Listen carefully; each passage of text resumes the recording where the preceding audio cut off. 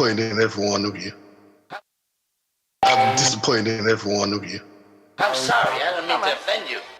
I'm disappointed in every one of you. I kiss you on the mouth. No, I'm not cool with that. Just, I'm sorry. One more time. I'm disappointed in every one of you. I mean, I'm dealing with degenerate animals. I'm disappointed in every one of you. Disappointed in every one of you. All right, come on. Honestly, I can't do it no more. I'm disappointed in every one of you. Let me tell you why. It's gonna be all right, Nicky. Go ahead, shoot. We just killed a fucking man. What are you going to do about it? You're happy because you got nothing. You don't got a thing. You're happy because you got nothing. Lobito! Got nothing. I want to get out. I want to get out of this rat hole. I want to get online. I need BDA boxing.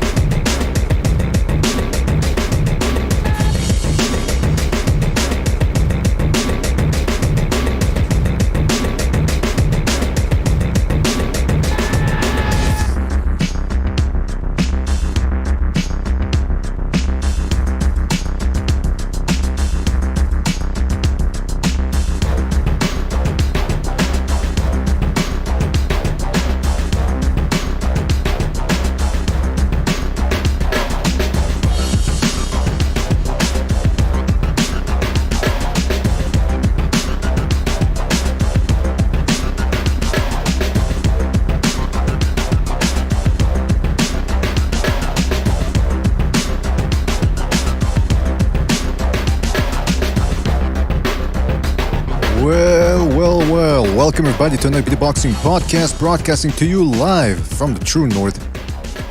Yeah, this is your good friend Mr. BDA, flying solo for the moment. Hopefully you guys are going to help me remedy that.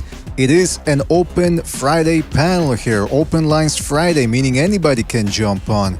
It's going to be an open Discord panel, so all you got to do is join the Discord. I'm going to be putting the link very soon, and everybody can jump in and talk about the latest comings and goings about this crazy sport that we call boxing. Never a dull day with this one, let me tell you. Whether there's fights going on, major fights, small fights, or no fights at all, has a little bit of everything for everybody. And let me warn everybody out there today, this will be a drama show. We did it on Wednesday, but it wasn't open lines. This time it is open lines, which means anybody can jump on. And hopefully we get people that represent all sides of this issue between Crawford and Top Rank. As you know, Crawford is suing Top Rank, and one of the main points of contention is that it was all racially motivated. So we're going to talk about that. We're also going to talk about another racial incident. As it often happens, low IQ people tend to racialize everything, and it's happening again with Paulie Malignaggi. Some comments he made on the 3 knockdown rule. We're going to talk about that. We're also going to talk about Tyson Fury and his not being inclined to fight his mandatories. What's up with Tyson Fury, man? Is he gonna fight? I'm telling you, I don't know if he's gonna come out one day and say he's going back to drugs, if he's gonna retire, if he feels like he's done enough in the sport and just leaves it and doesn't fight anybody else next guy. Tyson Fury, I just don't. He seems like a very unstable guy. Or is it all a ploy? I don't know. It's gypsy magic. Call it what you want, propaganda, whatever. Mental tactics. But you're never sure where he's going, this guy, and then all of a sudden, before you expect it, pow, he hits you with a big one. So I want to talk about all that. Let me give you listen, fellas, if you don't know how to use the Discord, let me give you a little tutorial if you're new to this whole thing. So we got the PDA Discord. I believe the link is in the description. If not, maybe Bucho can put it there. I know he's probably listening right now. So there you have the Discord, right? As you can see on your screen. You see that here on the very right. Sorry, on your left side of your screen. On the left side, you see there's something that says voice channels. There's a plus sign and there's a speaker sign. There's BDA Boxing. Just click on this one. See there? I'm highlighting it here. BDA Boxing. Click on the speaker icon and you will be let in. You'll be on the show. And, just if you're being too crazy, autistic, schizophrenic, whatever, you will be kicked out. But other than that, we want to hear from everybody. All right, fellas? We want to give a big shout out to everybody in the chat room. I'm talking about, who we got here? Super Anderson Aldo, Triple JJJ. Shout out to Triple JJJ, the Quags, Blue Collar Sports TV, aka Delbo. Shout out to Blue Collar Sports TV. Check him out. Check his channel out. Very good channel for boxing. Very soothing voice too from Del Boy. Very soothing voice. He should do that more often. Fast and Furious. Omar E, Official Scorecard Boxing, another channel to check out. Check out Official Scorecard Boxing's channel. SSC, Iceman, Dolomite, Belteshazzar, Brandon White, The Fighter Spirit, Michael Poe. Shout out to Michael. I see King Bucho there, my co-host. And many more people to come, I'm sure, fellas. Thank you for joining us. Really appreciate it. Listen, I want to talk a little bit about this whole Crawford thing with you, because we didn't, we talked with the panelists, but now I want to hear from everybody else as well. And I can't help but feel that this lawsuit, which has finally, they came out with the documents, and as expected, the racial component is not the only thing included in the lawsuit, but it is a big part of it. And I want to talk about that as well. I just want to, hold on a second. I'm minding my P's and Q's here, and I got a couple of documents, or a snippet of those documents that we can look at. But of course, if anybody's actually familiar with law, whether you became a lawyer, whether you went to law school or dropped out, whatever, but if you're more familiar with legalese than I am, or most every other person out here, feel free to join in and tell us, educate us about whether this case has some merit. But as you can see here, the big news was that Terence Crawford is taking Top Rank to court. Revolting racial bias hurt his career, he says. Of course, there's already other people coming out defending Top Rank. One of those is Big Back, I should say, everybody. Yeah, you know how it is, internet connection troubles here in the middle of winter. This one, they always happen, man, when there's snow out and ice and all that. But who cares? It's saying the IT show. This is a BDA boxing debate arena. So we're going to get back to this, fellas. Like I said, before the interruption, if you weren't here before the interruption, we're going to be talking about Terence Crawford suing Top Rank. It is an open panel show. Open lines Friday, which means anybody can come in. I'm going to be putting the Discord link in there soon, or I'm going to show you again how to do it, because I think some people missed how to do it. So it's almost like we're restarting here, the gosh darn show. All right. We're also going to talk about Bolo Malignaggi getting into hot water.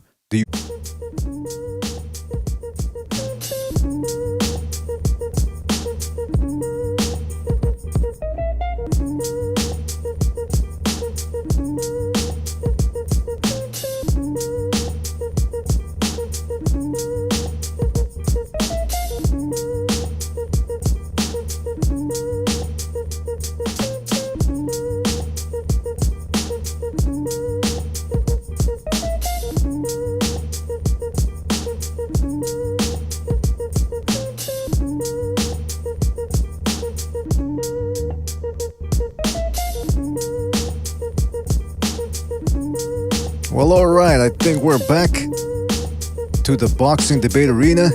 BDA Boxing, this is your host. Broadcasting to you live from the true north. Sorry about that. We got to redo the intro here, fellas. Redo the intro, but we're going to do it fast. What do you think about that? We are back. You know what it is? I'll tell you what it is. This subject is too hot. Combined with my voice, my velvety, olive smooth voice, guess what? We're going to run into trouble. But as always, we come out on top here. And I think it's because of your energy as well. The Open Lines Friday energy. You guys, this is your show. You get to come in here today. Anybody can come in via the Discord and give us your opinion on the whole Crawford scenario with Top Rank, that debacle. Of course, Bolo Malignaggi getting into hot water over some of the comments he made on the 3 knockdown rule, which I think has been taken down. Probably Triller decided to take it down. Want to talk about Tyson Fury as well. So hey, it's all up to you, fellas. We're gonna talk about that. But of course, before that, you're gonna have to let me restart the chat here. You are gonna have to do that. You will comply. You will comply. You will comply. All right, hold on a second. What is this? How am I doing De Niro? I'm repeating myself. No, you're not fired. You're fired. Yeah, fuck. All right, hold on a second. There we go. Chat is back online. Listen, enough prevarication. I'm wasting time over here. I'm gonna straight up. If you want, you guys, you can join me here. Talk about what's going on. So here you have the deep Discord, right? Oh, and I see there's already people there. What the heck? Okay, so I'm just gonna step in there and see how we work this out. Okay, so sorry, I didn't even explain how it works. You see that here on the left side portion of your screen. BDA Boxing. See, I'm highlighting it here. BD Boxing, click on that speaker icon and you should be let in. We already got people in there. See Jimmy, Uncle Pete, The Ultimate Feels, Amak PvP, Tin Man is in there as well. All right, so let's get right in there, man, and start talking. All right, fellas. And I think, don't quote me on this, but I believe King Bucho might end up putting a link to that in the chat. So we're gonna find that out. Or worst case scenario, I can put it as well. Let me just restructure this here. What is this? Hold on a second. And by the way, I mean, I got something to say about the whole Pole Malignaggi thing, because some people have been criticizing for things he said. And look, if you want to say he misspoke, whatever, fine. But some of the accusations being thrown around against him are disgusting and are indicative of people that are low IQ that want to racialize everything. And that precisely speaks to his point. But you know what? Let's not get into that right now. Let me get in here. All right. Yo, fellas, can you hear me? Racialize everything. T1, yeah, you need, please mute your mics and use earbuds or earphones. Don't use speakers because then everybody can hear we hear you. All right, fellas, listen. Thank you, all of you guys here for being on.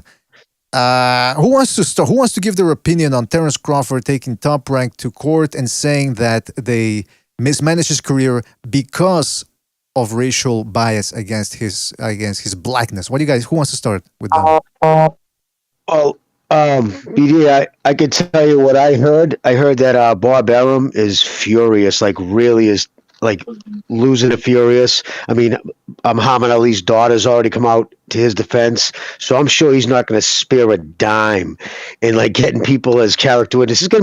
It's next to impossible to prove, because how do you gauge somebody's worth? I mean, if you actually look at the clutch of the case, I'm such a gifted fighter, I should have made X amount of millions of dollars. Really? Where's that metric you're using? I mean, listen, this case, I'd be shocked if it makes it past discovery. So somebody else go next. Yeah, unless Terence Crawford has some secret recordings of while Bob using racist language while backdoor negotiations or fight negotiations, I don't think Terence Crawford has a case. Bob has all the numbers to prove why Terence did not sell fights. He probably has facts. He's going to bring more character witnesses like Nicole Walsh's mom, probably a lot more black fighters to stand as a character witness. So I don't know with what intention. Like I mentioned, if there's something that we don't know, and that's in the case, unless he has something documented like that, I don't think Crawford has a big case. Well, that brings up the question because he's saying he's saying that he's racist. Crawford is saying Top Rank and Bob Arum are racist, and his proof is that Bob Arum said some disparaging comments about Mayweather, which by themselves aren't indicative of somebody that's racist. So right there's wiggle room and doubt, and then on top of that, Top Rank has a long history of making black fighters rich and taking them to another level and actually helping them out and helping their careers out. So that right there again muddies the water to the claims that he's racist. So yeah. Well, BDA also, he said because they don't have BLM insignia, so they don't have a radical left-wing political organization, logo on their ring. So that's proof it's racism. I mean, it's absurd, bro. It really is. But sorry to cut you off. Keep going. Yeah. Alec Baldwin just shot someone and he's still roaming around free. So this is absolutely nothing. This is something easily Bob can get away from. Can I say something? Who is this? Carlo?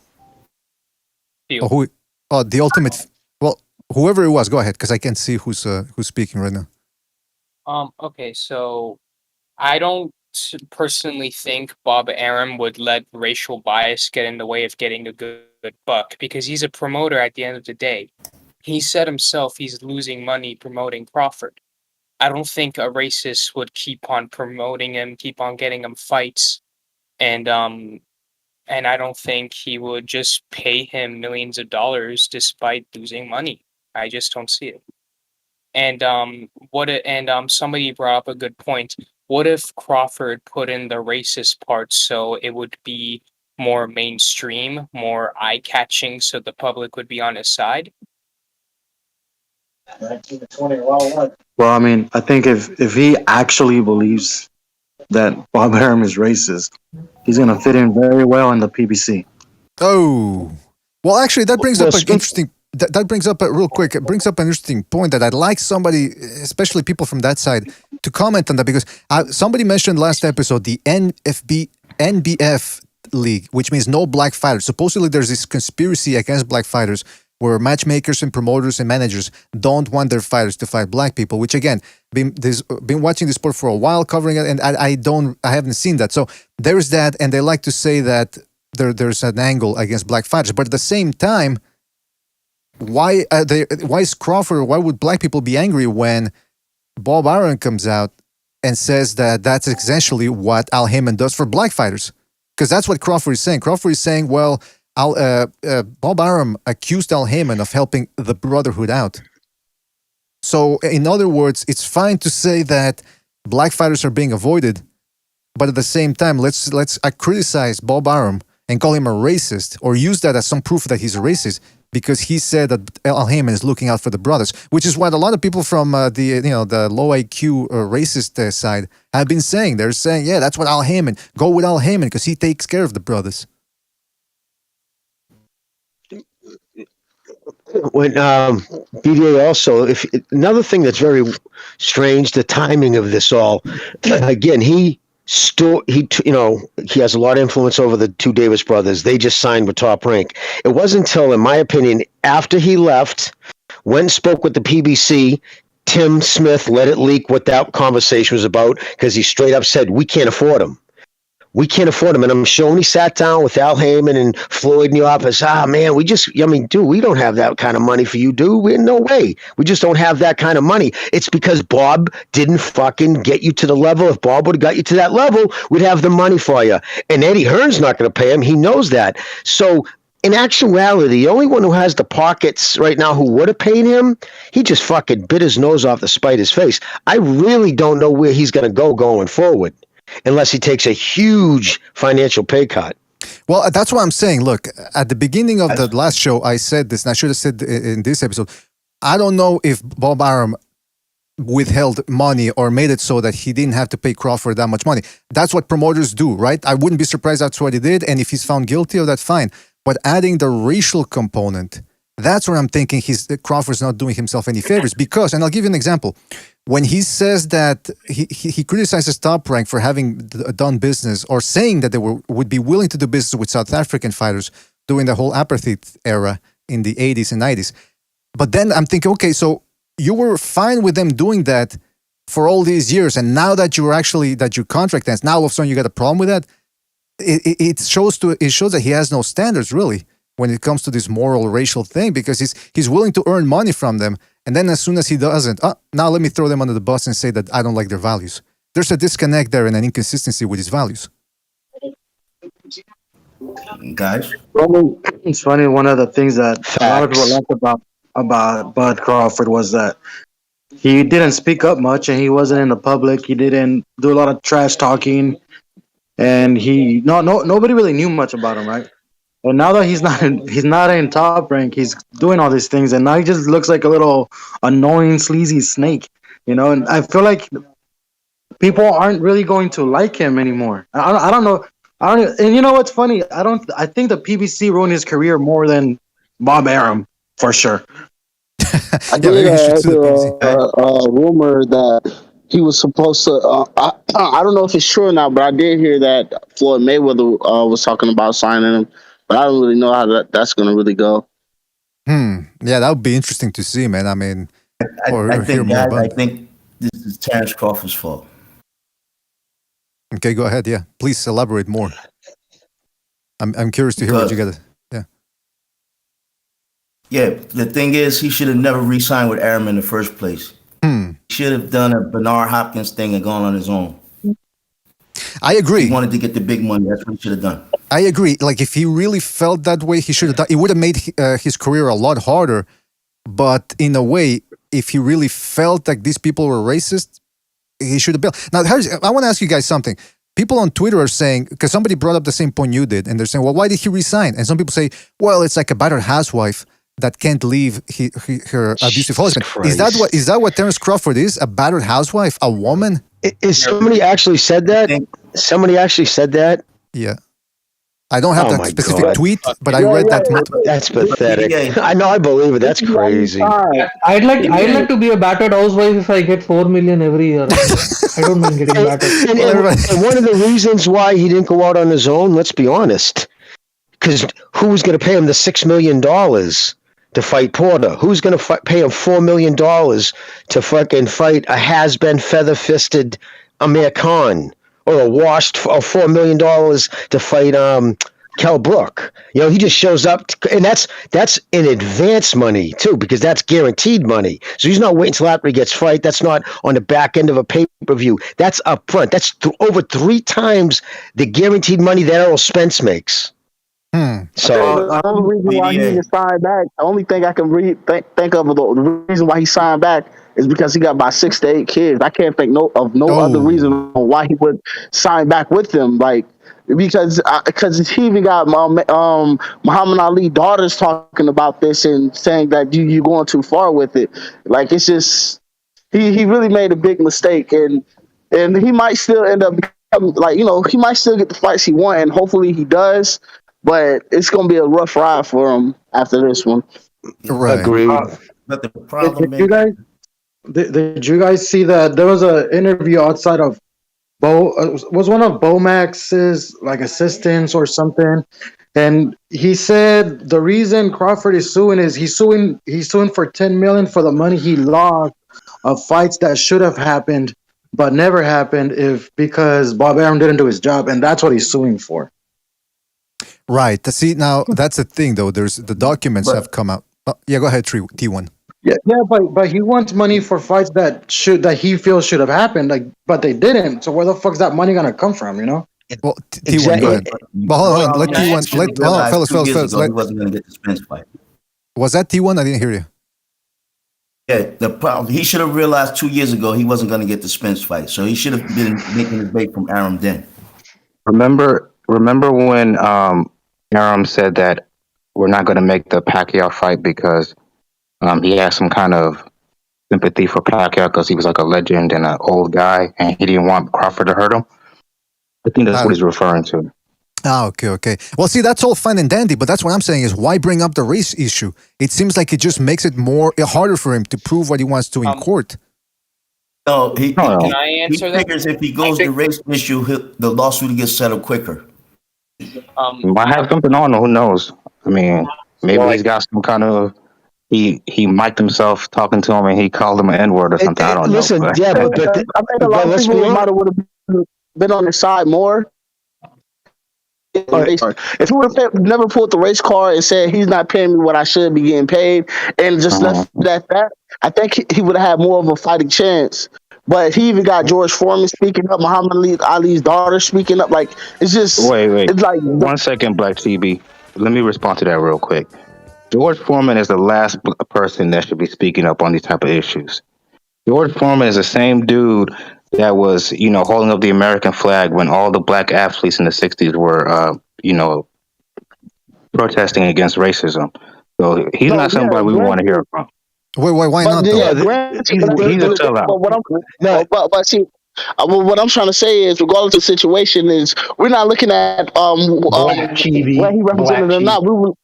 We're looking at, like, at the end of the day, we know his color. He just stood up for Bob Arum, saying no, it's not a race thing. Like, he's like that's all I was saying. If he would have never brought up any type of racism or anything like that, it would have looked. I don't think he still would have won, but it would have just looked better on his part. That's all I was saying. Well, let me just ask. Can I just ask Rare Breed? Yes. So you're saying that this is you're saying George Foreman will side with the white guy or the non-black guy? Is what you're saying?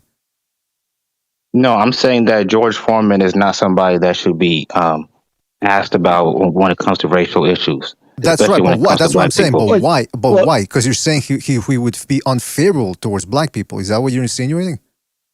No, because he held the American flag after the Olympics. While at the time, So you are saying that Well- he would be unfavorable towards black people, is what you're saying? Well, during a time when black people had, real things to protest about, he was on the other side. So what does that tell you? Maybe he wanted to be Well, neutral. Can I? But I hold on, want. hold on, I hold on, want to Jimmy, be. Jimmy, Let's Jimmy, be please. I want to be factual correct about that time. 1968. There wasn't all black athletes. There was a handful. It was the track team. All the other black athletes were patriotic, like George Foreman. The black fist in the air. That was the outlier. Then Yeah, but I just want to be looking honest. back now, we know who's on the right side. Yeah, but all right. You can't look at history through the lenses of today. You wouldn't want somebody doing that to you 30 years from now the same way. You can't do that. I'm saying at the time, George Foreman was with the majority of black athletes patriotic. It was just a handful of athletes who did the black fist raise. No. See, the difference is a lot of them felt that way too, but they were scared, and I don't blame them to voice their real opinions. It wasn't in their best interest, business wise. I can't debate on somebody's emotions or what they felt. I don't know. It's not emotional. I'm just being honest. No, I said their emotions. Their Hold on, fellas, hold on, one at a time. Hold on, Chibi, hold on. Chibi. Yeah, sorry, because Jimmy wasn't saying that Rare Breed was being emotional. Jimmy's saying that he can't get into George Foreman's mind and all the other athletes' minds and determine whether they were scared or not, or whether they were getting paid money, or they were expecting something. That's Can I what ask Jimmy one question? Go ahead, please. Yes. Wouldn't you agree that it will be risky for a black athlete to, take the side of the people pulling the black fist? Oh, absolutely. Oh, of course, dude.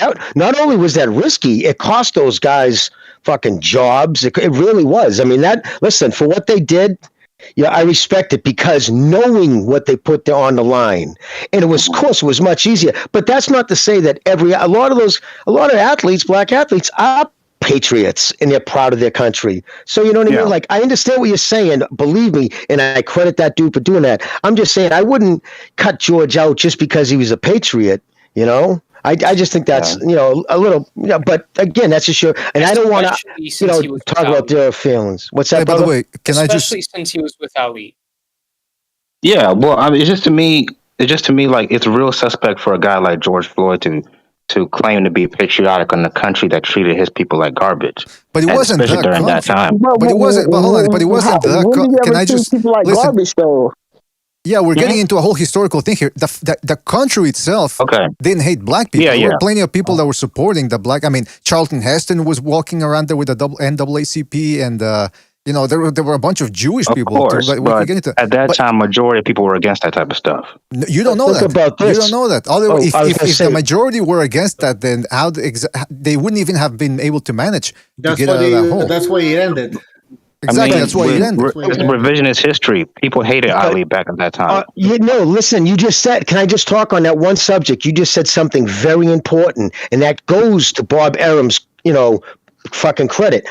A majority of people did hate Ali when he said, I'm not going to Vietnam. Remember, draft dodgers back then, for the majority of the fucking all races looked down on them. They just did. It was a historical fact. So he took a political stand which wasn't popular.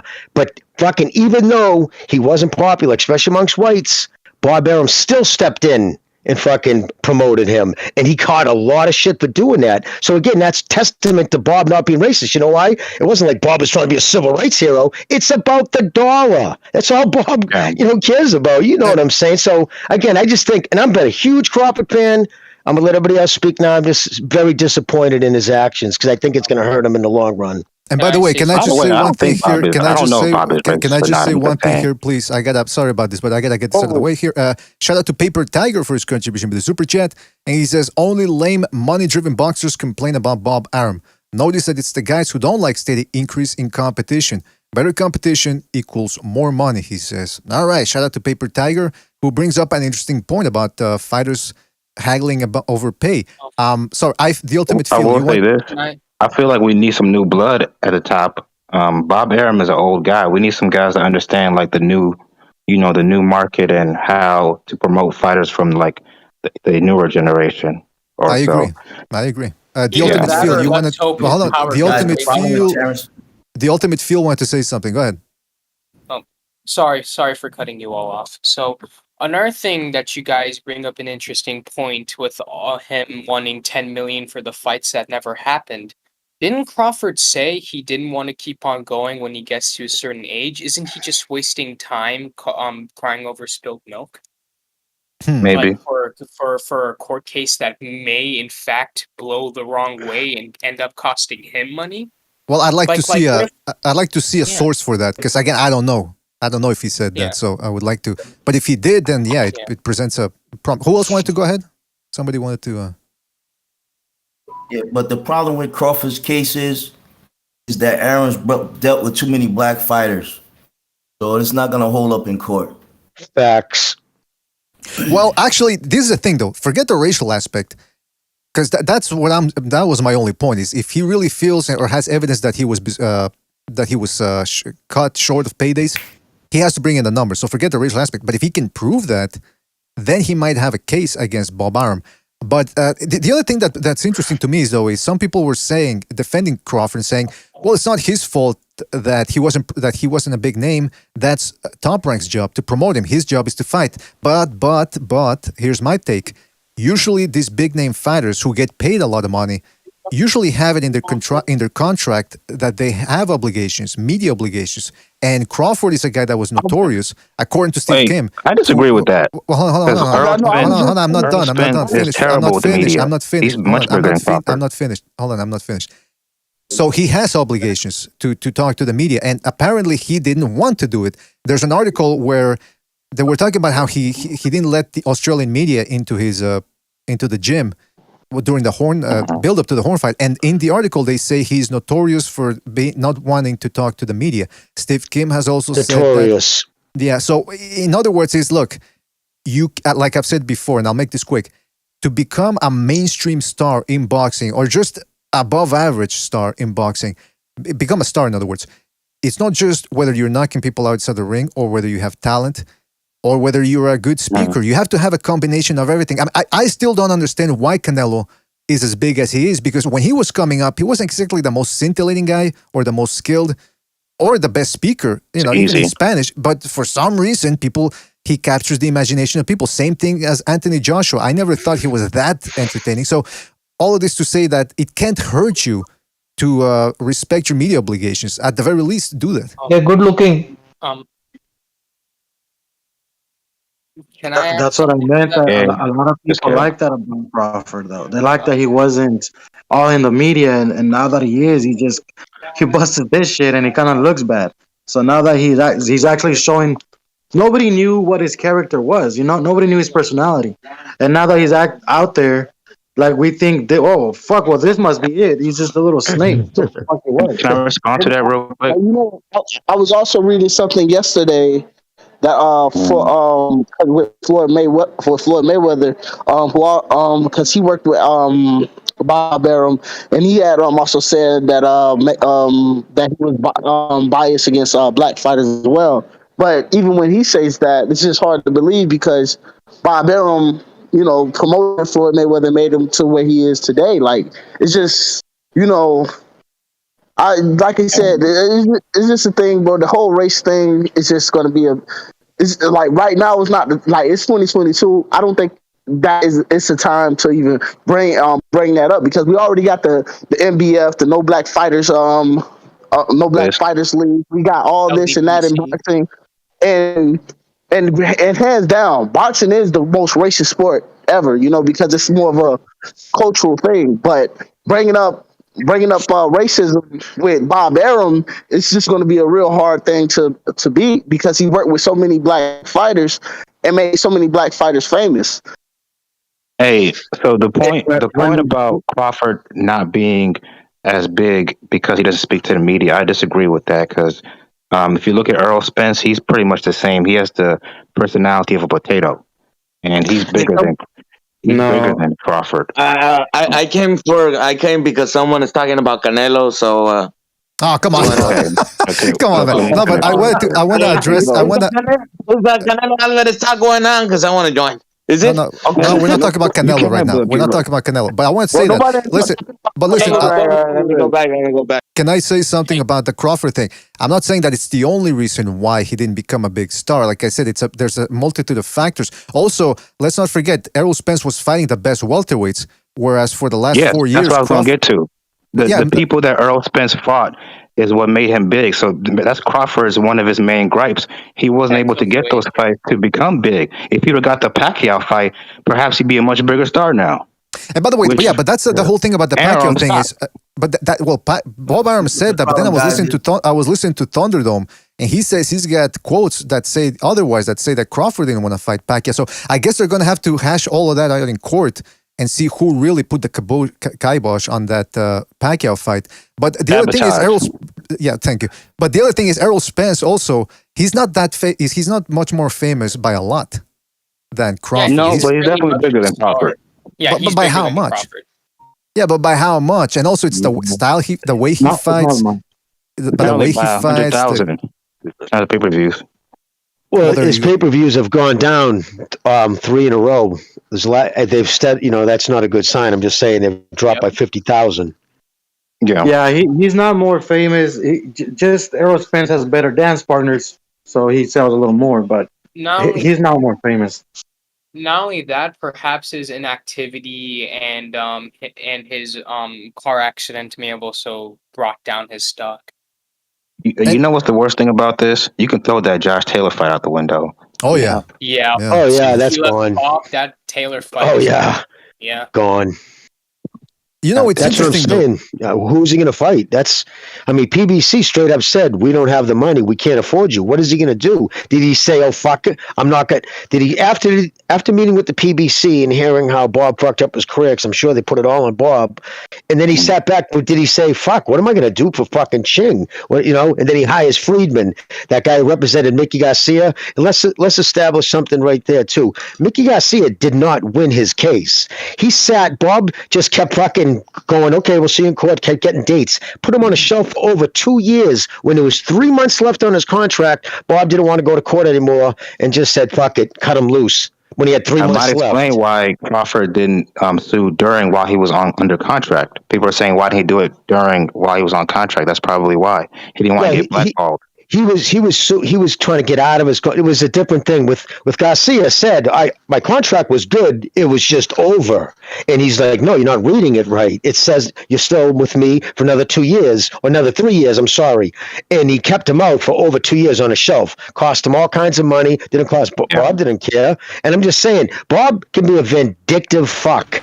And this has probably cut him deeper than any fighter in the 55 years he's been doing this. So. Yeah.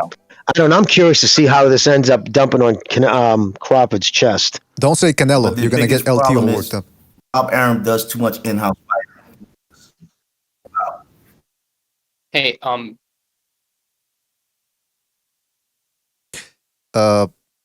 can you guys hear me? Okay. Did we lose? Oh no. Yeah. I actually have a question for you, BDA. First of all, hold on that, because my connection here is can you guys hear me? Yeah. Yeah.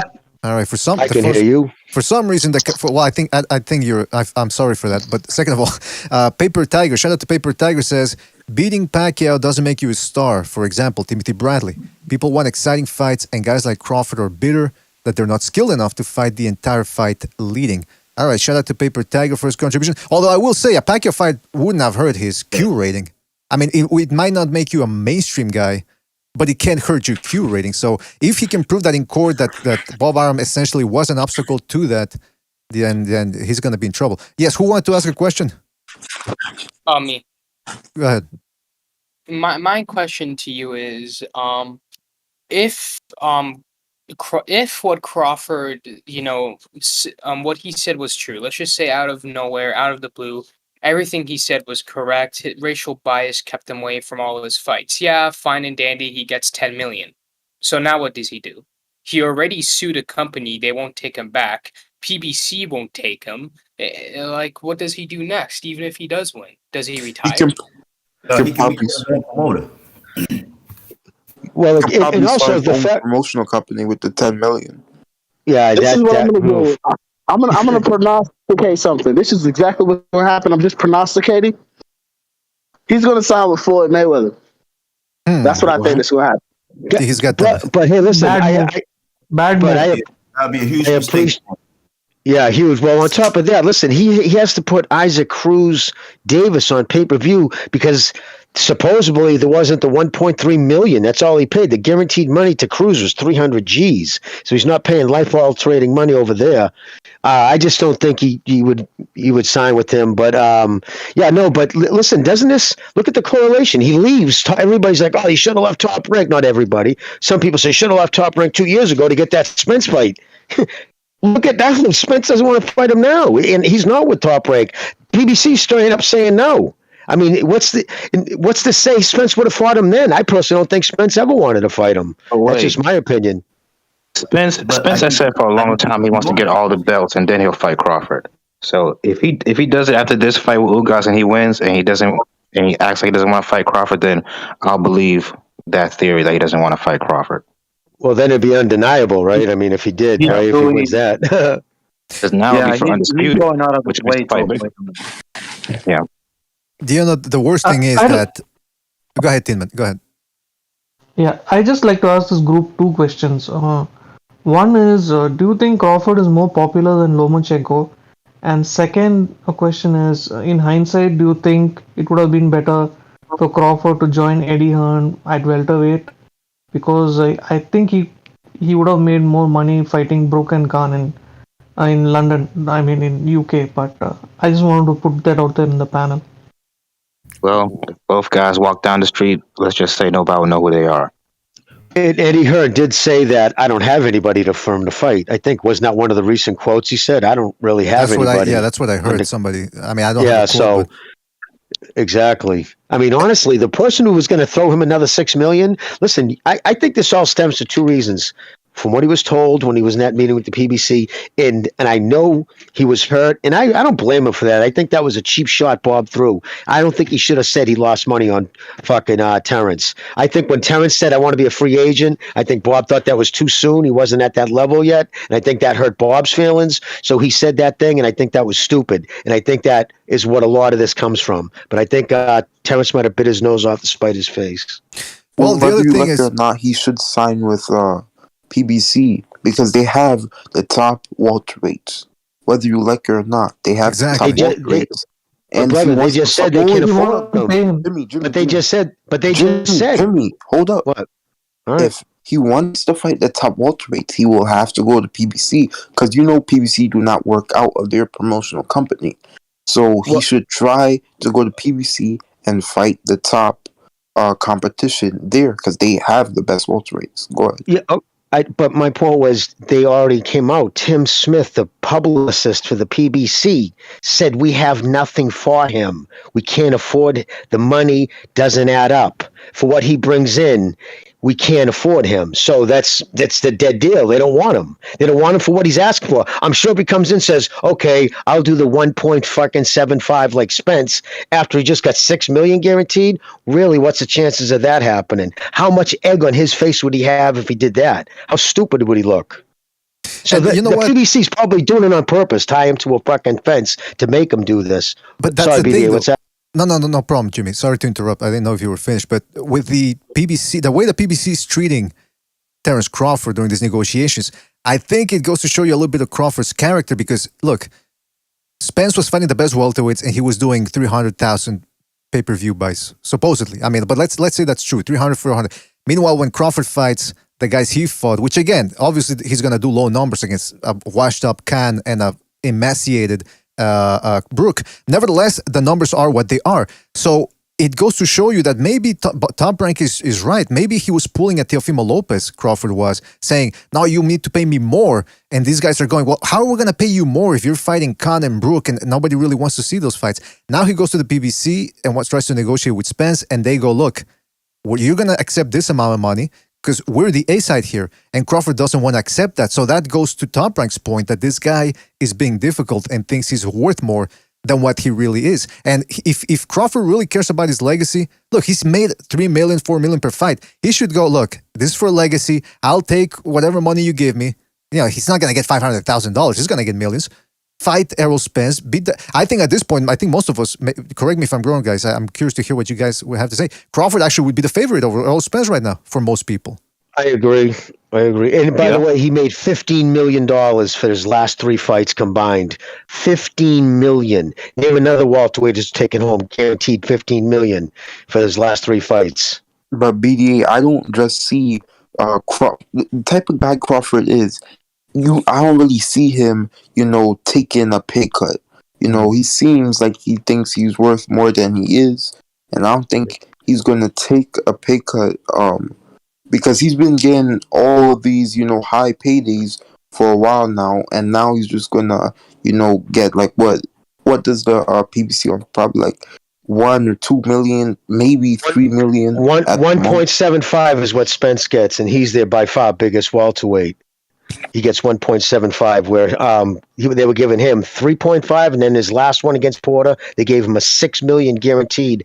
I don't know if that $6 million was a kick up or some maybe money that because he didn't fight or only fought once that year. I don't know if that was worked into the contract. I haven't heard, but I'm just saying those were his guarantee money. But I do hear PBC fighters get back end money. Yeah, back end. No, listen, no. Back end money? Know what that means? Say you get $3 million total, right, for a fight. You don't want to take it all that same night because Uncle Sam will kick your dick and take half your money in taxes. So he'll give you $300,000 the first night, and then he'll give you increments of $30,000 to keep you in a certain tax bracket if you don't get raped. And I guess most of the PBC guys are like that. So those are calling those monthly stempents. People are, well, we get back end money. The only time you see back end money is on pay-per-view when you get a percentage of a pay-per-view. Anything else is on the books and has to be declared. Other than that, it's illegal. But also, to your point, though, he doesn't want to take a pay cut. A lot of this anger started when Bob Arum, during the COVID restrictions, in an empty ballroom for Brooke. I think that was the fight or was Con? I don't remember. It was empty. Bob's like, okay, listen, we are going to get our asses handed to us financially with this fight. Right? It's going to be a total loss. Will you take a hike, take a little bit off your end? Fucking wasn't even no discussion. Crawford was like, no. Well, so that goes to MMA champ said that. He said Crawford thinks he wants more money. But it's easy for us to sit here and say he should take a pay cut. Look, I understand it's a blow to the ego, but that's sometimes a guy has to be realistic. And let's take, he also needs to understand the future. If he beats Errol Spence, he becomes the A side at that point, because now he would be fighting against a guy who has been proven to do good numbers against top opposition. There would be more eyes on both guys. And if he beats him in a concussive decisive manner and stops the guy, I mean, the sky's the limit, even at 34 years old. So he has to think about the future as well and look at this as an investment. It's not like he's hurting for money right now and cutting coupons and eating cat food. Yeah, but do you think the PBC really wants to make that fight after spending 6 years pretending that Bud Crawford was not even a real person, that he didn't even hold the real belt, and the whole time that he doesn't fight anybody, and therefore he's not good.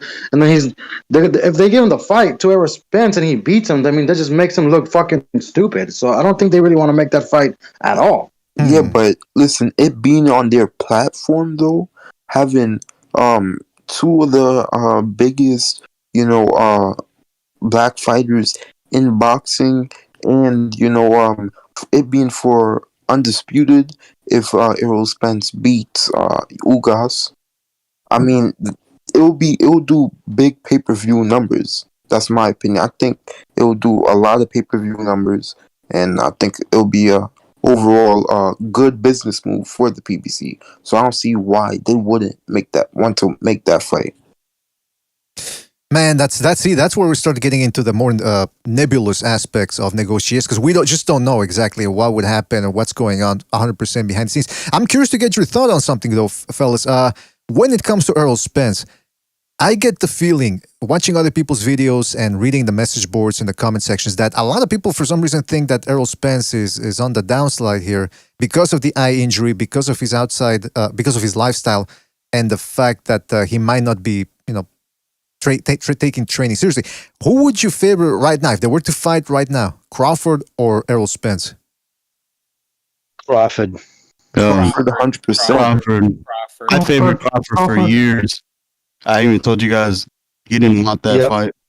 I mean, Yep, you did say that. I honestly thought that I thought that I was on Team Spence until I seen the Sean Porter fight, which I still think the only reason why he won that fight was because of that knockdown. So yeah, all day Crawford. But All not day. only does Spence, get drunk, he had Okay, had an eye injury, he had a car accident, but also he fights once a year, and that does not do good to your body if you only fight once a year. When you're Facts. I mean, so yeah, man. I don't really see Spence beat him now, and we don't know how Spence is gonna look in this Ugas fight. He might lose to Ugas for all we know.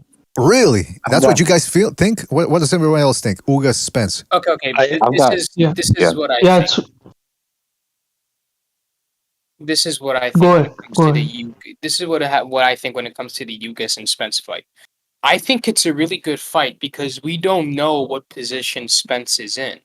Because we haven't seen him fight Pacquiao. He has an eye injury. He's been inactive for a bit, and like I just want to say this: if Ugas beats Spence, do not be surprised. Everything is kind of pointing at him for a defeat. But if Spence pulls off a really good performance and KOs Ugas, that is a good win. And I think that, it would make people, open their eyes a bit. And maybe the public, or maybe PBC, or maybe Crawford wants that fight even more. I don't know. I just think it's a really good fight because we don't know how good Spence is right now because of the car crash, eye injury, and his time out of the ring.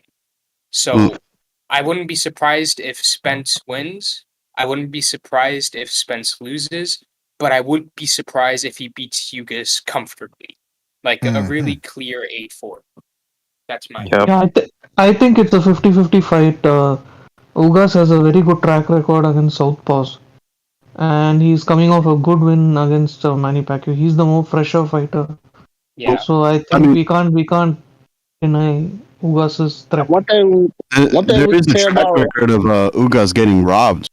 So that. yeah, and one thing we can say about Ugas, man, forget just Ugas, any Cuban fighter, like they fight their asses off. Like every time a Cuban fighting and they're fighting my favorite fighter, I'm scared to death. Like because they really. So I honestly think Ugas gonna win that fight. I think it's gonna be a big upset. Unless you get robbed. Other than that, I got Ugas winning that fight. Chibi, I got it. Oh, sorry. Go ahead, Dirk. It's in the best interest of boxing. Spence wins that fight handily. Of course. That's you're right. Financially, no, it is. But if Ugas makes the fight, I mean, the thing is too, right? If that fight doesn't do big numbers, say if it continues on the same trajectory and it does, goes down again, that might also help Crawford being made because maybe then they might say, Jesus, who we gonna match him up with? What are we gonna take? Fucking Thurman's, part-time ass. I mean, that might motivate them to say. Maybe Fox might say, listen, why don't we make that fight? Might be some pressure on him. That's all. Yeah, I hope it flops then. Hey, speaking of big events, guess who we got dropping by? We got the Slugger Sam. Oh, rim shot! Slugger, you there? Hey, fellas, can you hear me, fellas? We can hear you loud and clear, Slugger. What's up, man? I'm coming in loud and clear. That's the way I fucking like you, yo. Crackhead Sam, what's up, Crackhead Sam? You have your turn to speak. It's my turn to speak. All right. Now the question's about Crawford. Is he faking it? You guys hear me still? You're breaking up. Hold on. The question's about Crawford. The thing about Crawford is he is a professional liar. Crawford is a professional thief. This nigga got Cricket Wireless. All he cares about. Hold on, don't cut me off, sir. Please don't cut me off. You've had your turn to speak. Now it's my turn. Don't cut me off. You hear me? Yo, who hired a Robocop? What's going on? Yes, Cricket Wireless. Like Crawford. Oh, man. Now, anyways, as I was saying, Crawford just wants to make more money, all right? That's why he's making up this whole thing about suing Bob Arum. What are you suing Bob Arum exactly for, sir? The punk motherfucker. What are you suing him for? Huh? All right, there you No have one it. can That's understand. No one can Slugger Slam. understand you, man. That's What's going Slugger on, man? Sam's take on the whole thing. Even though we quite Slugger, when you get to a part of the city you're in, when you get better connection, after you're done making your collections, maybe jump back in because we had a hard time hearing Of you. crack. Oh, come Yo, on. no, I'm serious. Hold on. Okay, I know what we're talking about. I know what the big what the big discussion is about. But now I'm curious about on who do you guys think is gonna like win the fight against Errol Spence versus Ugas? Because Bro, he got we the gotta homeless also remember shelter Wi-Fi. with the Errol Spence versus Ugas. Oh God, keep interrupting. We gotta remember with the Ugas versus Errol Spence fight. Errol Spence eye is still like that's why he had to get up out of that fight. So what if he get hit in the eye, in a wrong type of way, and then they're gonna have to call off the fight? Like I think that this fight is very 70-30 right now. That's just my opinion. Yeah, I mean, if I was Ugas, I would be aiming for the eye all night. Yeah, boxers usually aim for the eye. Look at Lennox Lewis. He targeted a person's eye when he figured out it was damaged. It tore That's true. retina, I believe. Cotto Margarito too. He was going for that eye nonstop too. I mean, Yeah, it's and I wouldn't be surprised if who was that one fighter that Crawford fought that had like an eye injury? Was it yeah, Kell Brook. I wouldn't be surprised if Crawford aimed for his eye too. yeah, that's true. But that was Now, that was the other eye, wasn't it? I mean, left eye, right eye. What's the difference? What I'm trying to get at here is Both the eyes were. I think Golovkin broke one eye and Spence broke another eye. Yeah, you went from Cyclops to no clops. No. Just want to put out that steroid abuse, bone density on bone crispiness like that, and it gets crunchy. That's a big side effect of steroids, and just one of them. But just want to put that out there. Hey, you know what, Jimmy? You remind me of something. I was watching TV for one of the rare times lately, and they were doing classic commercial for drugs, for medicine, and they were talking about this this drug for people who have bulging eyes. I didn't even know that was a thing. People with bulging eyes, and then they go, they tell you the symptoms, which are there's 15 of them. One of them was liver issues, I think diarrhea. And I go, which one would you rather have, bulging eyes or a bunch of shitty pants every time you go out into the street? What do you guys think? Yeah, I know, fucking, but yeah, no. The fuck, Jimmy just dropped out, man. As soon as he was gonna answer that. Bro, what is going on? did All right. Crawford tap into the voice chat? You may be, man. He's hacking the voice chat, bro. Imagine. He'll shout never out let to- us white boys beat him. Oh, come on. Shout out to the Texas Bulldog real quick. Shout out to Texas Bulldog in the chat for his contribution to the super chat. He says the suit states that they owed Bud 2 fights per year, as well as $900,000 bonuses for a Spence fight. Absolutely. Also, he said Spence ducking, but turns out around ensues Bob. Yeah, there's a little bit of a disconnect there. Shout out to Texas Bulldog for clarifying that. And by the way, MMA Champs reminded me that there are documents floating around. I already got an MMA Champ, but once Jimmy's back. Okay, we'll take a look at those comments. At those documents later on, because that's an interesting thing there to look at. Exactly what else they're accusing Top Rank of. But going back to the Ugas Spence fight, some people say, well, if Ugas doesn't jab that eye consistently, it's going to show that he's probably laying down. But here's my question: they would have to pay this guy a lot of money because let's face the facts, he's Cuban. So officially they say he's 35, but we all know the truth. He's probably 39, 40. How much money does the PBC have right now to be able to pay him off to take a dive against Errol Spence? I was thinking the same thing on it. He's 43 years old.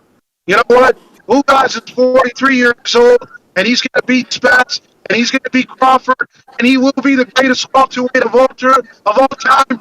Mark my words. He's better than all these guys. He's better than Danny Garcia and Showtime Sean Porter. He puts them all to sleep. These guys are all a bunch of beta bums. They can't stand with Ugas. Cuba has the best boxers. Luis Ortiz beat the living shit out of freaking Charles Martin the other day. What's this, recess? Hey man, I ain't even gonna flex to you, man. Your boy Slugger Sam is a troll out here, man. He just say he's just the best boxer of all time. Like I don't know about that. I don't think he got a chance against Terence Crawford. All I'm saying is, you're telling me he got a chance against Crawford. That's crazy. I think Ugas has a better chance It's than. I want Slugger Sam to die. Plus Wi-Fi. I want him to die so bad. Fuck off, Slugger Sam. Hey, Slugger, aren't you 40? You're the same age as Ugas, right? You're 42, 45 years old, something like that? More like 50. Listen to this fucking moron. Where you getting all this? Go ahead and get it out of your system, man. Slugger Sam is 60 plus. Oh, fellas, you're breaking my heart.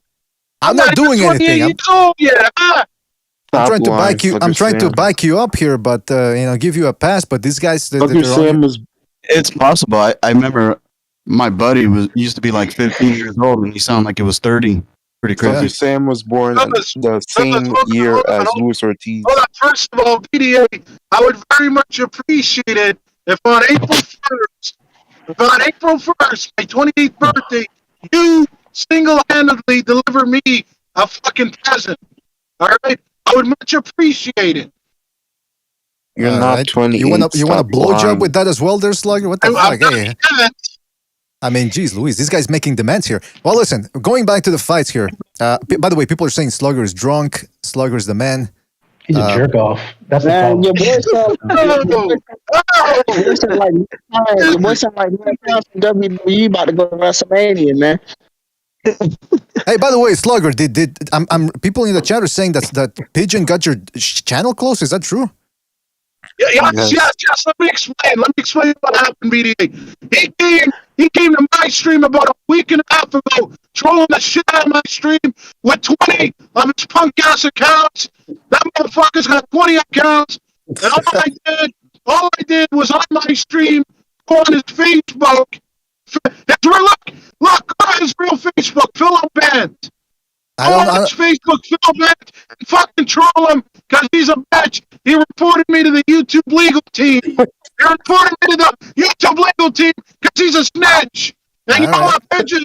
I'm sending out a message. If I ever come down to where you live, out in England, Not that I give a shit, but I can't understand a word this fucking idiot's saying, man. Hey, Pete, why don't you relax, man? What you got against Slugger Sam? That's what I'd like to know about it. You're very retarded. He's It's been a long week. I've been working my ass off. I really can't. Is it just Discord or is he coming off? No, yeah, he's in his car and he's Discord. probably... It could be the channel. He has a crack house. Your fucking connection's as bad as your IQ. It's your connection that's cutting off. It's not.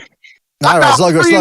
I'm gonna put you on mute for the moment. I'm gonna put you on mute. I'm gonna mute you for the moment. Hey, let me ask you because I want to do an experiment. When there's two mute functions here. So there's one where if I mute him, only I cannot no longer hear him, and then there's another one where the rest of you people can't hear him. So can you still hear him? No. All right. No. All right, fantastic. Thank God. You are one cold-blooded motherfucker, boy. Yeah, Pete's a lizard. He's a Greek lizard. He's got cold blood, man. He doesn't care who he is. God damn, man. It's been a long week. Oh, I hope I don't ever make you hate me. Holy How can you shit. be in a bad I'm just mood? saying, well, Jimmy, you would never act like this. Are you crazy? The thing about it is, I mean, if he's going to scream on the mic, I guess get your connection straight. Just log off and log back on again. I can't believe I'm saying that. Slugger Sam, get out of the crack house and then Wi-Fi will get better. And by the Bring way, me a pheasant or something. MMA champ the other day, we're on Thunderdome and we're talking about Charlo, and MMA champ goes, Jamil Charlo sucks. He struggled against a drunk Mexican. I go, wait a minute, how's he a drunk? Why does he have to say drunk? Everyone's a drunk to MMA champ. Everyone's either a drunk, a crackhead, or gay. That's also the three categories for MMA champ. All right. But listen, remember when MMA champ had no microphone at all? Remember when he had no mic at all plugged in? He would just like talk and he just talk at his computer like he was whispering. You could barely fucking hear him. Oh.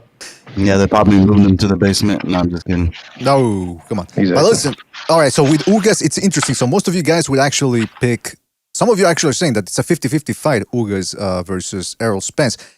I don't know, man. I think Ugas, there's something about him that he's never fought a guy like Spence. I mean, I know Pacquiao was great, but he was also in his 40s, shorter, doesn't really have that great a jab, although he did improve it in the last couple of years. I don't know, man. I'm excited to see that fight, just to finally see if Ugas can really beat a guy. Did they got a date for that fight, BJ? Mr. Bobby, did they have a date for that fight? No, I don't believe so. But what I'm excited, I mean, what evens it off a little, obviously, right? Like everything everybody said, his eye, we don't know to the extent his eye, Spence's injury. But infrequently, we talked about it the other day, everybody's seen the Chavez-Taylor fight. Think about that war. Chavez fought 5 more times over the next 12 months. 5 more times. So when you're looking at Spence has only fought Spence has only fought once in the last 3 years? Last 2, going over 2 years, and then to come right back after Ugas, who did just fight, albeit a fucking very faded 42-year-old Shella Pacquiao, still just fought him, has gone through the camps, got the face calluses. That shit's for real. That all stuff benefits Ugas. Just wanted to say that. But I don't think Pacquiao was that faded, though. I think Pacquiao still had a lot in the tank, and because I mean, you can still see Ugas was a little fucked up afterwards. His face was so. I guess what I'm trying to say is here. You think Pacquiao? You're saying you think? I'm sorry, BD. I'm not. I don't mean to cut you off, man. But just to be clear, you're saying that you, in your opinion, the Ugas fight, it wasn't that Pacquiao didn't win that fight. It's just that Ugas was that much better. No. It's a combination of things. I mean, yes, Pacquiao is old and he was out for almost 2 years. That didn't help. But I mean, it's not just. I still think he could have beaten a lot of guys, Pacquiao, in there. It just Ugas wasn't one of them. I think wasn't it over 2 years? The same thing, right? Yeah. Wasn't Thurman? I mean, Spence came back after the Ferrari skydiving incident, and he got in there with Danny, no problems. I mean, but he does have that Kellerman look going on a little bit, and I must say, the retina injury, I guess it was during training camp, leading up to the Pac fight. The retina injury had came from the car accident.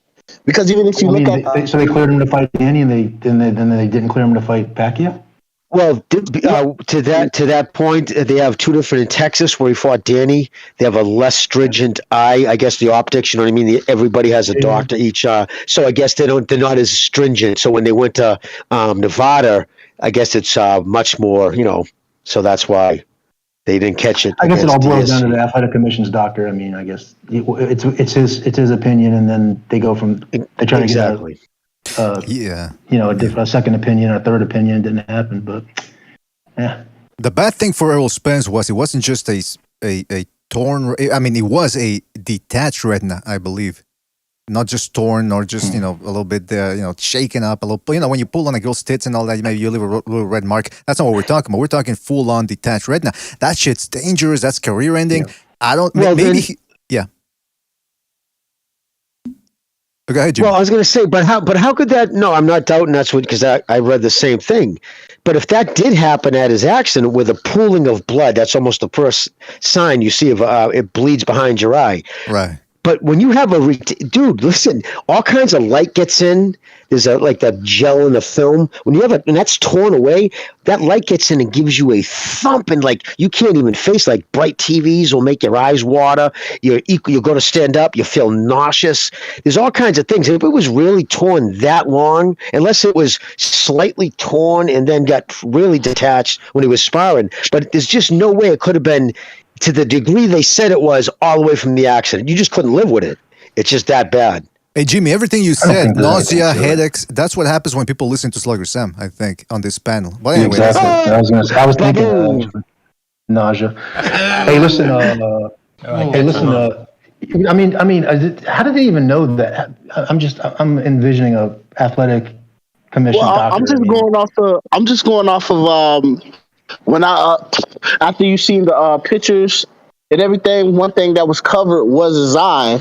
When you see the pictures of when he went after the accident, and it was that they said that he had problems with.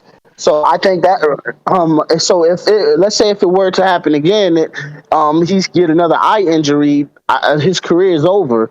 Like, I hope he it's gets no a point. fucking. I hope Ugas hits him and his eye goes flying into the fucking first. Oh, row. come on. Well, Pete, I guess like but I'm being serious though. Look, let me just ask you. I can't imagine an athletic commission. What do? They put you to an optometrist? How do you even tell?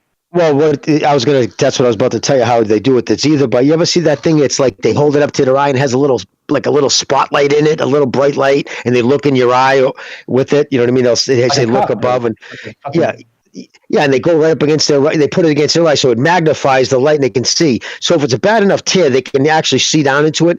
But it's actually a very simple thing. They just like Visine. They take droplets of, but it's a dye, and you so know how like a dye will, if it's you have a cut in a piece of wood. If a stain, you're staining wood, there's a slice. The slice will darken. The same thing with the dye. So they drop dye in the eye, and it takes a few minutes. And then when they look in it, like you'll put your face up against this thing, and they look right into your eyes. And if there's any tears or anything, the dye will enhance it. So I don't know if that's what they This did. doctor in Nevada might have just fucking been looking closer than the guy in Texas. I mean, Exactly. It's as simple as that. Exactly. They need to get rid of that doctor. Fucking asshole. He's causing problems, man. He needs to get himself a Jew doctor. No, but in all seriousness, just get a quack. Pay him $100 just to shine the light in his eye and ask for an autograph. Let him fight. It's fucking up a lot of. Well, go ahead, BDA. Well, yeah, one of my friends used to get into street fights, and he would go to a Chinese dentist to get his wounds closed because he didn't want to wait in the emergency room. I mean, the emergency room here in Canada you got to wait about an entire day just to get treatment sometimes. But I want to get back to the whole Terence Crawford thing here and not talk about Chinese dentists too much. Because, again, people started then talking about how Shakur Stevenson was also being mistreated by Top Rank. Now, I don't see that because Top Rank and ESPN, in conjunction with ESPN, they're promoting this guy a lot, even though he's not that exciting. They keep talking about how the statistics, about how he's the least hit fighter in boxing. He's the sky's the limit. But when people say that he's being mistreated by Top Rank, they're talking about the Oscar Valdez fight. They're saying, how come he's not getting the Oscar Valdez fight? Well, wouldn't you guys agree that just because it's not happening now doesn't mean it's not going to happen down the line? It's almost like people, we as boxing fans, we just tend to live in the present way too much. Shakur's not saying that, though, you know? Well, Shakur's not saying that. Shakur's not saying that. Hold on, GB. I don't mean to cut you off, man. Hang it. Let me just get... Shakur's not saying that, though. That's the thing. Shakur's not coming out with this bullshit. So, as far as he is, though. He is. He wants to fight. Valdez. Sorry to cut you off, Scale, but I even said this yesterday. That's one thing I don't like about Bob Arum is that he prolongs the big fights, like so he can build them up.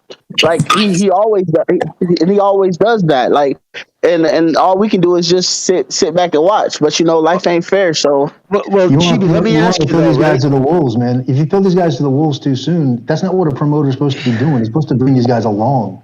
Like, in other words, if there's not money from ESPN or from a live gate to sustain it, then what the fuck would he do it for? It's going to happen when it's going to happen. Like, for instance, if we sit here telling you how to throw jabs and shit. Like, if this was like 3 years ago with the Aerosmith and Terence Crawford situation, I can understand, but they essentially cleaned out the whole division.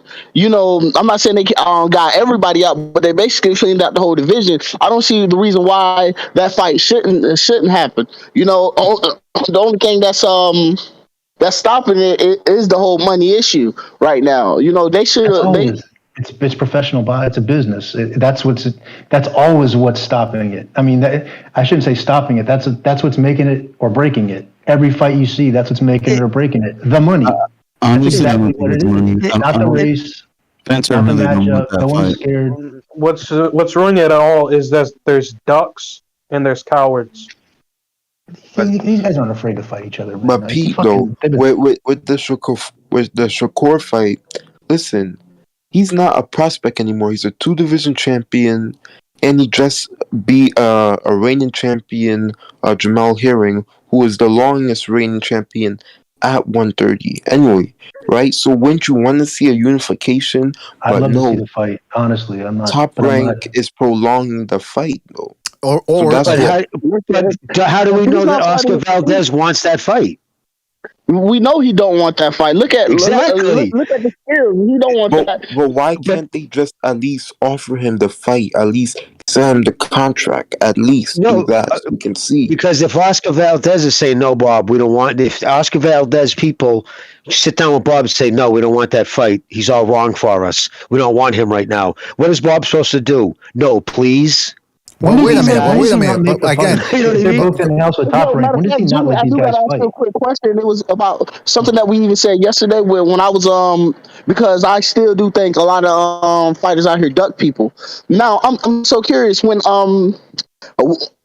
why is it a fact that even if somebody become a mandatory, when they become a mandatory, they still can't fight? Like, is it a way that he can? So there's no way at all that Shakur Stevenson can become his mandatory, and that's just because he's the champion, correct? well, let me ask. Let me Yes. ask. Let me say this in regards to that again, because some people out there want to make it racial.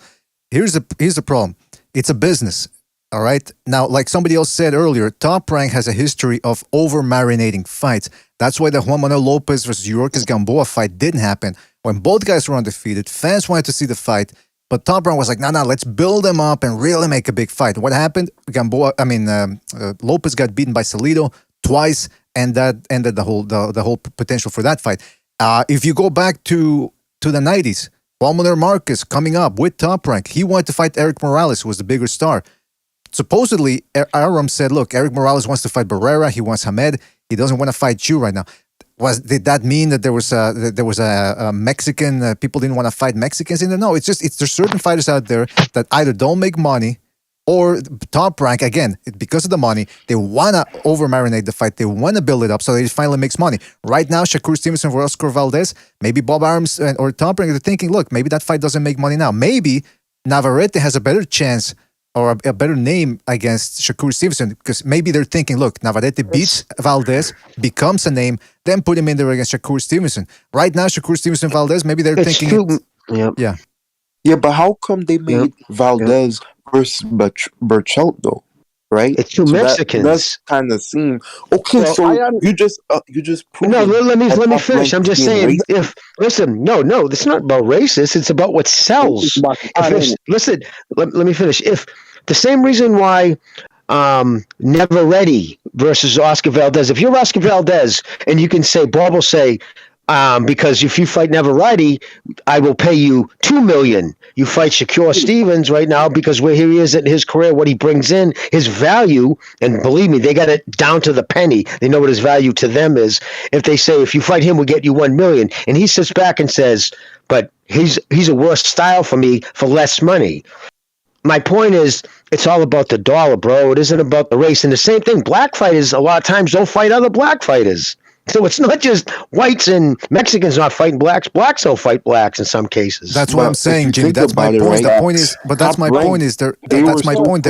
They want to build up this real quick. They want to build up these fights for the money. So just because a fight's not happening right now, doesn't mean one guy's ducking the other. This could all be Top Rank saying, we want to over marinate the fight, just like they always do. You know what? Fuck it. I'm gonna say PDA, but I'm saying with the marinade thing. I mean, if they're both in house, Valdez situation, I think Bob Aaron is milking Oscar Valdez because Oscar Valdez will bring in a bigger fan crowd because he's Mexican. Like, because and that's just that's why he don't want to fight Shakur Stevenson, and that's why I'm like, I may be wrong on that, but that's just my personal opinion on it. No, racism is I don't like you because the way you look. Fuck you. I don't care what kind of value you bring. Whether you bringing me millions or thousands, either way, it's a fuck you. Business is I look at the two guys who brings the business, and I say, all right. So I got Navarrete and Valdez. You know, Mexicans have a little rivalry within each other. Whoever wins that's a bigger star, and I'll put them in there with Shakur Stevenson. Yeah, that's but they called management too. I mean, they got management too, right? They talked about making Shakur Stevenson versus Burchelt. Burchelt, he just came off a loss. Why make that fight and not make Valdez fight? Well, they were so quick to make Burchelt and Valdez when Valdez is moving up. I don't want that fight. That's what Shakur Stevenson should say. He should say, look, I'm not interested in fighting a guy who just got knocked out. Maybe, but that They, is they what he got, says. they got management. Like I don't think that it's racist on what he's doing, what Bob Arum's doing. Like I said, he's protected. Like listen, like I said, I may be wrong on this, but I do like he's protecting Oscar Valdez. They literally just made a statue with in Mexico for him beating the I forgot his name, the Brazilian, and I still think he lost that fight. But they made a statue for this guy. So anytime Isn't he he an go out there and American? fight, He huh? did lose that fight. He did lose He that fight. lost that I fight. agree. He But lost he's that an fight. American, isn't he? Isn't Oscar No, Oh, Valdez That's an a Yeah, I mean, American? listen, statue whether he's recognized. the American or guy, That's a not, statue he's got recognized up in guy, Mexicans. he's Jackson fighting Heights. Whether Brazilian. he's American or not, he's got Mexicans behind his back. It Oh, is what it I is. know, but he said they built a statue for him in Mexico, and I just thought that Oh, they would be probably weird did. They probably Oh with did. all no, the no, no! He Mexican just fighters. did it. No, they Yeah. built They it in built a Mexico. statue. They built a statue in Jackson Yeah, yeah. Heights It wouldn't yesterday. matter. You didn't It see wouldn't that? matter if he was born in East LA, Texas, or whatever. I If just found that odd. That's all. his roots go back to Mexico and there's like still a strong support system there, yeah, they'll build him one. Jimmy's Oh, taking yeah, Jimmy's taking down names so he can go to ICE later and go, hey, listen, there's this Mexican. Maybe you should look into it. They're going to build a statue of Valdez, and Mexico is going to pay for it. And can I just say another thing too? Listen, I don't want. I think Bob Arum does, like a lot of times they all do it, right? They over marinate fights. But in 2020, look at the 3 fights in a row. Taylor Ramirez, 2 undefeated for the undisputed, right? During COVID. Then he gave us Lomachenko. Well, first was Lomachenko, Tiafimo, right? An up and coming. I mean, who's matching fights like that? When's the last? If Bob Rank. If Top Rank is over marinating shit, what the fuck is the PBC doing? They never give us fights of that category. Yeah, but they do it selectively. Is what I'm saying. Bob Arum can't Bob Arum can't just decree that they're going to fight. It's not like he's got to negotiate with their management. Exactly. But if they're both in house in Top Rank, I understand he might not do it when you want it. So don't say you want the Valdez fight again. I don't want to hear it again. I got it, but. Like I know what you want, but like they're walking a fine line between. I mean, listen, if it was up to them, they just these kids let them all just bang the shit out of each other like a Vargas and Trinidad. You want to just let them get fucking banged up like that? If it's too soon, you're gonna ruin the kid forever. It's a great So point. it's like, well, So we're talking about okay. So they essentially cleaned out their divisions. They literally cleaned out 2 divisions. I mean, who else is there to fight? I mean, I want to see somebody who just got knocked out by, and I know Shakir is going to do him way more dirty than Oscar Valdez did. You know, look at him. Like Shakir Stevenson is a freaking demon. I don't care anything about the fight with. I should probably just go on mute because I don't give a shit who Shakur and Valdez fight next. I'd like to see a good fight. I don't know that I'm like jacking off to see that one particular fight. It'll get made when it's going to get made. But as far as the racism thing goes, it's like, man, he might be racist. It wouldn't matter. I'm just telling you, it wouldn't fucking matter. Good precedent for that. Huh? Hey, can I just say real quick, shout out to Texas Bulldog for his contribution with the super chat. He says, if Spence washes Ugas, he gets full credit 100%. Absolutely. Shout out to Texas Bull. Well, unless there's proof that somebody's. But hold on, real quick. Hold on, fellas. Unless there's some proof that one guy is incapacitated. Shout out also to the Black Cat 997 for his contribution with the super chat. Says, good show as usual, BDA. I want to call out that little bitch Mark Ortega, a PBC/Fox broadcast guy, and those like him for trying to get Steve Kim canceled on Twitter for the Paulie interview. Black Cat, you brought up an interesting point that I want to touch upon, that whole Paulie Malignaggi thing. So shout out to Black Cat for his contribution and for reminding me of that. Shout out to Amok PvP for his contribution. No message. Amok is here, so he can say whatever he wants. Shout out to Amok. And shout out to the Paper Tiger for his contribution. Yo, Bucho. Thank you, Amok. Thank you. And real quick, shout out to Paper Tiger. This ain't Bucho, by the way. This is BDA. Paper Tiger. Shout out to Paper Tiger.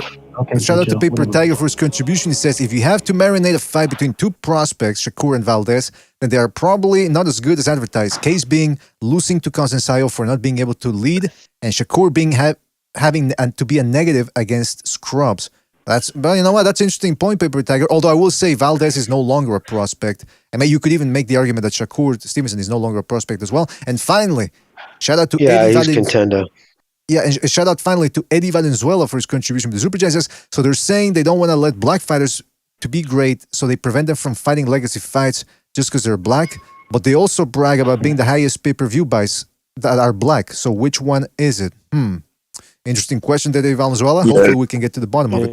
This is such fucking nonsense. Doesn't make sense. Doesn't make sense. I don't have no comment to that. Well, Pete, I was what I was saying, Pete. I didn't mean to cut you off early, but what I meant was there's no precedent. Meaning, yes, you're 100% right. Bob Arum, they could have a tape of him dropping N bombs. That don't prove. That's not against the law. That's not a case for civil lawsuit like that. They have to prove it cost him money. They can't say I'm suing him because he's a racist. There's no legal precedent for suing somebody's emotions. You got to sue. You got to prove it then cost you money, and that's where I don't see how the fuck he's going to do that when everything doesn't go in his favor. The money, everything. Well, you don't actually have to win the lawsuit, though. You know, like, that doesn't have to be part of the strategy. But, like, he could just make this, you know, a costly lawsuit to have to deal with for Arum. And I think that's largely why the racism, I think that's why the racism accusations are in the lawsuit. Because, you know, it will ruin his reputation. But if he loses the lawsuit, the judge will order fucking him to pay Arum's legal fees, and believe me, Arum's gonna fucking way overinflate that shit, like $500 an hour phone call shit. He'll probably end up having to pay like $1 million plus in fucking legal fees. Never mind his own. That'll be very costly financially for him.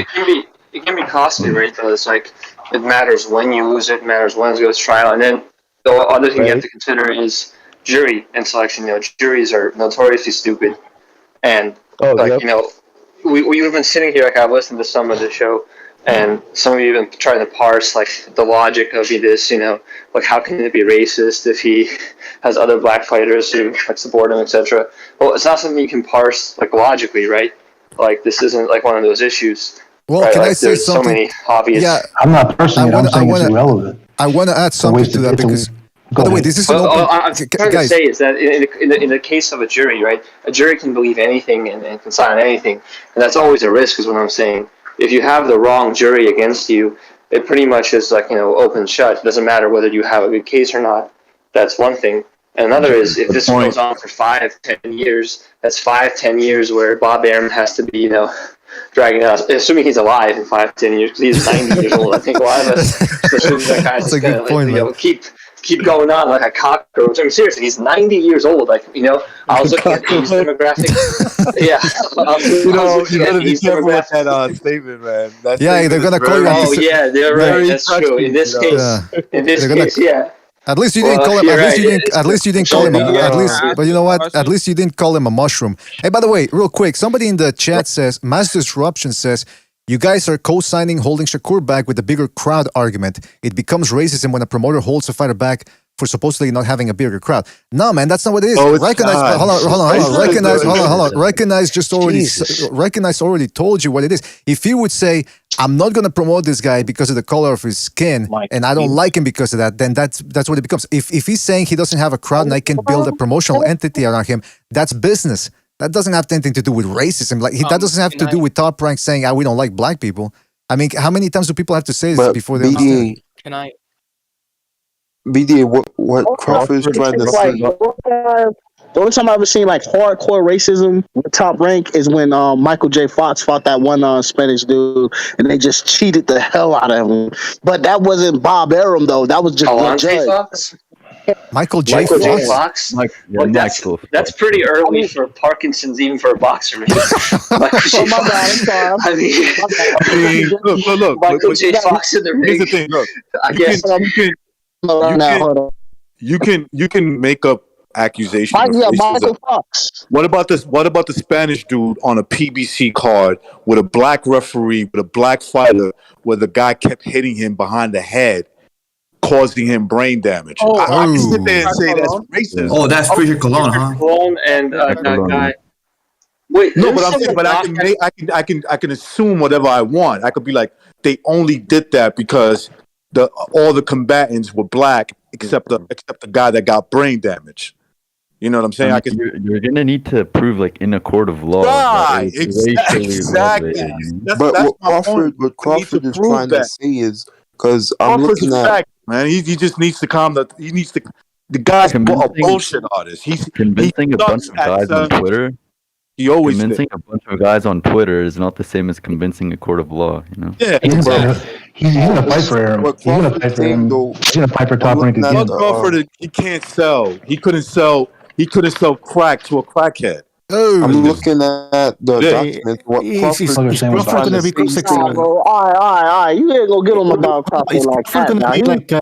Is Crawford gonna be he ain't that examined bad. and cry? Is he gonna what? Examine What? and cry? Is he gonna be like cross-examined and then cry? Like with one eye looking what? You don't know how emotional I am. You sell crack to a crackhead. Now you just doing the dog dirty now, I'm man. just trying to prove a point. Listen, I'm over exaggerating, but my point is that his pay-per-view numbers, he's dull. He's a dull personality. That's what he is.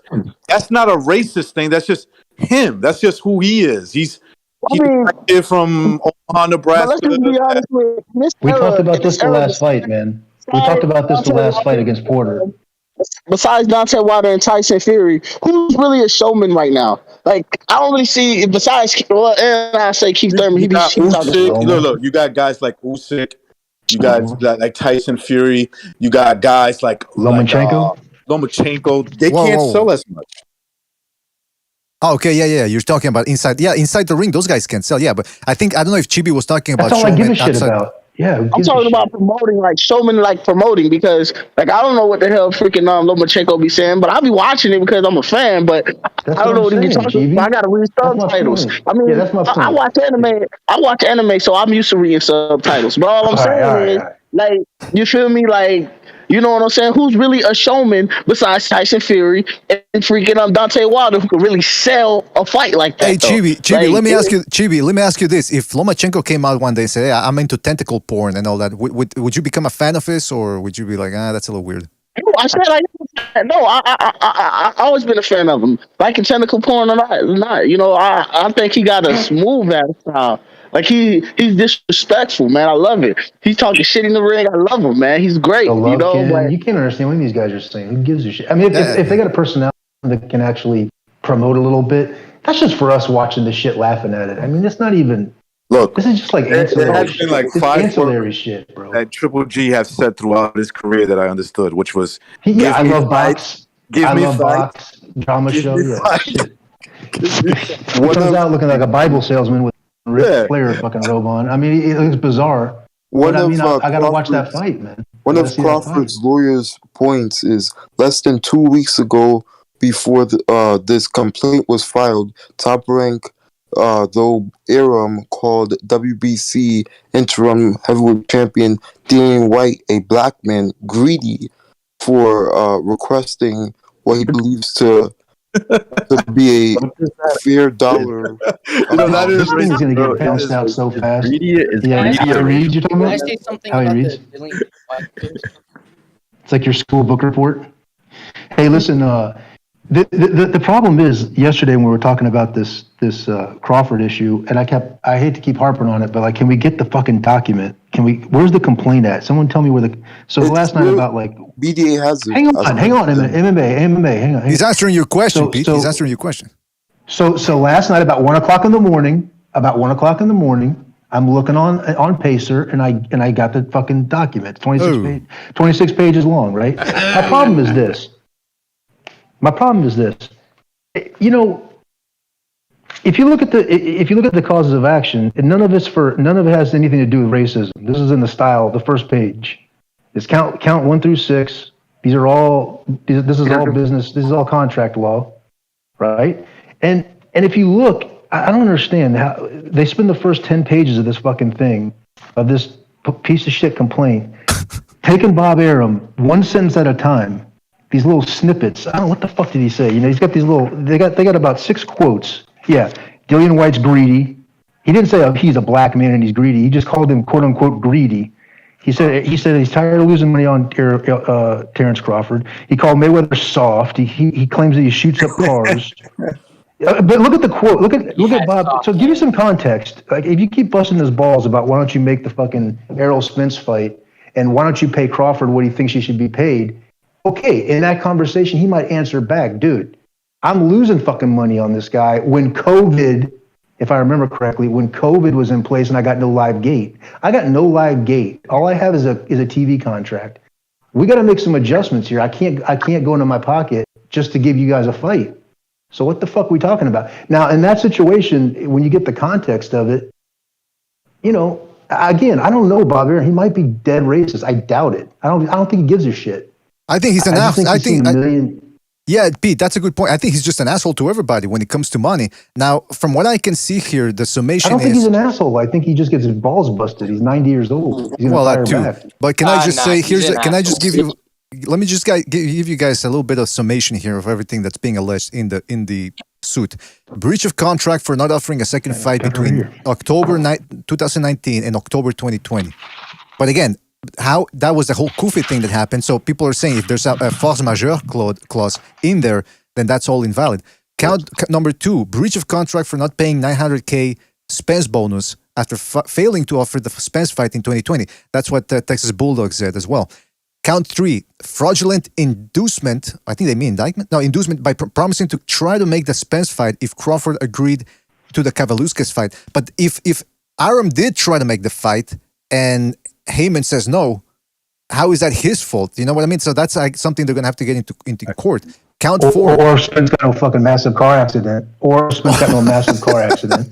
That's a great point right there. That's a crashing point. Or Spence had a torn fucking retina, allegedly, since he flew out of his Ferrari. Was it in his contract that he is going to fight Errol Spence Jr.? No, that's the point. Contract? That's the point. No, that's the point. That he extended for 2 years in this 2018 agreement. They're referring to it as the 2018 agreement. They paid him going into the Kavaluskas fight. He did not want to take the fight for the money, and they gave him an extra $90,000 that they said they shorted him. They basically paid him an extra bonus, you know, off the books kind of money. It's between him and this promoter, however they want to structure it. And the fight with Spence didn't get made, obviously. So it's like, what the fuck is all this? What the hell is all this racism allegations? When honestly, Bob Arum get up there in a fucking Klan fucking hood, and if you can't prove that Spence was willing and physically able to go during that 2-year time period, then you got no case, and it's not going to go in front of any fucking juries. This is like a waste of time. Oh, get a look at this. He said Arum launched a smear campaign against Crawford to paint him as an unexciting, unprofitable. Bro, yeah, who's got their GPS on? Dirk, you got your Jeep. We can hear you in your GPS, man. We can hear you in your sex robot. But go ahead, MMA champ. Go ahead. Is he driving to the White House? Is he driving to the White House? Turn right onto MLK Boulevard. Turn right, motherfucker. Black Lives Matter. Yeah, man. Black Lives Matter, but this is some bullshit. I tell you what matters is like after all of this, Terence Crawford's going to fight for Bob Arum again. Well, can I ask you guys a serious question? A long time ago, people were actually considering the fact that, because, you know, there's a lot of, I don't know how many, but there have been cases where women accuse somebody of rape and then it turns out that they just made the whole thing up. And some people have theorized, well, if you give them a taste of, if they are proven wrong and that they were lying, and legally you can give them a taste of their own medicine, then maybe that's it's going to prevent people from making false accusations. So in this case, if Crawford ends up being unable to prove this and that he was making all this up, should Arum have the legal right to call him the N-word? What do you think, guys? You guys think that would be fair? I'm just saying. I'll do it right. That's what I'm ready to do it right now. Wait a minute. The thing about it is like the thing about it is that it's the problem is this, right? I see in every one of these, in every count 1 through 6, you see the last paragraph in each count talks about the fact that, and this might be in Nevada. This might be I'm gonna look into it, but this might be like filed in Nevada. Yeah, I can see it's filed in Nevada, but I'm just saying I got the document in front of me. So what I'm saying to you is there might be a provision in Nevada to which if you put somebody in a position where they need to lawyer up, that there's some kind of attorney's fees that are do it present ahead of time. In other words, if you see that in every single count, at the last paragraph, it talks about that because of Aram's actions, right? Because of this breach of fiduciary duty, which he has no fucking fiduciary duty to his fighter. That's his manager. His manager's got a fiduciary duty to his fighter. Bob Aram's got a fiduciary duty to the event, to the actual promotion. So that it was not an arm's length. It was not a the last two counts. Excuse me. It was fraudulent. I thought you had the fucking documents in front of you. Good faith. He's dealing with his manager. This is But between Aram and his manager. It also says, tellingly, while Aram openly claimed that Top Rank has lost money on Crawford's fights, he fails to disclose that when Top Rank needed a marquee fight to launch its ESPN Plus contract, it turned to Crawford, its biggest star, to fight Jeff Horn on the new platform. Yeah, it was called promoting. Yeah, that's right. ESPN, fucking sports. You can't get any harder push than ESPN. I don't care what PBC. You can't do enough time buys. You can't get yourself out there any harder than being on ESPN. I mean, when ESPN's running your promotions during Sports Center and college football and everything else, man, ESPN's not dealing with anybody but Bob Aram.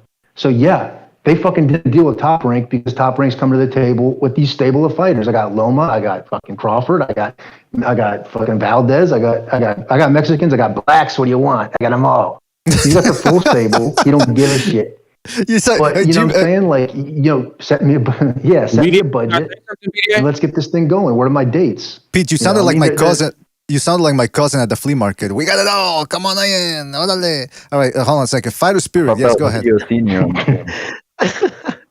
Fighter Spirit wants to say something. Go ahead, Fighter Spirit. Go ahead. Maybe Terence Crawford is telling a little truth, and he's just saying that Bob Aram's not promoting him right. He's not posting enough Instagram clips with hip hop music in the background, and the new hip generation and promoting them right. Maybe that's what he's saying. Do you think that's what he's saying? Listen, Bob Aram's not saying that he's not fighting right. He's not telling us to jab. Let me try to take Terence Crawford's side of this. Maybe it's a thing where that I think, like I said, I don't think it's racism. I think it's more just culturally speaking. Like, for instance, if I'm wrong, Josh Taylor is with Top Rank, correct? Yes. Yeah. So, he's Josh Taylor. He's from the UK. So, like, you feel me? Now the UKs will bring in a big fan because they're boxing fanatics, And when it comes to like black people, I know a lot of black people who gonna bootleg that shit. You know what I'm saying? So like that's maybe where it's coming from of why he feel that way. Like he like saying, "Oh, you promote Josh Taylor and Oscar Valdez, well, what about me?"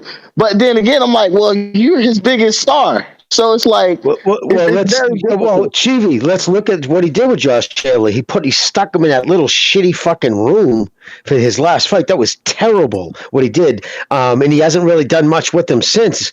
But yet, you look at what he did to Crawford. He put him that big fight when the announcement of ESPN. That was they put Terence Crawford out in front of as the face of the company by promoting him headlining on that fight.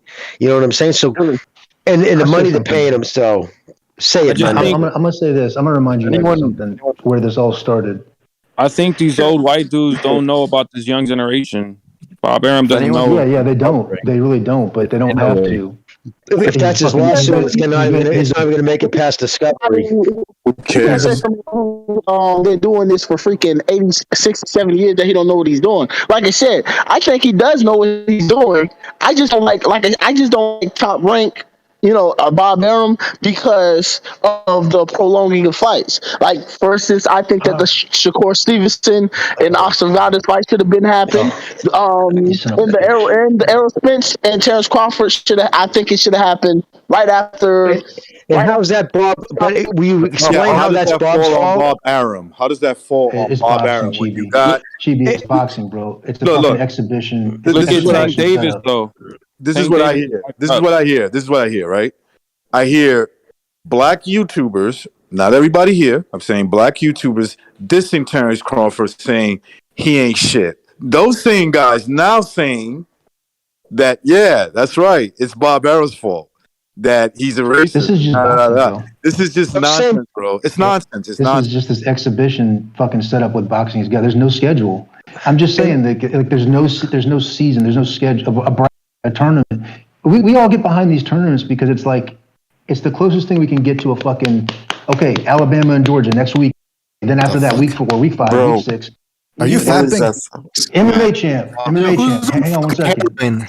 Yeah, but Pete, sorry, Pete, sorry to interrupt you, but because you're talking, we hear somebody fapping in the background. I mean, it's a little disconcerting, man. But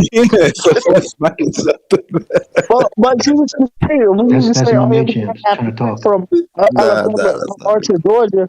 Boxers are only fighting 2 to 3 times a year nowadays. So like, this shouldn't be hard to go all the way from Florida to California now. That shouldn't be a problem anymore. If you're only fighting my point is that.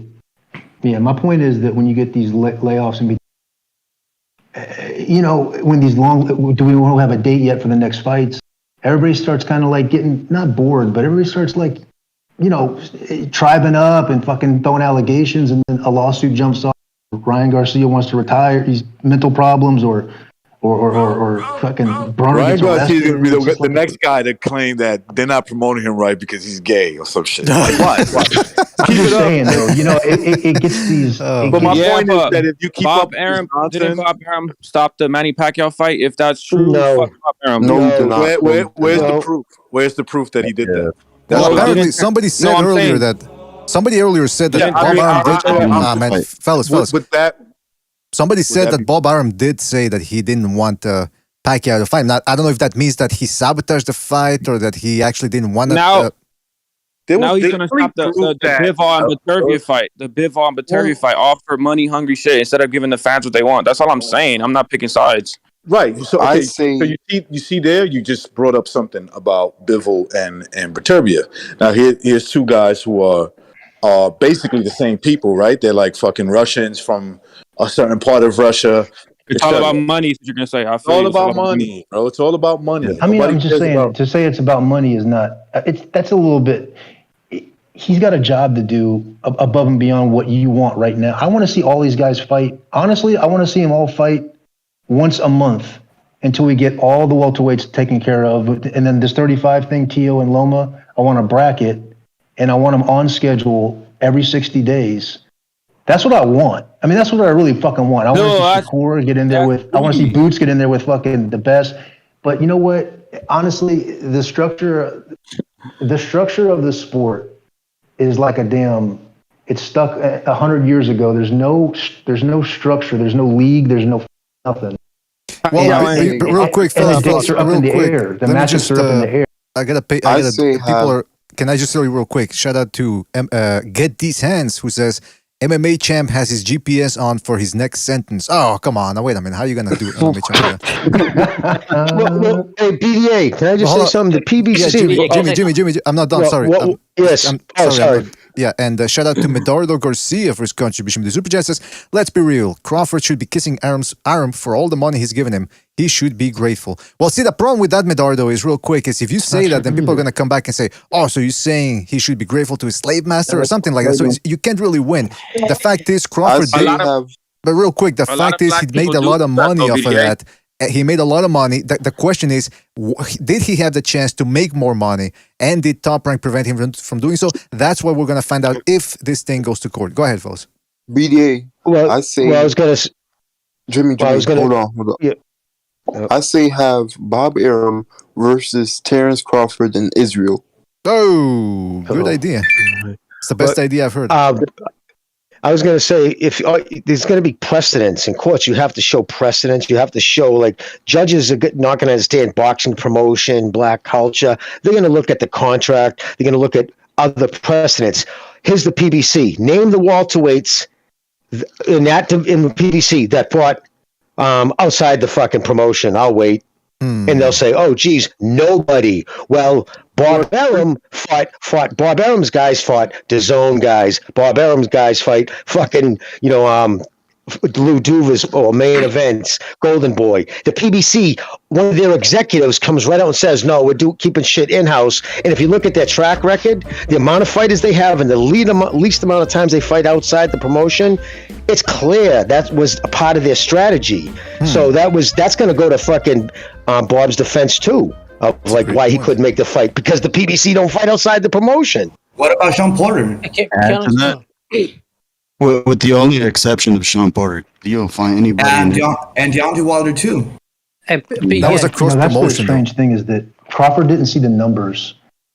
I know he's disappointed. Now that I think about it, because I'm not a top ranked fan. I'm a big PBC fan. The other thing about it, most of the fights are in the house, and I don't even see them clicking up with zone. But in my defense, in that weight class, in the welterweight 147 welterweight division, most of the welterweights are on PBC though. Like, yeah, but guess who isn't? Well, it's Boots Ennis, Virgil Ortiz. There's plenty. There's some decent ones outside there. BDA. Well, what about when the PBC had all the 154 bouts? Did we get an undisputed champ? Nope. But the funny thing is that Terence Crawford didn't look at the numbers that the Sean Porter fight generated, as opposed to what he's been hearing that the Sean Porter fights have been generating, and he didn't see those numbers.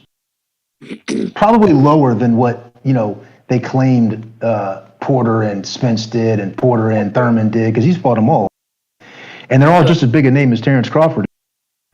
And I guarantee the numbers that Top Rank had to show Terence Crawford once it got laid on the table. My prediction was he's going to re-sign with Top Rank because he's going to realize that PBC is like smoke and mirrors right now. So he's not going to re-sign with him. I know he's disappointed that Bob didn't make the Spence fight. BDA to go off on Arum. Please don't talk over the black man like that. Please.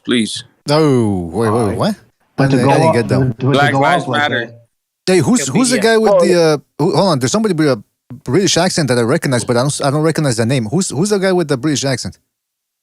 Kenshiro. Oh, Kenshiro. Okay, yeah, A Prime. I knew it was you, but what's up, Kenshiro? What's on your mind, man? Oh, I forgot to get the receipt. All right. Hold on. Kenshiro, go ahead, man. Kenshiro, go ahead, man.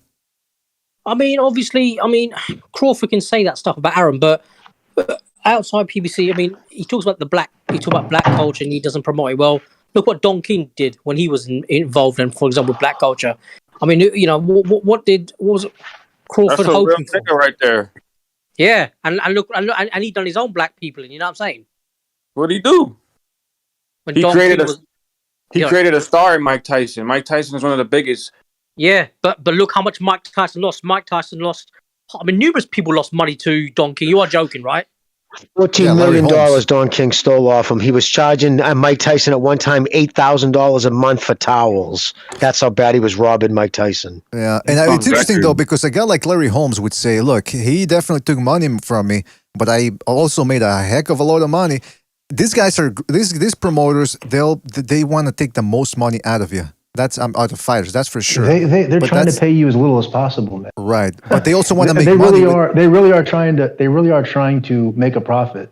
They really are trying to run a business. They're trying to pay as little as possible to everybody involved, like the vendors, the arena, the fucking valet parking, the concession stand, the ring, the everything. They're trying to pay as little as possible, and they're trying to charge as much as possible. They're taking all the risk, and they're hiring these guys to fight. And sometimes it's on a contract basis.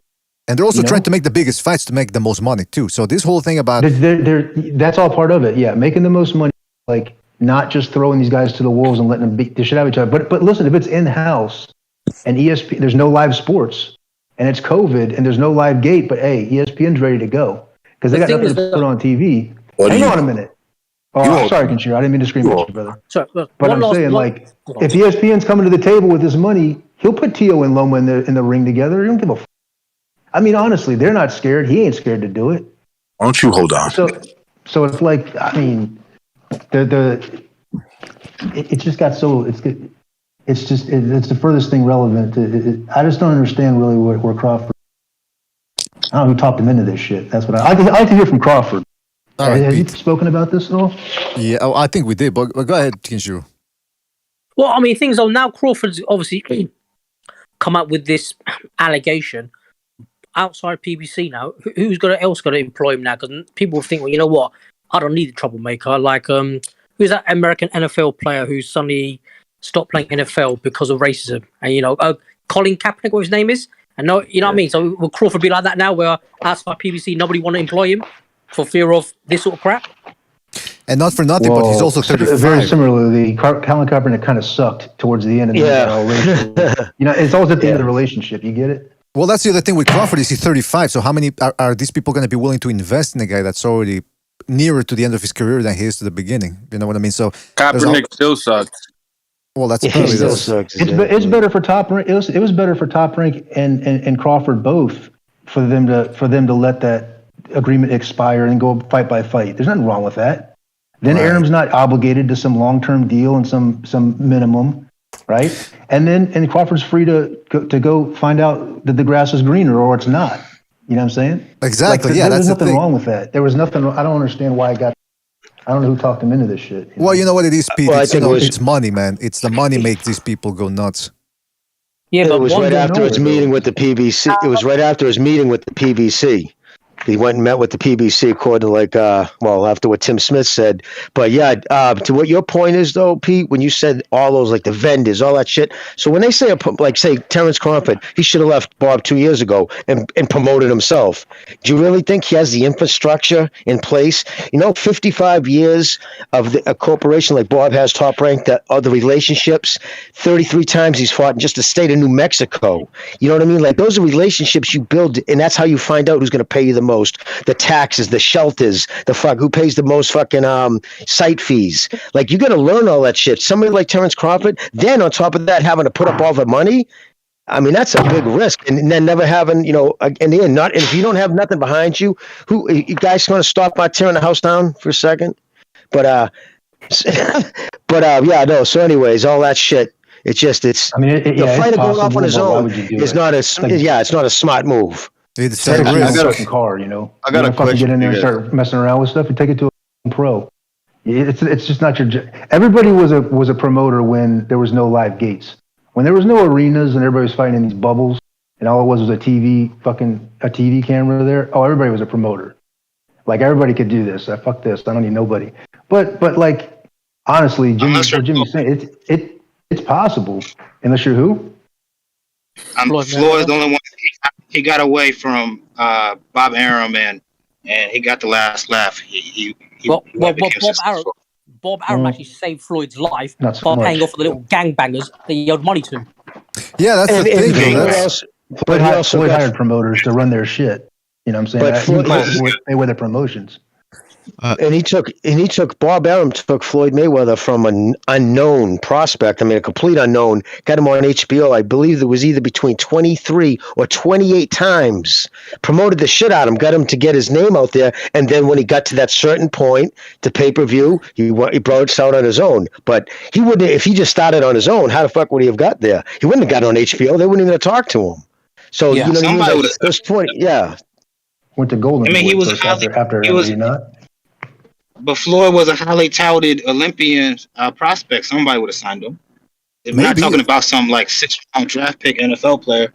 Floyd is the equivalent of Derek Banks. Weren't you the one on the channel? You don't know what his career would have been. Derek Banks? That's true. But your point is somebody would have signed him, meaning Floyd wouldn't have been able to do it by himself. What he was able to accomplish after he was already name recognition from other dudes who brought him to name. It's like getting a ride to the dance, walking through the front door, right? And then like playing, and I got here all by myself. Like, no, that's not how it happened. Like, so even if Bob didn't sign him, somebody else would have, but he still would have had representation to bring him. But did anybody else have the connections to get him on HBO 23 times like Bob did? Bob did more fights with HBO than anybody. Also more fights with ESPN than anybody. Was that King Bucho? I don't like when people say. Hold on, King Bucho. I don't like when people say it.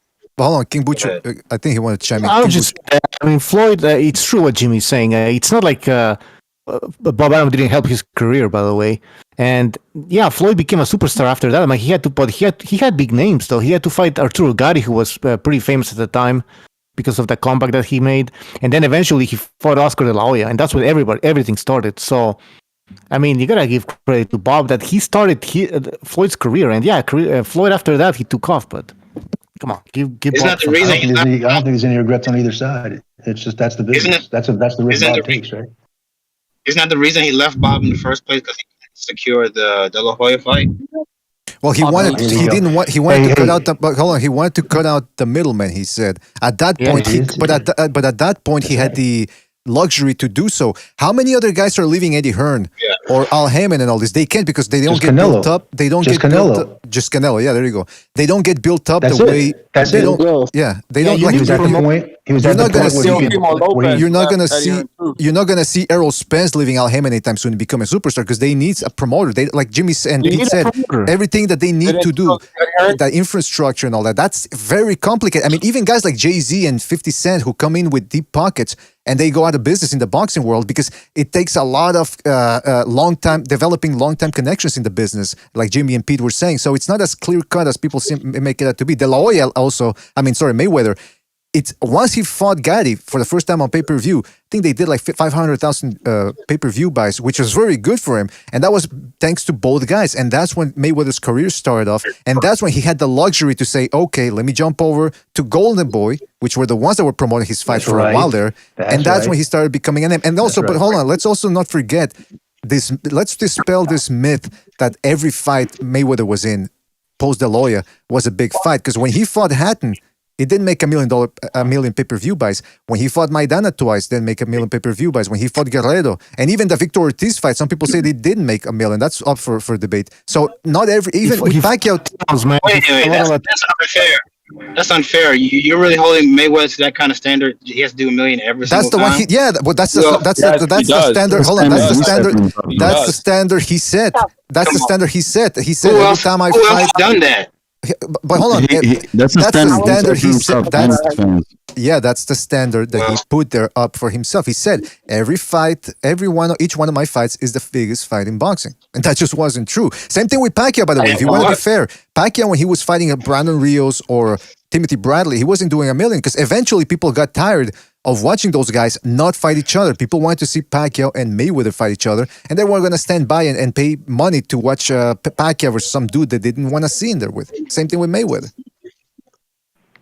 By the way, the shit, I paid every Mayweather fight. I got a question. Go.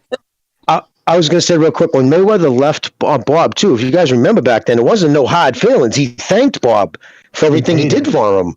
Exactly. He paid Bob Arum his to buy him out of his contract, and then that was it. They fucking went on. Yeah, and he said, I appreciate everything Bob throwing me off. Yeah, he said, I appreciate the racism allegations that's what's throwing me off here about Crawford. Like this is going to go nowhere. It's unnecessary. I mean, I don't give a shit. Bob Arum can march fucking 30 black people in a line up there to vouch for him.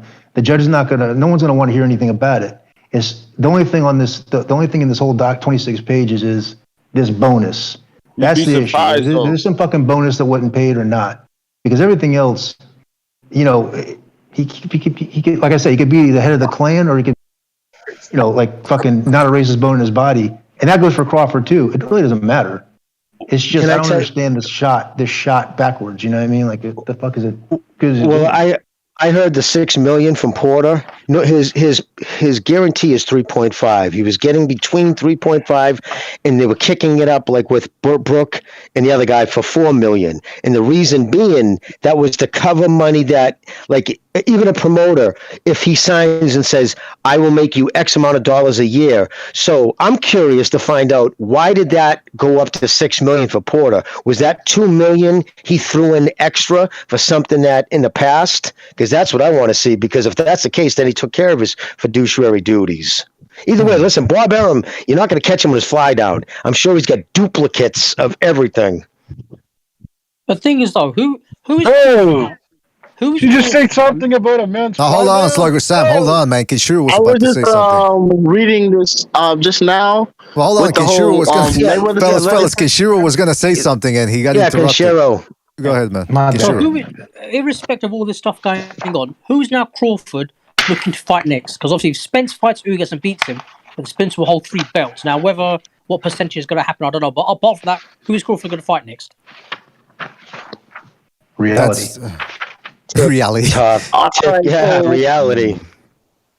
So I was reading He's this, gonna fight. I bet you he fights for Top Rank.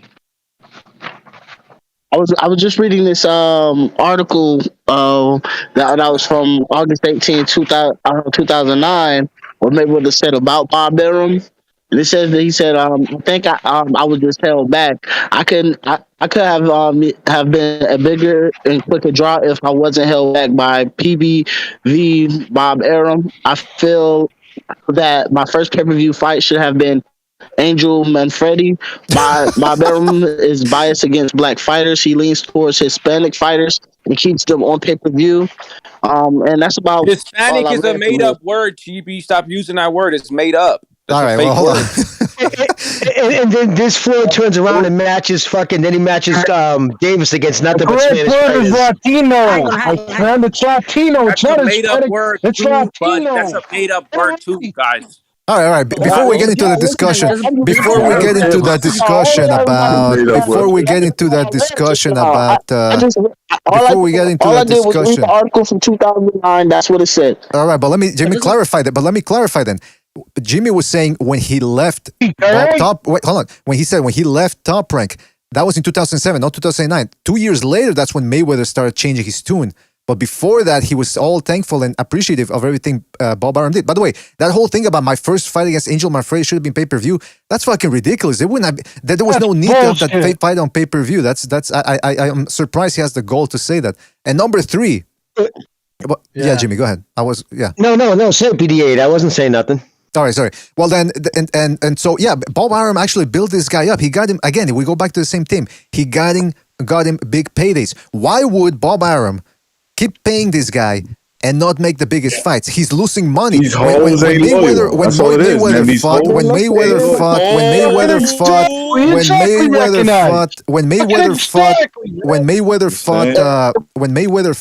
what's his name? When Mayweather fought Victoriano Sosa in Miami, I think there was only 3,000 people in a 10,000 people arena. So why would any sensible businessman spend all that money, 4 million, 3 million per fight on a guy, when he could actually try to, like, that? It makes no sense. And people would say racism. You think this guy is actually that racist that he's willing to lose all that money just on the principle of racism? It's incoherent. It's irrational. Racist. What I think is that he's going to lean towards where the money is. He know that the Hispanic community, Puerto Rican, Mexican, Cuban, whichever type of Hispanic, they're going to bring in a bigger crowd than the average African American because of all the other Exactly. You know what is Stop using that word, buddy. Stop using that word, buddy. You know exactly what we're talking about. No, because you can be black and Spanish last name. but you can be black and white and be Hispanic. So listen to what I'm saying. Listen to what I'm saying. Talking about dudes with Spanish last names. You could be black and white and be Hispanic. So who are we talking about? You're talking about the whole Errol Spence situation when he's the fight. 30 of that crowd with Errol Smith versus Uga is going to be a Cuban crowd because it's, and Cuba boxing is very, very big. You know, like it's very traditional. You feel me? Like so, it's going to bring in more of a team than the regular African American is either going to go to a bar and call it a day or just bootleg the motherfucker. You feel me? Yeah, that's the way it is for every guy. Every guy's got to worry about that. Everybody's got to worry about somebody's gonna bootleg my pay-per-views. I was bootlegging pay-per-views shit in the fucking 80s and 90s. Hey, can I add something? Yes. Well, I'm from Mexico. I actually am Mexican. I just saw your post, and I think it's really interesting that you let like people interact each other. I'm from Mexico, and there's this thing that I don't know who said that, you know, that Mexican crowd is the 10 more I didn't hear him. That Mexican Wi-Fi. That Mexican Wi-Fi. Hold on. Let him finish. Let him finish. Wait, that's exactly what Mayweather did. You know, he destroyed all Mexican fighters, and made us like hate him in the sport, like in the sport. Sorry if my English is not the best, but he made us like want to see him. No, your English is perfect, man. Yeah, stop interrupting. Fuck. Hey, stop interrupting. Everybody, stop interrupting. Stop interrupting. Stop interrupting, please. Stop interrupting, please. We wanted him to lose, man. Like, you know, it's here in Mexico. I'm in Mexico, and it's Mayweather fighting. And we all people here, all my family, we're watching the fight. We want Mayweather to lose, but man, we'll buy the pay-per-view here, or we'll I don't know if it's gonna be only for cable. Man, we're in Mexico and we're looking at Mayweather, and I think that's the important part. Like Crawford, how many Mexicans or how many Hispanic people did he fight and did he destroy? Well, can I say something about that, Jose? That's a good point. And I also want to ask, because I hear some black people saying, especially the black racists, they say blacks run boxing, but then they admit that there's way too many other sports in the America and that they bootleg stuff, or they just don't pay for boxing because they're more interested in other sports. So which one is it? Do blacks run boxing in terms of pay-per-view buys? Okay. My personal, as a black American, I'm gonna say that it's just more of a thing where I do feel that the African American fighters are the best fighters. You feel me? But like I said, in a cultural standpoint, how many fights you been in, Black people? Hey, stop interrupting, man. Fighter spirit, stop interrupting. Let him speak, man. Let him speak. What I'm saying is like, yeah, I think that the majority of the black fighters that do fight are better. But like I said, I think it's bigger. It's more culturally bigger in freaking Russia or UK or Mexico or Cuba, because out here in America we have so many sports that we're into. You know, we're not gonna. Instead of paying, we gotta pay like $80-$90 for a pay-per-view fight. We can just go ahead and watch a football match for free. You know, so you're saying black people don't drive boxing? You're absolutely right. Right here in Mexico, we only have soccer that we suck. And the only thing we have good is boxing. So our main focus is boxing. So black people don't Chibi. So black people don't drive boxing then. Black people don't drive boxing. I'm being honest with you. I think black people, the African Americans in the sport of boxing are more dominant. I'm just being honest. What African Americans? You've never been to Africa, but Fighter Spirit, would you fucking leave these racist? I'm the native of the continent, not Hispanic. I'm gonna have to kick you out, Fighter Spirit. I'm gonna have Fighter Spirit. Fighter Spirit. You're going full. Fighter Spirit. Nobody's trolling. You're not African, and I'm not Hispanic. Fighter Spirit. What I'm saying is African American, bro. I said African Americans. I said it. I genuinely said that. You're not gonna do that. Stop saying Hispanic. He'll keep saying it if he wants, man. Like Chibi, don't let this guy dictate. Don't let this guy dictate what you have to say. If you want to say Hispanic, go ahead and say Hispanic. His panic, the definition of panic is uncontrollable fear or anxiety. At school, they teach you grammar because that word comes from the word grimoire, a book of spellings. I'm sitting here and go anywhere where I'm at. You're Hispanic. Fighter Spirit. Of your culture. Nobody never came to me in my life for saying that but you. So what you talking about? Yeah, Fighter Spirit. I get it. Fighter Spirit. Listen to me. Chibi, no disrespect to you, Chibi. I'm just saying in general. Oh my God. Listen. You gotta. Words Fighter are Spirit. spelled. Fighter Spirit. Chibi, you black, right? You black, and you've been so. Chibi considers himself black, African American. Leave it at that. Yeah, I didn't mean to disrespect to Chibi. I was just speaking in general. Chibi. Oh, he's African American. And I'm Hispanic. And I'm Hispanic. All right. And I'm Hispanic. I'm Latino. All right. No, I'm culturally Hispanic, Latino. I'm culturally Latino and Hispanic, and there's nothing you could do about that. You're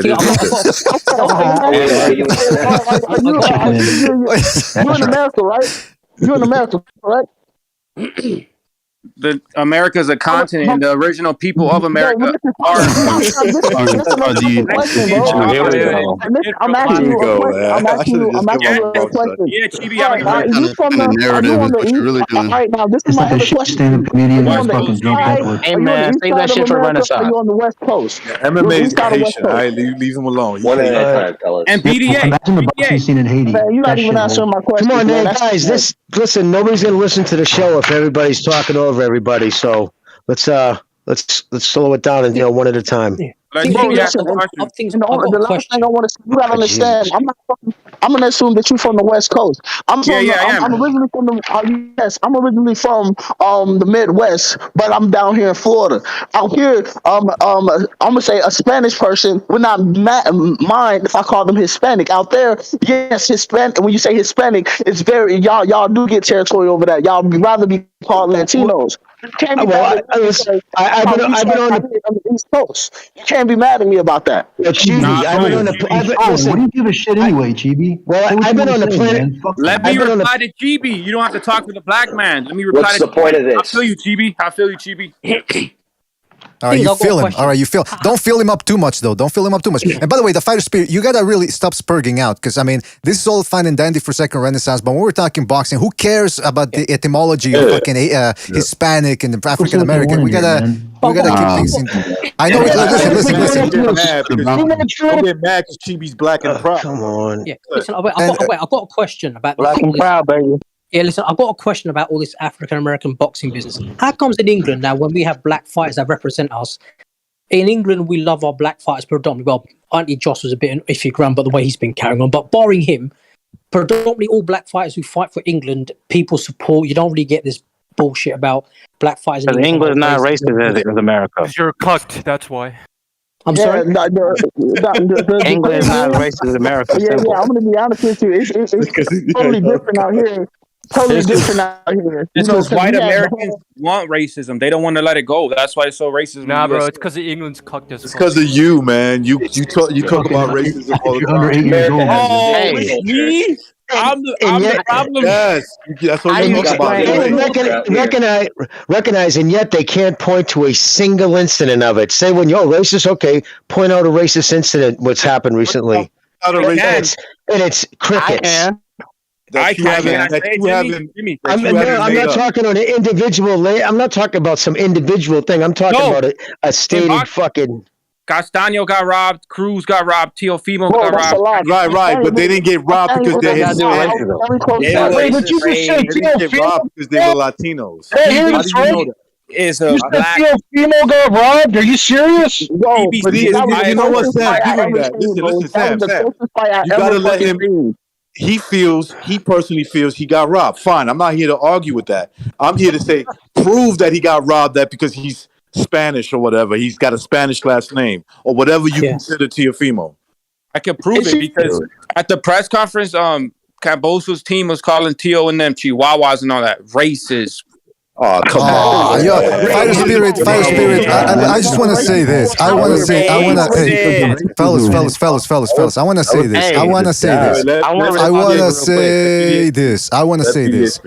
to say this. First of all, hit the like button if you're enjoying this show. By the way, Fighter Spirit, I thought you were based, man. I didn't know you had that victim mentality. Woe is me. Oh, they call him Chihuahua. That's racist. Come on, man. Step it up. You're the guy that takes dildos up the ass. You can't take a fucking word, man. Come on, man. If you can take a dildo up the ass, you can. Wait, what? One sport that's more racist than boxing. Y'all just let me know. And it's not even the boxers or the promoters that are racist. It's the fan base. Bro, that's why I hate Carnelo, because their fan base is toxic. I hate Carnelo too. That's just what it is. I mean, you know what I hate when you hear that, guys? All BDA's LGBT subscribers, you hear that? That's all I gotta say. There you go. I didn't call into a show. I didn't call into this show. Start talking about fucking dildos up the ass and all that. That was you, man. I'm just calling it like the way it is for Pete's sakes. Why are we talking about the LGBT? Did he just try to call? Wait a minute, dude. Come on. Did you really just try to call BDA out to the fucking LGBT? That's No, what he's I don't trying know to what do, he's man. talking about. That wasn't me. No, I'm pretty No, sure that was me. That was a joke. That was a joke. No, He all right, accused me sorry, of It's a all joke. something. It's a joke. It's a joke. He Calm down. accused No, me of Black something. TV has a point. And also, if you think about it, doesn't Bob Arum have like What's his 4 or 5 name? Asian Iceberg? fighters Sounds under like a faggot. his stable? I mean, are these Asian fighters also calling out racism because they're saying he doesn't know how to promote Asians, for example? They should. Well, racism. Everything's racist. It's a cop It's out. to sue Bob It's a Arum cop out. in a way. Let me give No, you it's not Bob Arum. It's a the network fans. Hey, here hey, in the US. I pay my rent late. That's racism. There you go. Motherfucker. Now I wanted to say we have to go. Hey, you know what's funny? You know what? Know what? Can I just say one thing? No, it is, man. Racism is rampant in boxing. I mean, fucking Al Heyman had $1 billion, signed 250 fighters, and what? 2 of them were white. I wouldn't even justify none of this stuff. I'd just be like, Jimmy, but Jimmy, they're black on the inside though. They're white on the outside, but they're black on the You inside. feel me? Now imagine, listen, man, you gotta start kicking people out. Calm down. Yeah, so Sam, imagine if let's be honest, if I could Bob fucking Aram's nephew got $1 billion, went out and signed 250 fucking fighters, and 2 were black. Who I love how you cares? Okay, Jimmy. But who just said who cares? Who just said who cares? No, Jimmy, that's an excellent point. You actually brought up an excellent point. No, that's a great point, Jimmy. But who cares? Not enough talent. Here's the That's point. why. This is what I mean. When you make the accusation, you prove your accusation. I don't got to prove anything. Facts. Okay? I don't have to prove anything.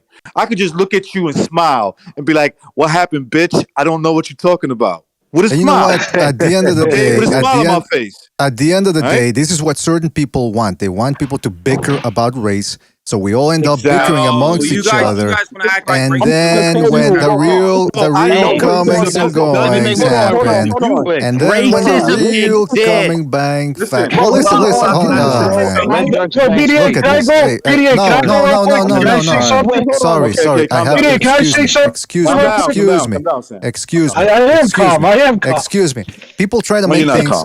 Excuse me. People try to make things, no pun intended, black and white. If you criticize somebody for making a racist claim, and when there's no evidence for that, they say, "Oh, so you're saying that there's no racism?" Nobody's saying that. Obviously, there's always going to be people in the world, no matter how hard you try, unless you brainwash people a la Clockwork Orange. You're always going to have people that are anti-black, anti-Hispanic, anti-white, anti-acne people that are balding, midgets. Somebody even wrote a song against midgets back in the 60s, which was satire, but nevertheless, it makes a point. There's always going to be somebody that's anti-something. You can't stop people from thinking the way they want. You can maybe try to ease the situation through education, but at the end of the day, what I'm saying is there is racism. Is there systemic racism? Nobody has been able to prove it because the parameters are so broad. You can pretty much point the finger at anybody and call them racist. I've done it for fun here in Canada because I'm Mexican and I try to fuck with white people a bit. Say when they say something, I go, "Oh, that's racist," and they immediately go into panic. And they immediately go into panic mode. I say, "I'm fucking kidding." That's how. Listen, that's how paranoid you've got white people now that every time they say something, they gotta watch every step. That's disgusting. It's disgusting, and I'm not gonna stand for it. I'm not gonna stand for it because guess what? If they go after white people, once they're done with the whites, they're gonna go after me. They're gonna go after the Mexicans, and it's gonna be after the Asians, and finally they're gonna go after black people as well. So let's keep things consistent because what they use against somebody, they're gonna use against somebody else. Hey, can I say something? Can I say something? Everybody talk at once.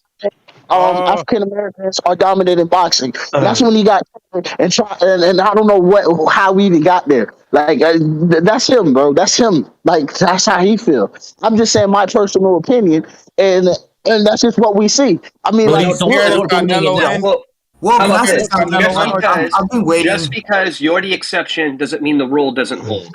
Right?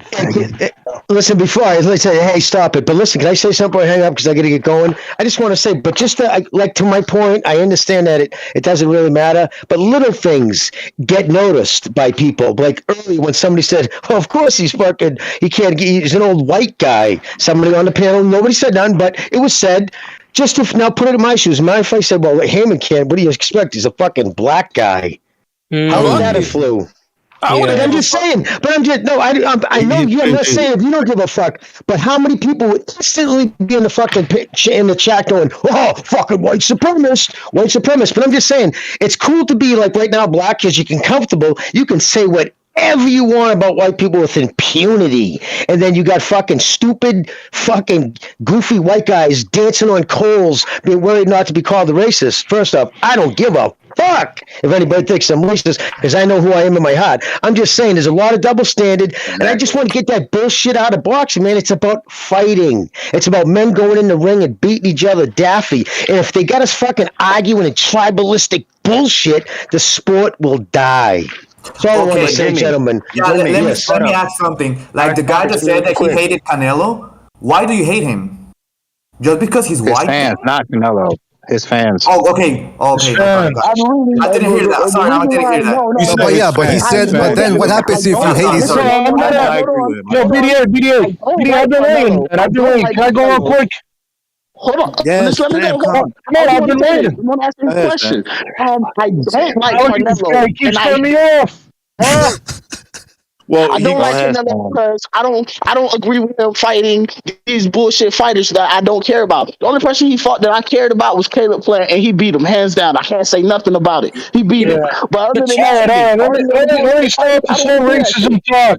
Let me spit some facts. Well, let Chibi finish. Okay, let me just spit some facts. You're gonna speak, Sam. You got to just wait till Chibi finish, and then I was gonna. If anybody would have jumped in, I'd have been like, "No, Sam's turn." All right. Thanks, recognized. Go ahead, Chibi. You finished? Yeah, like I was saying, I just don't respect how Canelo's moving. Nobody knows Hakuna Matata. Nobody cares about him. Like everybody want to make it a big freaking deal. It's not a big deal. Who cares about this guy? Guy's freaking. He already got knocked out 2 times. Fight an undefeated fighter. You feel me? Fight Charlo. Fight David Benavidez. But no, you want to fight somebody that nobody cares about. But it's whatever. Jesus. I guess the Canelo fans are gonna let it slide. But then as soon as I bring that up in the comment or something, I bring that up in the comment or something. Now I'm racist. Now I just don't want to see a Mexican winning. No, I just want to see the best fight the best. I don't want to say that. Like that's what I'm saying. All right, let's let it go. Yeah, I agree with you. I agree. Okay. All right, hold on. It's my turn now, right? So hold on. So I'm gonna prove to you guys right now why, and I don't mean it that literal, but why racism doesn't actually exist in boxing. What? Okay, nobody cut me off. Let me talk. Now, obviously, racism exists. It still exists till this day. You know what I'm saying? There's no denying it.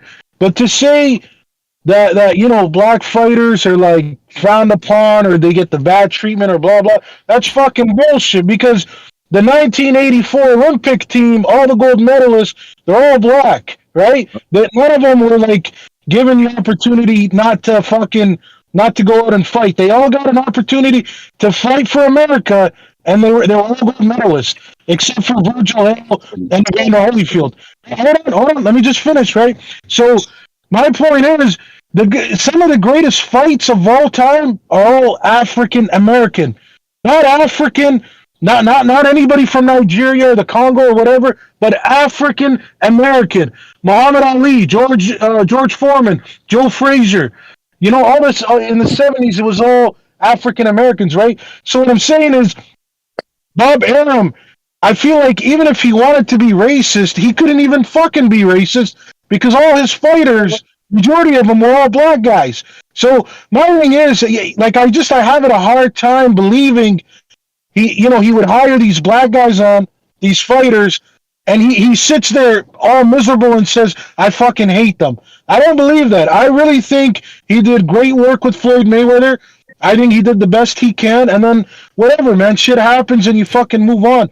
But I don't see him sitting there and he's like, I'm going to purposely ruin Terence Crawford's career all because he's black. No, man, the GOATs, all the GOATs of all time, if you literally obviously we all have our own opinions, but if you look at certain boxing lists, majority of them in the top 25 are African American.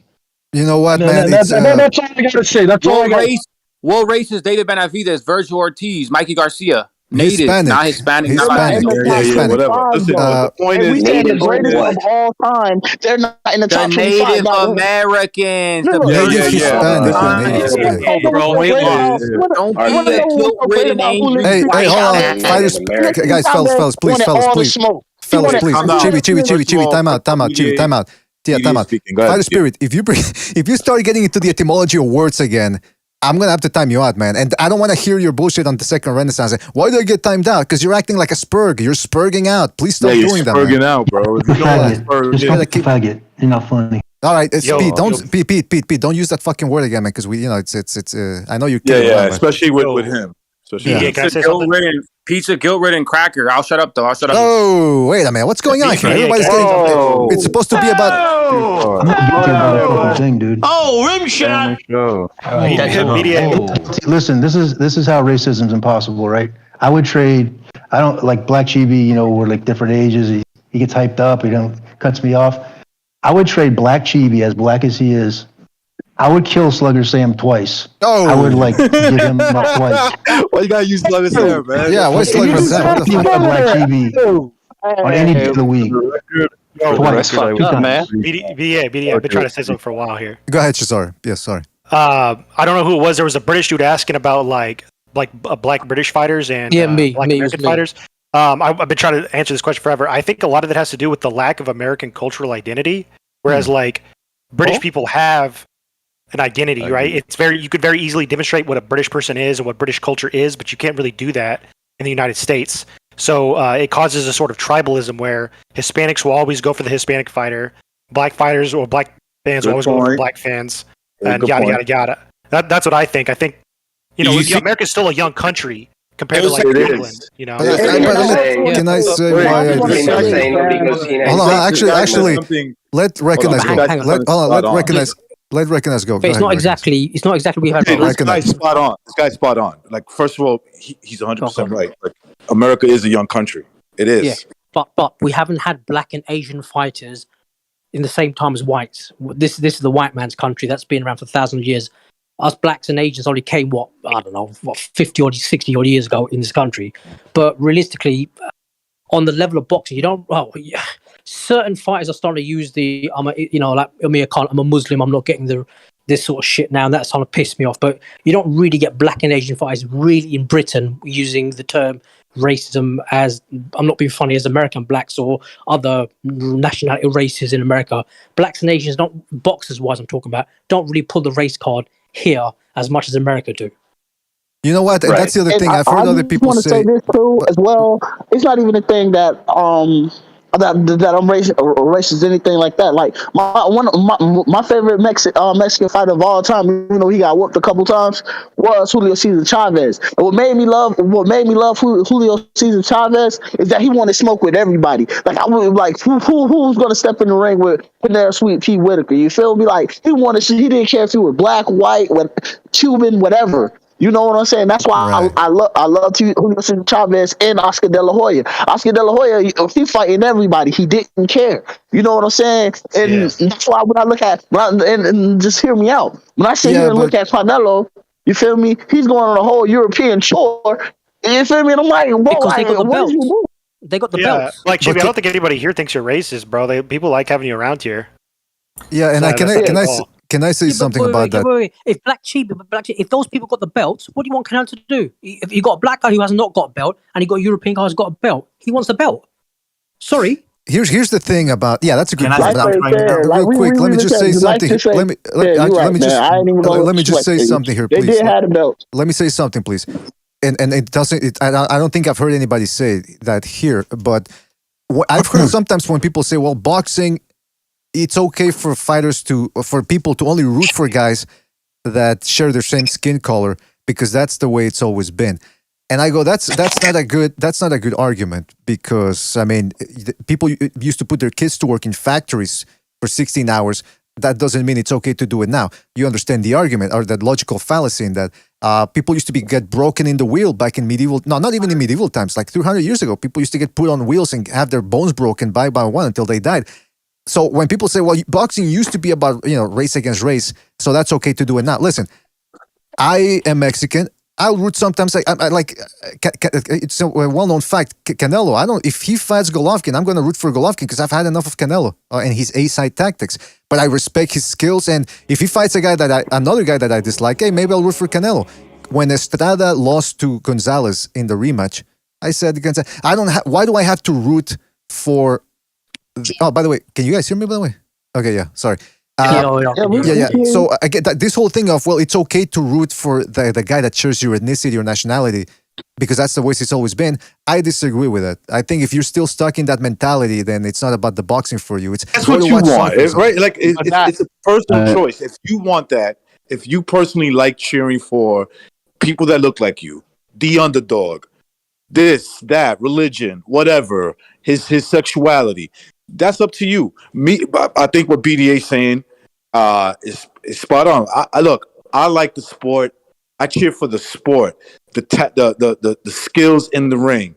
So sometimes there's guys that do it better than others, and I'm like, you know what? I enjoy watching that guy fight. But I'm not a fan of none of these guys because, first of all, I'm a lot older than most of these guys that are fighting. You know what I'm saying? So that fandom shit, that's gone a long time ago. So most of these guys are. I just admire the way they fight in the ring. So I wouldn't call myself a fan. Win or lose, as long as they're fighting good, what do I care? Fighting is a result. Winning and losing is just the result of fighting, right? It doesn't take anything away from you going in there and fighting that dude. You know what I'm saying? So you win, you lose. It is what it is. Now, my point is this. When people cheer for who they cheer for and they don't have the same response, a lot of times they're coming from a place of projecting. In other words, well, you don't like him because he's black. Well, you don't like him because he's Spanish. Or you don't like him because he's white. They're talking about themselves. Exactly. That's what they're really talking about. Exactly. And that's big boy facts, man. I'm not even going to flex to you. Well, and can I just say something on a historical fact? Boxing wasn't always considered super racist. I mean, think about this. Marvin Hagler fought 7 times in the Boston Garden. Boston was known as kind of a racist town. But even when he fought white dudes, the fucking place would be filled with, I think, between 13 and 17,000, 99% of white, voting for fucking Marvin to fucking destroy the white guy. Kill these white boys. Yeah, they wanted him to kill the white guy. Yeah. We were all there for Marvin. You know what I mean? We didn't. So that's why for me, I never looked at it like that. Like I couldn't even picture now. You know what I mean? Like it would be if it was opposite or if things were different. But we would go there. Jimmy, we want the black dude to knock the white dude out. But Jimmy, if there was a white equivalent of Marvin Hagler during that time, don't you think most of Bostonians would have rooted for that guy? Depends. No, that all depends on how he fought. Right. Marvin, but it was because also was a lot of Marvin's story, what he did for the community. He was a good dude. I mean, come into the gym with holes in his sneakers, and he kept them motherfuckers in his locker even after he was world champion to fuck because he hated training, but he made it to where it was a torture, and that's why he made himself so great. But yeah, and it was just his whole story. Everything about Marvin was great, and we loved him. He was our adopted son from Philadelphia, and people fucking, we stood by him when the rest of the country. But I'm just saying. So even for historically to me, I never grew up with that. To me it was the fighter I liked. That's all. I just wanted to say that. Yeah, I was gonna say, Jimmy, my dad is Hispanic. Got killed when he went to England. Was his favorite fighter. Yeah, can I say something too? I'm from a long time boxing family. We don't box, but we've been boxing fans since my grandpa. And if you ask my parents, if you ask my uncles. You know who his favorite fighter is of all time? Orlando Cruz? Sugar Ray Leonard. Huh. Well, there you go. Yeah, because it's hard not to respect Leonard or to try to besmirch him. I mean, the guy, his work spoke for itself in the ring. I mean, there's no way anybody can deny that he's one of the greatest of all time. So that's the thing is, for the most part, educated boxing fans will root and appreciate and oftentimes venerate, which I disagree with because the only person we should venerate is our Lord and Savior Jesus Christ. But they will venerate fighters who do what they're supposed to in the ring. Now, as I want to say real quick, we got Stu in the building. Stu, are you there? My English. What's up? Yeah, what's Hello, up, mate? boys?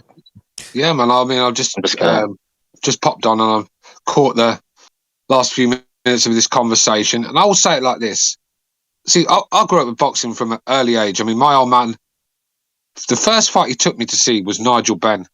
at a young age. My dad he just got out of the army, and my dad knew about him. He used to wear the army shorts. He was called Big Ben by then. He weren't called the Dark Destroyer, but he changed it. But see, I only realised how bad race was in boxing until I started mixing with Americans on YouTube. Because to me, I never saw it. I mean, like I said, I love Nigel Benn. My dad used to take me to watch him as a youngster, and then obviously with Eubank when him and Ben fought Collins, I wanted Eubank and Ben to win. They were my heroes growing up. I didn't want fucking Steve Collins to win.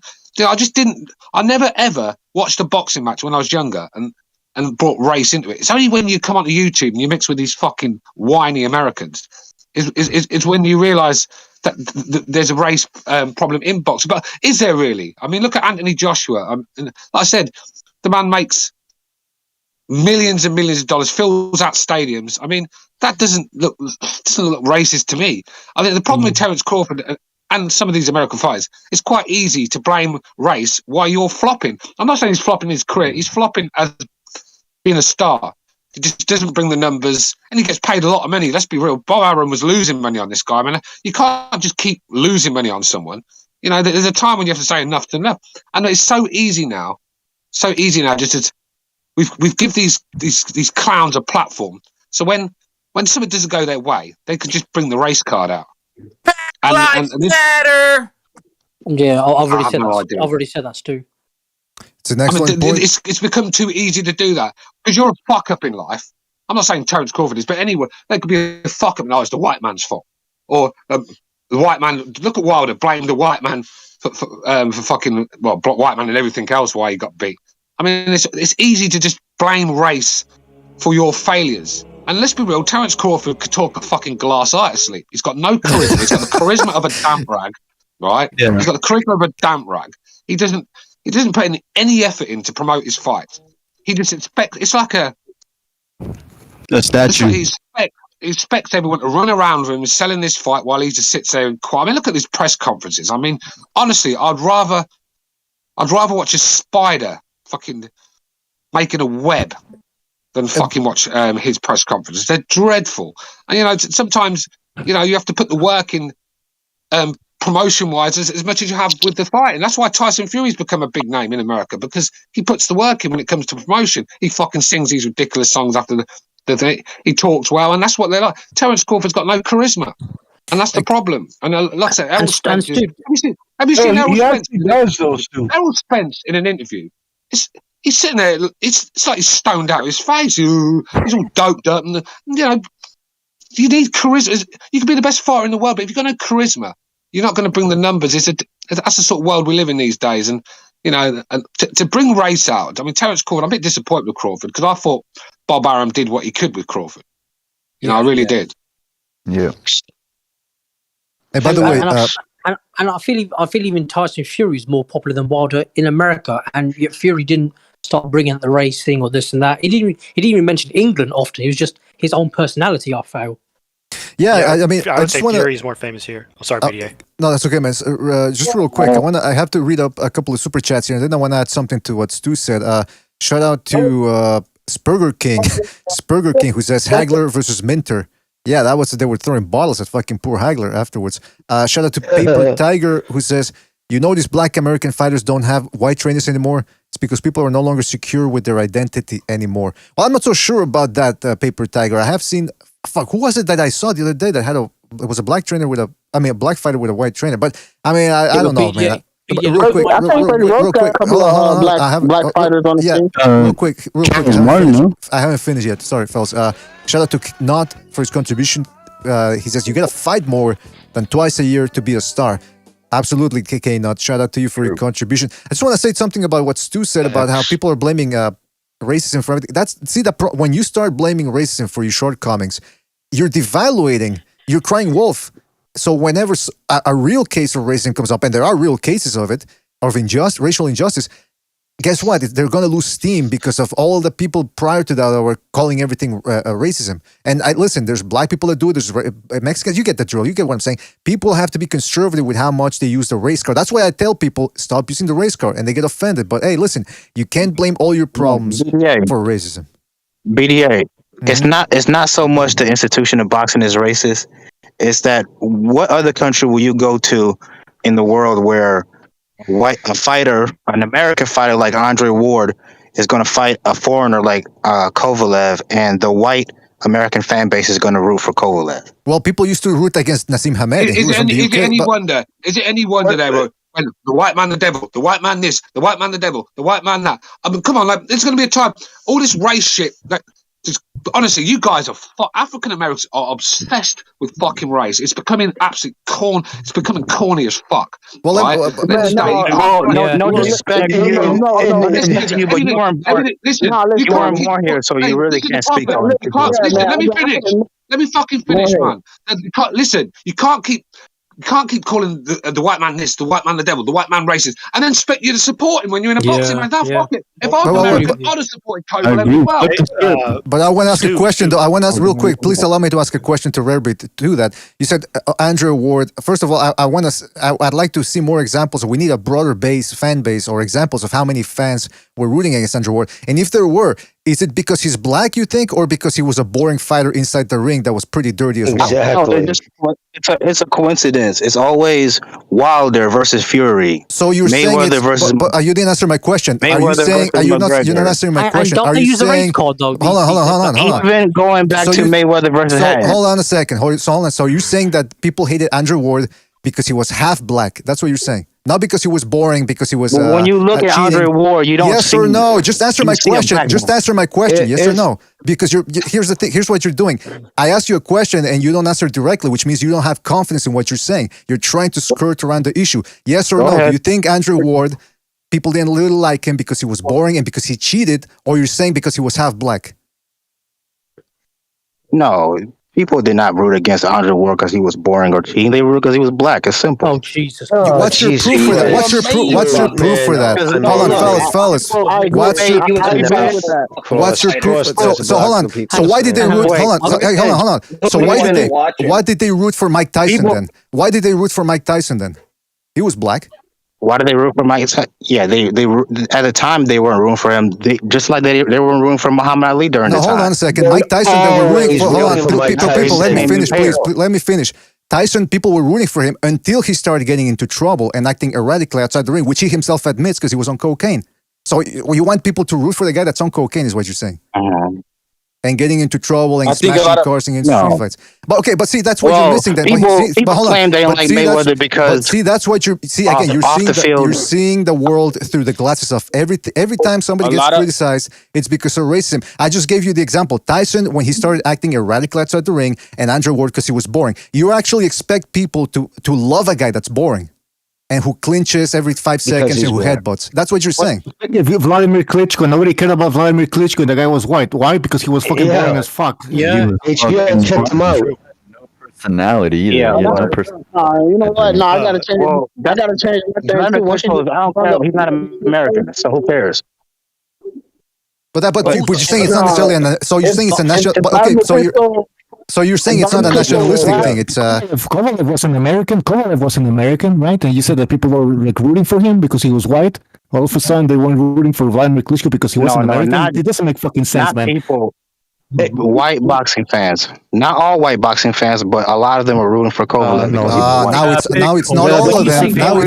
Wait. When you say white, I just want people to be honest. Look, if you want to root for Kovalev because he's a fellow white European, at least be honest about it. Don't try to dance around the topic. Hold on. Hey, fellas, hold on. Please, let me say something here. Hold on. See, hold on. We just brought up excellent points that debunk that whole racial thing. And instead you say, look, guys, if you want to root for the white guy, that's fine. So hold on. It's nothing to do with the fighters. It's nothing to do with the fight at all. It's the fans. No one hates Andre Ward. Andre Ward's a great bloke. Oh, he could fucking boring fighter. But why would anyone dislike Andre Ward? I don't like him. It's the fans that get behind him. You guys have made the fucking community toxic, and that's why everyone's rooting for the other guy. Simple as that. Yeah, but let's not skirt around the issue. I'm sorry, because I don't want to let this issue go. I don't want to let this issue go. See, that's why when he was making these statements, about the country being racist. I'm talking about Dirk Banks. He didn't. That's why he didn't want to commit, because if you commit, now you're under the microscope, and your statements just don't add up. Your statement is your argument is America is a racist country, and they will not root for a black guy. We just gave you examples that that's not true, and instead of saying, well, you know what, you guys have a good point, you said, look, if you guys want to root for the white guy, that's fine. So you started becoming sarcastic and ironic. You got no arguments to counter what we just said, man. I was on his side for a second. Chibi, let him talk. Chibi, let him talk. Just let the dude talk. Mike Tyson, the majority is for black African Americans. You cut so off. Like, who are you going to root against? You cut off. Dirk, you cut off. Other African Americans. The evil man. He's just evil. You're cutting off. Hold on, please, fellas, please. You're cutting off, Dirk. I can't hear what you're saying. You're on the move, obviously, and I can't. He was saying Mike Tyson was fighting other blacks, so therefore we had no choice but to support him. So he had no choice but to make $365 million. And majority of those, go look at the audience demographic. But you're saying they showed up in vast numbers because, well, fuck, he's fighting other black dudes. Listen, your arguments don't hold up. Everything BDA just said is true, dude. And when you argue that way, I'm not trying to be disrespectful, dude. I'm just gonna be straight up on. That's a feminine trait, dude, to do that. That's what girls do. They start fucking dip danning and fucking conflating and saying other things to dance people off it. Dude, if you can't stand on what you're saying, it doesn't make sense. It just doesn't make sense, bro. You can't like Mike Tyson because he fought a black guy. It tracks. Jimmy, this is what happens when Daddy's not around to teach you to be a man. When you've been brought up by your mother, you pick up her traits, being whiny and blaming and just like a little bitch. And that's what a lot of these guys are like, man. They're fucking whiny little fucks. And this is why I took a break from the boxing community, because I've got grown ass men, like granddads, I've got grandchildren and stuff, whining, the white man, get the fuck out of here, man. It's just a sport. End of the day. When I watch box, I've never ever once watched a fight and said, I want the white guy to win. I don't. I've never done it once. Well, that's never one. But I don't feel that way. Rematch. Don't get me wrong. If the black guy's a piece of shit and the white guy's all right, of course I'm gonna. It's the character. There's plenty of white fighters I don't like. You're the minority.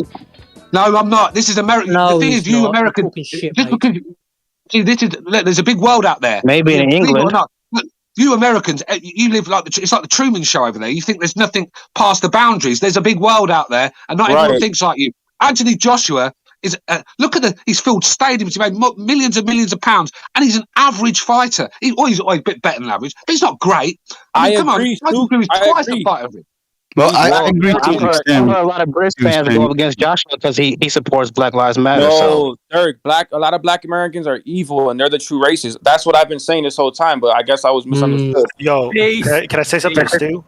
No, hold on, wait. I want to say, Anthony Joshua then started saying black people should not go to Indian businesses or white businesses. They should shop at black businesses. That's what fucked a lot of people off against Anthony Joshua. So let's not try and make it look like he's suddenly good guy. But even then it didn't really turn a lot. I mean, this is a guy that told Eddie Chambers, being part of the superior race. Well, he didn't look superior the other day when Usyk was bashing all over the fucking ring, did he? And can I just say one thing? Can I just say one thing to? I want to say something. I want to say something on that. I want to say something. I want to say something to Dirk. Dirk, I've noticed too. Every time we ask you for proof, you go, well, what about Andre Ward? Why didn't people root for him? Or what about this? Or what about that? You were asking us to give you the proof. You're the one that's saying that America's a racist country and they won't root for black athletes. You have to give us the proof, and that's why I was pressing you for direct answers, because if you really believe this, then you have to be direct. You have to be as open as possible and give us the proof. No, let's be real. You can't be real. You can't be If Tank Davis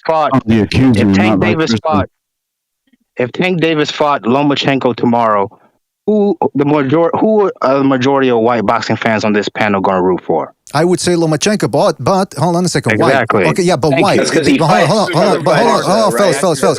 Tank is an exciting fighter too. Dirk. Hold on, fellas. Please, let me finish.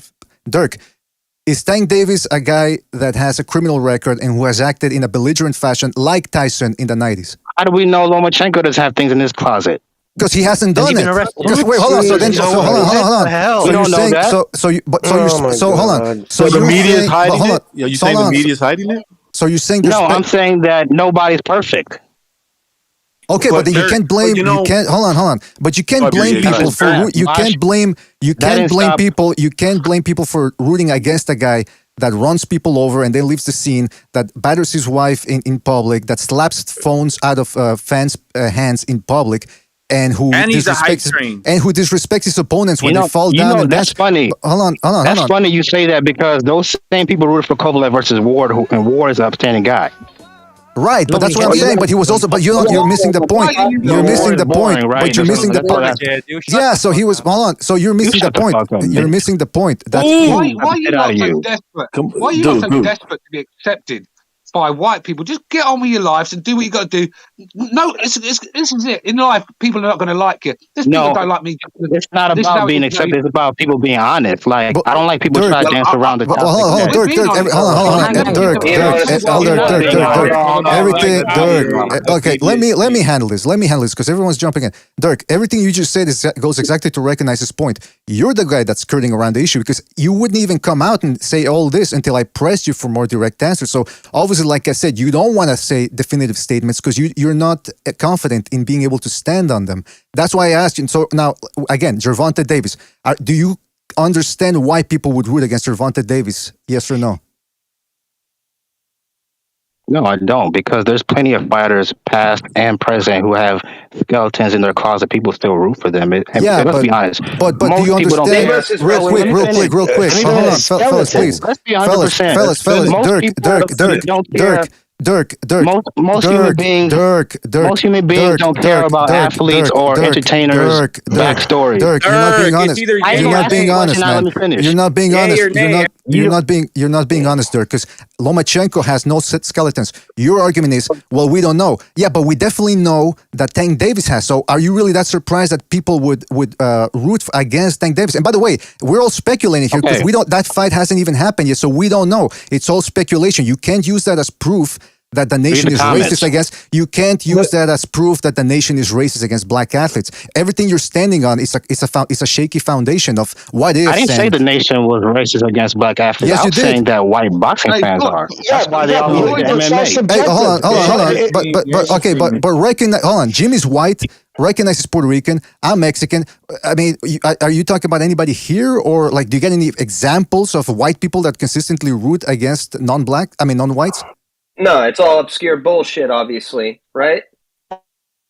Yeah, if America was so racist, if America is cutting out, bro. If America was so racist, how did Floyd Mayweather get away with conning a living for all them years, making all that money, action, stealing a fucking living? Yeah, appropriating Cinco de Mayo every fucking year, right? Yeah, jumping on the Mexicans. Only thing I can say, one thing I can say, America is very racist. Unbelievable. Yeah, okay. Yo. Of course it is. Black Jibby, man. I've been all over the world, bro. All over the world. I've been to every continent but Antarctica. I've been all over the planet. And let me tell you, dude, America is not racist, dude. You would lose your mind if you heard the shit that people say overseas about black people, brown people, let me ask. people, all Let of me them, ask. bro. Every Let me ask. Go to Japan. You'll get your ass handed to you. Let me ask. Go to Japan. Let me ask Dirk something. I want to ask. Yeah, go Dirk, to Japan. I want to Exactly, ask. Jimmy. I want to a ask. natural citizen in 10 I years. want to ask Dirk something direct, because I want to hear this now. You're claiming that white boxing fans are racist against blacks or non-whites. You didn't provide any proof. Now I'm curious: are you biased against white fighters? No, I'm not. But I do support black fighters. And now, if a fighter is good, I like him. I like Josh Taylor. He's my favorite fighter from the UK or Scotland, whichever you want to say. Okay, so now let me ask you this: when a fighter is an ass, Wait. fantastic. Okay. So if a white American fights a black guy from the UK, who do you support? I don't support the American. I supported Caleb Plant. Right, but now here's my question: why? What's it to you? What benefit do you get for supporting the American? What benefit do I get? Nothing. It's just natural to support your own countrymen. But I guess for some people it's not. But even if the guy's an ass, outside the ring. You don't care. It's all about, well, he shares the same nationality as me, so I have to root for the guy.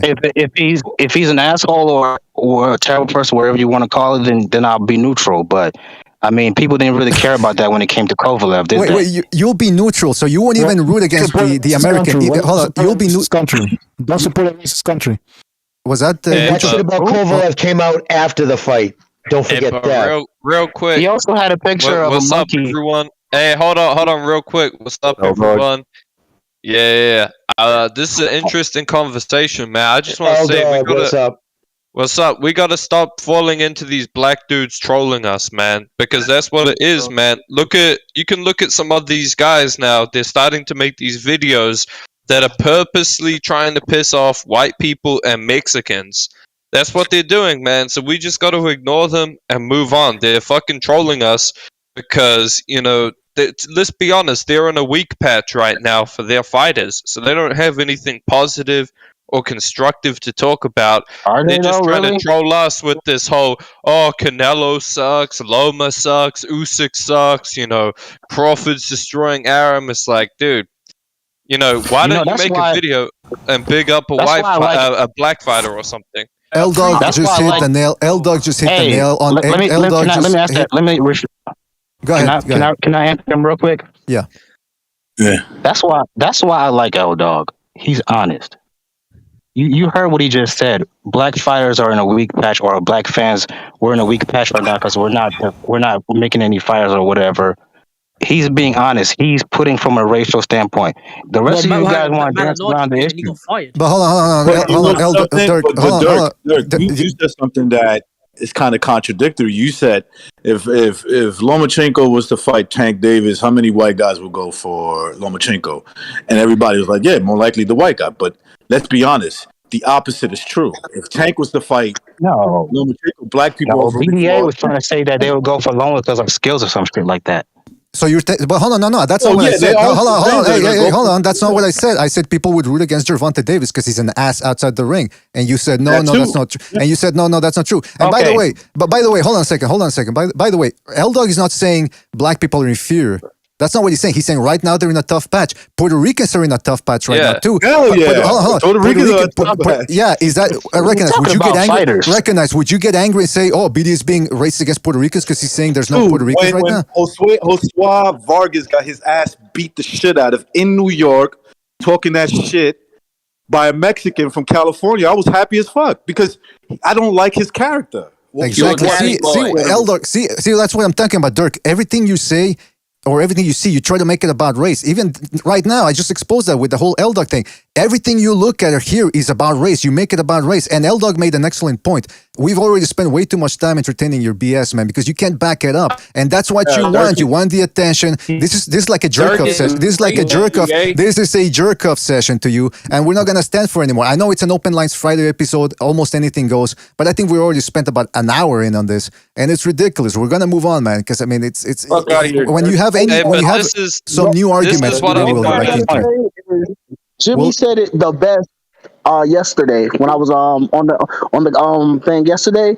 Life just isn't fair at the end of the day because it is a lot of, especially like it's a lot of freaking Cuban fighters and the Cubans fight their fucking asses off. Like I've never seen a bad Cuban in the ring, and it's just life just isn't fair. They're just not they're not showmen like Tyson Fury and Deontay Wilder were, and until they get that certain type of character, that's just what it is. Now, do I think America's racist? Very racist, but now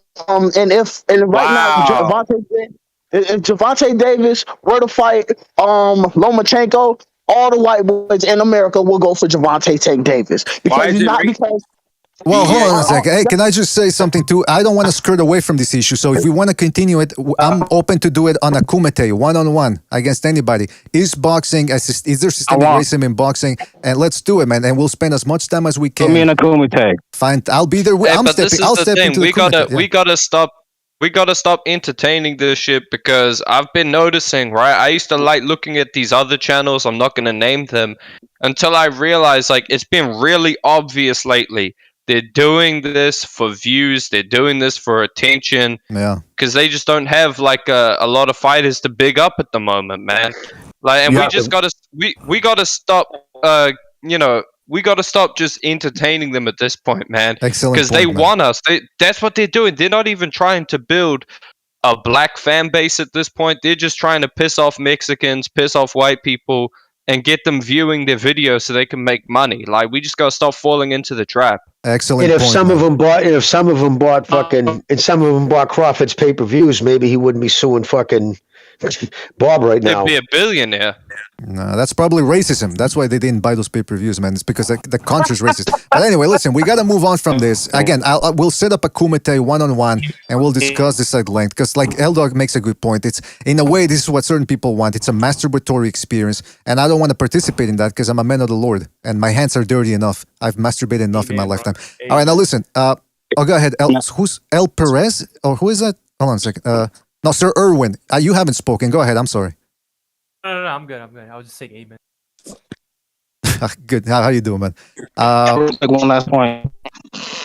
Yes. Yeah. Go ahead.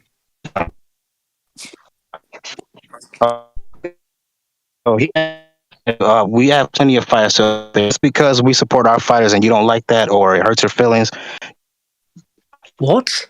Hey, hold on. You're cutting off, Dirk. Dirk, you're moving around and you're cutting off. I can't hear you, man.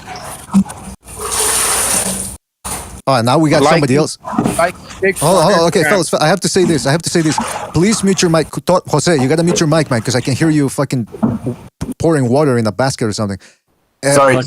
Dirk, I didn't hear what you said, Dirk, because you were cutting off. Let's try to see if the connection is better. Go ahead. Could you please repeat what you said? All right, he's what he said was, you guys, you don't like the fact that we support our people. And I heard that part, but I wanted to hear the whole statement around it. But wait, I'm not being funny. I think he's back. Go ahead, Dirk, because we can't hear you, man. The fuck, Dirk. All right, listen. Jump out and jump back in. Go ahead, Kenshiro. What are you gonna say? Well, I'm not being funny. I think black fighters, especially in the last 20 years, have had black privilege in the sense, and I'll quickly explain. The things they said prior to the boxing matches, like Bernard Hopkins, ain't no white boy gonna beat me. Wilder, I'm gonna kill a white man on Black History Month. Floyd Mayweather, when he made a sushi joke about Pacquiao. And I'm sure there've been others, and I'm sure, and I said, I'm not white myself, I'm sure if a white fighter said that, that fucker's career is over. Well, listen, at the end of the day, there's enough to go around. There's enough. A lot of these people have to put into context too. A lot of these fighters, listen, I'm not saying that just because you didn't go to college, you're an uneducated person. But a lot of these guys, this is all they've known: fighting, training in the ring. They're not exactly the best at public relations and knowing when to not speak. So when they say things, can you hear me now? Yes, Dirk. And Dirk, don't be conceited. Don't be passive aggressive. Just say what you gotta say, and don't say. I'm not being passive aggressive. I want to respond to L-Dog. So he kept saying that we don't have many fighters to big up or whatever. We have plenty. And last thing is, you notice how he said that he keeps going on these channels. Like, I mean, why are you so interested in black fighter people's channels anyways? Like, obviously you have some kind of obsession with our opinions. Like, hey, you're the one recording. You're on. But hold on, let L-Dog respond. Right. Let L-Dog respond. Let L-Dog. That he's accusing L-Dog of doing. I actually missed some of that. But why am I obsessed with your opinions? Sometimes I need a good laugh, man. Sometimes I need a good laugh to remind myself, about this white degenerate. Nah, it's you listen to these guys and it bigs yourself up because it's like, dude, maybe I'm not so retarded after all. Oh, come on. But listen, look at the end of the day, can I just say something? And I know I've talked a lot, but because this is a point that's very close and dear to my heart, is because, look, I'm a guy that's all about the boxing, except with rare exceptions like today where this subject was coming up on Twitter, message boards. I said, we got to address it. But at the end of the day, we're all about the boxing here, especially the regular panelists. We even do film analysis, and guess what? Sometimes the film analysis don't get as many numbers because people don't want boxing, they want drama. But even then, I tell people I'm about the boxing, and even then, people will still think that the BDA Boxing Debate Arena, these guys they're all white, they're all racist. First of all, how many white people are here? Jimmy, Stu, in terms of regular panelists, Chief, And that's it. Recognize Puerto Rico. So anyway, I'm not gonna I'm give white. you the whole. I'm white adjacent. I'm There white you go. adjacent. But the point is, what I'm trying to get at here, I'm not trying to just. I'm not trying. What I'm trying to say is, no matter if somebody already has an opinion of you, it's very hard to change it. So that's why, like L-Dog said, I don't even entertain that, the whole defending thing. If somebody wants to think that, fine. But I think our work speaks for itself here at the Boxing Debate Arena, that we really do try to fix it on the boxing. Say something, BDA? No, BDA, I just want to say, listen, this is one thing that it makes this channel so great, because you guys don't look at boxing as flat earthers. You know what I'm saying? You guys want to see the science behind everything what somebody got to say. Like the channel was so conservative. Like you guys say, show me the facts. So show me where the racism is, and then we can go ahead and get down on that point right then and there. And that's why most of the time when people come on, you know, on the Discord, usually you guys shut them down because they just come on the panel in their feelings about the whole situation, and that's the reason why your channel is going to eventually get real big soon. Like, Well, thank you, but I'm not looking to debunk people. If I disagree, I'll go ahead and do that. But how many points did we all agree on? Up till now, we were agreeing on most everything, and then just we hit one. We finally found one where we disagreed. But I'm not like I said. It'd be boring if everybody agreed. Exactly. There you go. So I'm not looking to. You go ahead, Stu. Yes. Can I just get in here with you, Ed? Yes. Listen, it's not a race thing. It's an American thing right now. And what I mean by that, Dillian White. Look how Dillian White has been trapped by the WBC. Now, as he once ever said, it's about race. He's never once said, it's because I'm a black dude. No, it's in the UK. Our fighters just don't do that. But in America, it's an easy option out when you're fouling to bring the numbers in, or fouling to be the star that you want to be. There's a lot of these entitled little brats that think they can just sit around and let everyone run around from promoting them, trying to make them stars. You have to do it yourself as well. Floyd Mayweather's clever. Floyd Mayweather made the money. He used Mexican. He fought on Mexican holidays. Always fought a Mexican, and he fought Latinos. He made it. He was so arrogant. White people tune in to see him get knocked the fuck out. That's why could Dirk call you racist and you can't reply? You can't respond to him calling you racist, and he'll say you're obsessed. But he could call you racist all day. Why is that? Well, let me say something. Who's that? Who called me racist? Can I just? Okay, let's do this. Let me read a couple of super chats, and then I'll shut up and I'll let you guys go ahead. All right? Because I know I've talked enough. Shout out to Ed Perez for his contribution with the super chat. He says many blacks started to hate Latinos when Abel Sanchez and Triple G popularized Mexican style. And then you have Canelo breaking records and selling out arenas and the biggest pay-per-view events in the pandemic. All right, shout out to Ed Perez for. Hold on, real quick. Let me just. Many Mexicans started hating blacks when Let me just finish reading the super chats. So let him finish, and then we can respond. Yeah, let me finish reading the super chats. Right. Shout out to Chris K for his contribution with the super chat. Says, what black champs or top 10 fighters are 168 or 175 pounds? All right, that's Chris K, aka Under Asian. All right, I'll shut up, guys. Try to keep it civil because I'm gonna have to go to for 5 minutes. So try to keep it civil. Don't talk over each other. Go ahead. My question is, why can black people call you racist, but if you respond and like just a simple video like this, say whatever you want. You can say whatever you want. I don't have to accept it though. You know what I'm saying? That's what I'm saying. Recognize. Nobody cares. Dirk said PDA is obsessed or whatever. How are you obsessed? If you look on the dark web, you can see Mexicans killing Mexicans. You won't ever see Mexicans. You can see Mexicans killing Mexicans in America. You can see all people killing each other. I agree with you. This is my point. Look. On the West Coast. No, it's actually my point. My point is that racism is not as big as you think. If you look at every racial, hold on. If you look at every racial group, they kill each other the most. That's what I was just saying. They all kill each other. Exactly. That's what I was saying, bro. You will see videos online. So racism is not as bad as people make it out to be. That's what I'm saying. And that's how people should really. There's double standards. There's double standards for black people. That's what I'm saying. There's double standards for white people. What are you talking about? There's double standards for white people too. There's double standards for everybody. What world do you live in? Not really. No, a white person cannot say publicly making his comment not even white, he's a Mexican. A white person in public can never say and run for office, I represent white interests.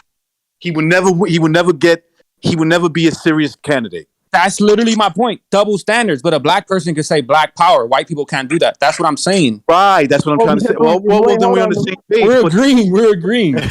Yeah, I agree with you. No, I'm sorry. I apologize. I agree with you. Can I reply to Stu? Yeah, go ahead. Okay, gotcha. I just didn't want to talk anymore. Stu, I like answering Stu's question because he's kind of the outside looking in. I'm from the South, right? And I think another big reason race is brought up so much all the time is like, especially here in the South, is because that is the foundational myth of the United States is the Civil War. So right off the bat, like our entire identity is based off of like the struggle between blacks and white people. That's the way it's written, right? So that everybody, like if they have a problem, they're going to default back to that. It's like, oh no, the evil white man is after me, right? And white guys are all torn up about it because white people literally shed blood over this topic. You know what I'm saying? So it's like it's in everything. It's in everything because the evil white man has killed and slaughtered white people, like over this exact issue. Yeah, When you look at these race hustlers in America making millions of dollars for race hustling, what's the first thing they do when they make that money? They move next to white people. I mean, you can make this bad. Yeah, exactly. You know what they do? Hold on. Okay, They look, ditch their black girlfriend for a white girlfriend. Look, you gotta look at it like this too. Okay, the reason why they rather move over there where the white people is because where the black people at. First off, the black people might have been there for years and years. So, in a cultural standpoint, they see this black dude coming up. So the other black dude gonna be like, okay, well, fuck that. Let me go ahead and rob him and call it a day. You feel? And then that's just what people do. Now, and then I was even gonna say, because like I said, I've been in the Midwest, Chicago, and I've been in the South. I'm in South Florida right now. So, and we can't say that America is not racist when we have millions, maybe not millions, but hundreds of thousands of videos of these things happening in America. How you doing? What things? You know. What things, brother? No, I'm asking. I'm not trying to catch you at I'm asking what things. Like with the police beating up on African Americans and whatnot. Like we see it all the time. Okay, real quick. Let me just. Do you know in the last 5 years, every year for the last 5 years, more unarmed white men have been shot and killed by police than black. That's true. Did you know that? What about percentages? Listen, I do not know that, and statistically speaking, that could be true. But right here in South Florida, like literally, my homeboy, he had a little brother, 13 years old, riding a 4-wheeler, and the police thought he was somebody else. You know what I'm saying? And they shot him right off the 4-wheeler because he just looked like the African American that I thought he was. Like right, at the end of the day, racism is still here. You know what I'm saying? It's like I see it all the time. I live in the hood. I see it all the time. Was the cop who shot him white, or was it sometimes a cop of? And listen, I'm right with you. I think cops shoot way too quick and way too many bullets. They just keep shooting. Whatever. I don't want to get into that. But what I'm saying, dude.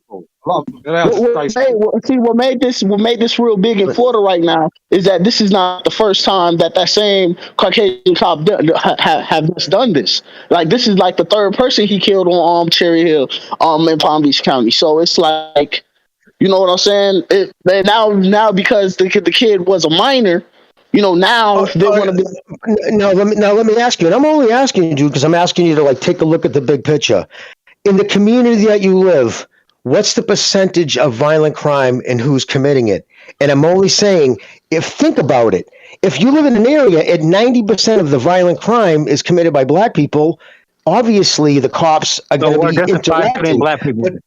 I'm just saying. So if there's a high violent crime area, you're going to have higher incidents of interactions in a violent way with police.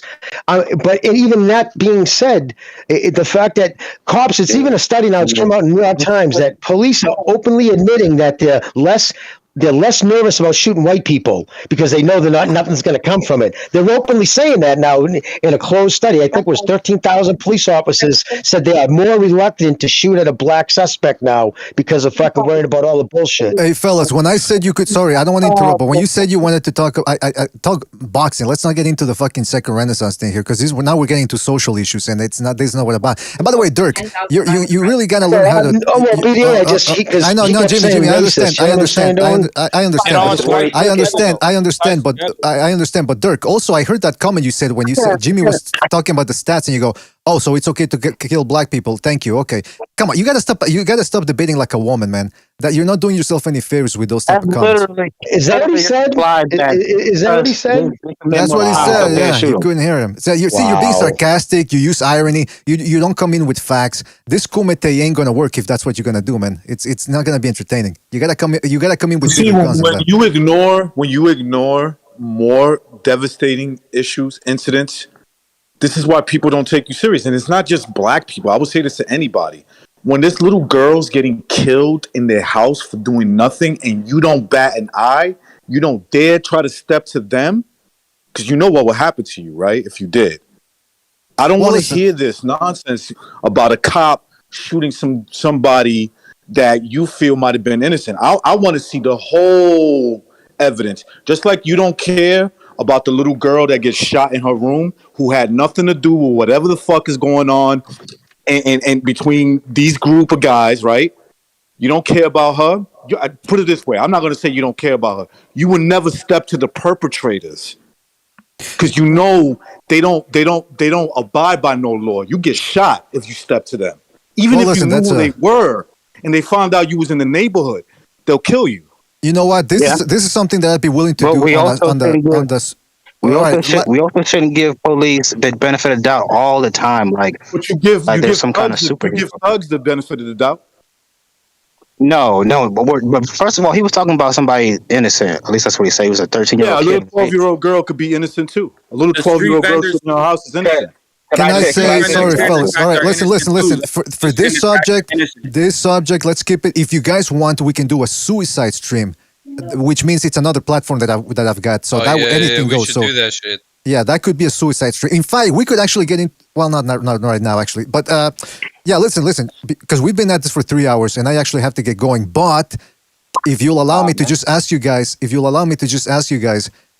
to end it on this subject, because I heard this on Recognizes stream. Tyson Fury. I'm getting sick and tired of this guy. I know maybe he'll end up fighting his mandatory, maybe he won't, but it just seems like this guy doesn't want to fight any mandatories. What do you guys think about him? It's just a weirdo. I agree. He's just a weirdo. It's money, though. He's going to retire. Yeah, he's an emotional weirdo. I'm sorry to say. If you're a Tyson Fury fan, I get it. That's cool. I like him too in a way. But come on. He's just a whack job. You know, that's all he is. I'm Tyson Fury'd out. You know what I mean? Same here. I know how I feel about Tyson Fury. He's over here taking shots at Joshua, taking bigger shots at Usyk, calling him a steroid user. Like, dude, you're the last person that should talk, man. Hey, I'm gonna keep it real. I was never a Tyson Fury fan. I was just a Deontay Wilder hater. Right. And I get it. I'm with L-Dog, bro. Like, it was like, for me, it was like, you know, Tyson Fury is trash, but at least he can beat Wilder and get rid of that guy. I agree. But now that's over with, right? And we're trying to move on. This dude is uncertain, right? Look, he already beat Wilder, so it's like I'm not trying to beat up on a dead horse. You know what I'm saying? He already proved that. He fought him 3 freaking times, and he already beat him. He already beat him twice. You know what I'm saying? The third one. Yeah, so it's over with for me. Really, all 3 times. Technically 3, but yeah. Yeah, I mean, whatever. I think he beat him 3 times, but technically he beat him 3 times. But officially, he beat him twice, and he beat him by knockout, devastating knockout. So I'm not just going to give him that and say, well, you know, because Tyson Fury beat Wilder twice. Him talking this weirdo shit.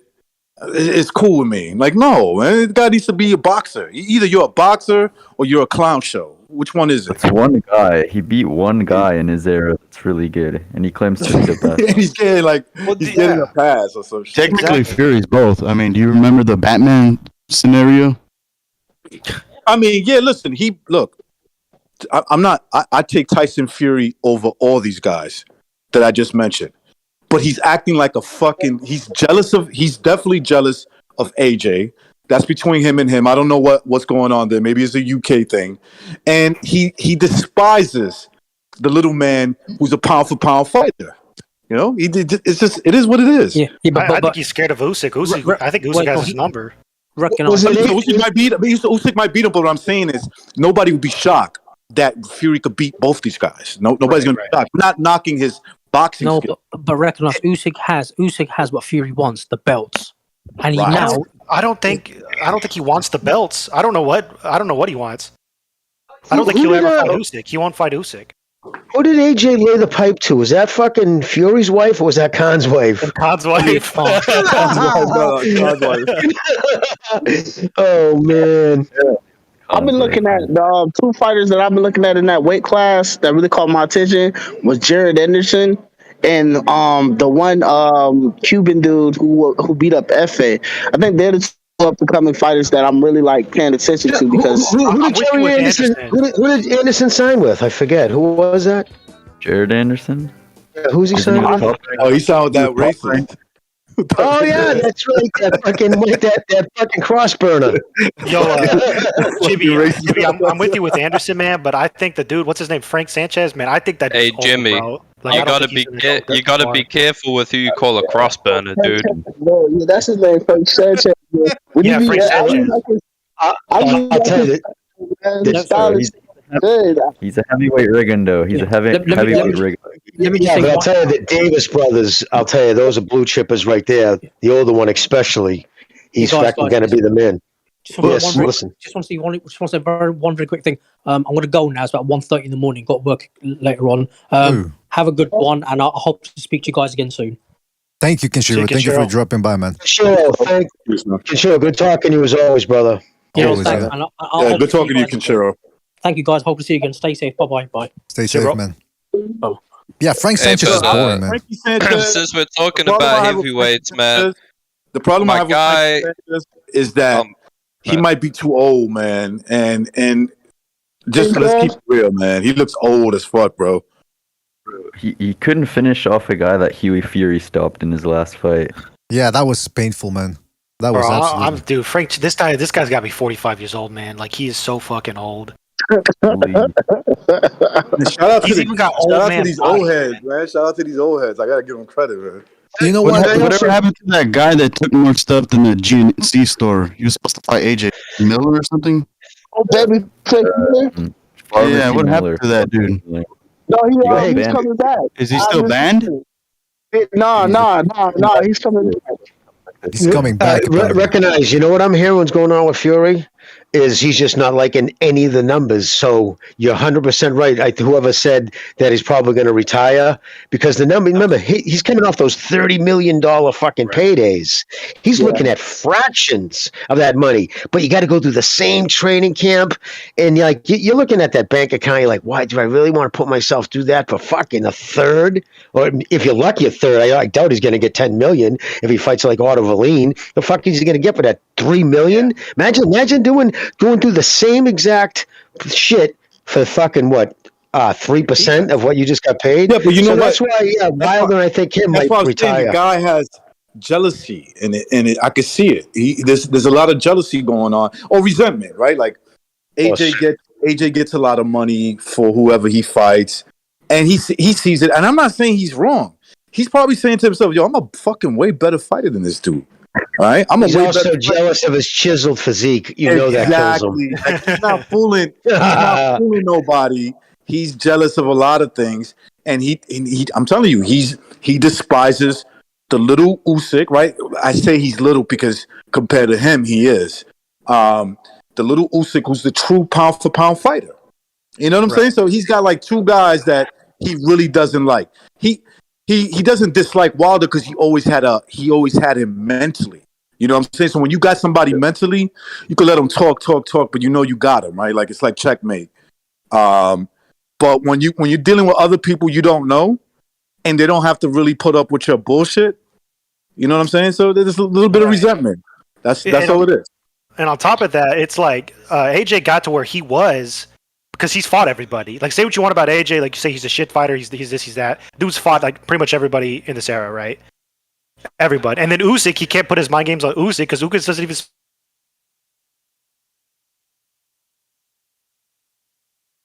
Actually sounds. He's not gonna. Yeah. Yeah. He's not gonna. He's not gonna let that shit get to him. He'll laugh and just do one of his wacko dances. Seriously, he don't give a fuck. You know what I mean? He really don't. He's a crazy motherfucker. So look at what you're saying. Listen to what you guys are saying, right? On steroids. You got AJ. So Tyson Fury sells himself. I'll fight anybody. This and this and that. I could beat anybody. All right, so I'll fight anybody. Let's take that. Well, the person that his counterpart in England, he literally fights everybody.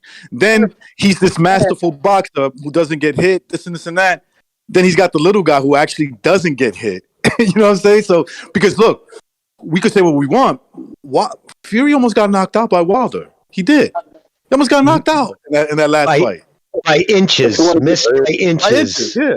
I feel like that count was pretty long, if you ask me. No, I counted. Look, the count. I already checked that out, and it was just Wilder made a mistake, bro. And not only that, Wilder was still hurt, bro. He was still hurt. Fury was fine because you saw him beat him up like the minute the fourth round rang. You know what I'm saying? But look, he still almost got knocked out. I don't give a fuck what anybody says. Like, his defense is not as great as people make it out to be. Wilder didn't catch him with a special punch. Wilder did the 1-2 on him as he was coming in. Yeah, he wasn't. His head wasn't moving. He wasn't doing hit those feints stopped real quick, and he was just lucky. He was literally lucky. They were missing by inches. But the long count, Chibi, man. I thought we went over this, brother, man. Don't go having that short-term memory loss. Listen, that was because when a referee, it's within his discretion to stop a count and tell a fighter to get into his corner and then resume the count. That's the rule. Yeah. So if you don't go to the corner, I'm supposed to stop the count and tell you, yo, go to the neutral corner. You go to the neutral corner. As soon as you do that, I don't talking about why to get up, man. Well, at least you're being honest about that. But can I just say something real quick? Shout out to Chris K for his contribution with the Super J. He says, I'm mixed white Japanese repping Tokyo Berlin axis. Oh, come on. He used to say he was American Japanese. Now he's German. All right. Shout out to, thank you, Chris K, for your contribution. And shout out to OG Boogie, the original, for his contribution with the Super Chat. He says, BDA, I'm going to say, let's go, Brandon. Come on, man. You can't end the show now. Well, we haven't ended the show yet. We still got like 15 minutes to go. So going back to the Fury thing. So you guys are all in agreement that the guy's sort of losing steam with the fans. Yeah. I think physically his body is starting to fail him. Yeah. They all say he's got a bad camp, yada, yada, yada. And I'm sure that was a part of it. But like, this dude's abused his body. He's an alcoholic. He's always on drugs. Every time you see this guy, he looks drugged out. He balloons constantly in weight. Like, he can't keep this up. And don't be surprised if these guys antidepressants. Exactly. Sorry. Oh, I was going to say antidepressants can make you blow up in weight. Some people react that way to them. But and another thing, I personally think he's hanging around for the biggest fight financially he can make. I think White scares him because White can knock him out. He absolutely has the power to knock him out. So, you know what I mean? Yeah, it doesn't take much to knock him down even, And here's another thing. Look, somebody brought up that he takes antidepressants, right? Trust me, like, I've met people who are on that shit. They become haters. They're like natural haters. So like, especially of people who don't need it, they're like, they almost see you like, what the fuck is wrong with you? Like, why you so happy? Like, every time you see fucking AJ win or lose, you gotta fucking smile because he's getting money and he's getting a lot of pussy. Okay, that's why the boy's happy. And then you got Usyk. Usyk is just like, shit. That dude just loves. Fantastic wife.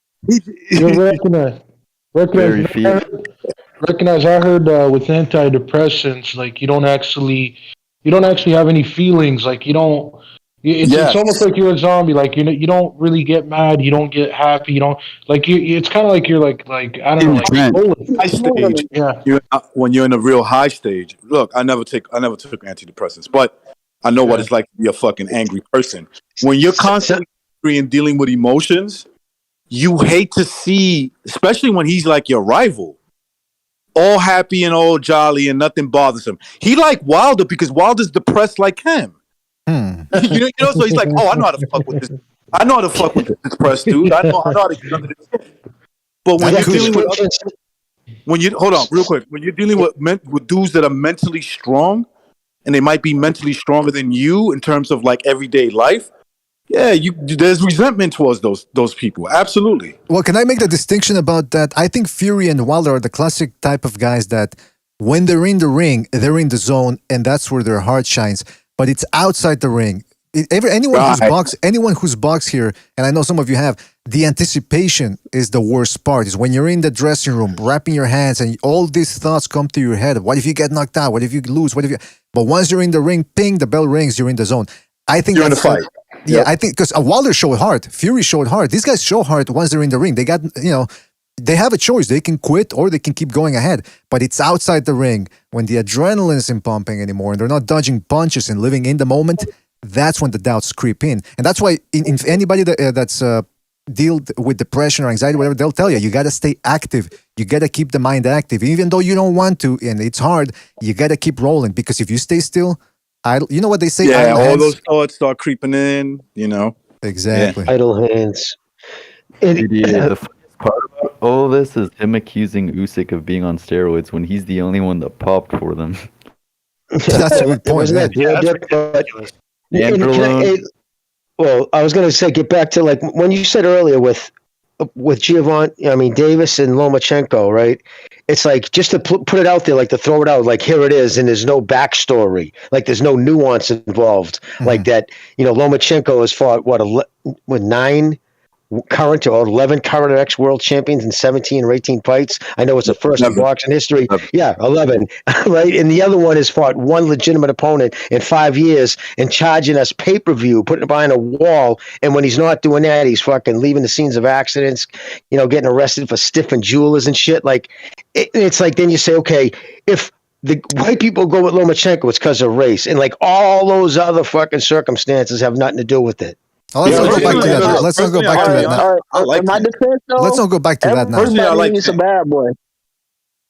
Well, there you go. I mean, that's fine, and that's fine. See, you know what? I don't really have a big problem with that because boxing does need bad guys. It drives the sport. We can, I've often said that I don't really like people that talk too much in press conferences. But guess what? You need a couple of those people to sell fights and to make the sport go around. It is entertaining to a certain degree. So I can't judge too many people But I mean, if you have to be honest and admit that the person is an asshole, at least give me that. You know what I mean? Yeah.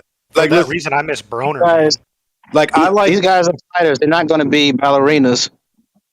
Exactly. That's what I'm saying. That's what I'm saying. A lot of them come from. You're dealing with fighters. You're gonna meet all types. You're gonna meet all types. Yeah. And especially guys that come from the disadvantaged backgrounds. They're not going to be. This is what I mean. Like what with Tank Davis.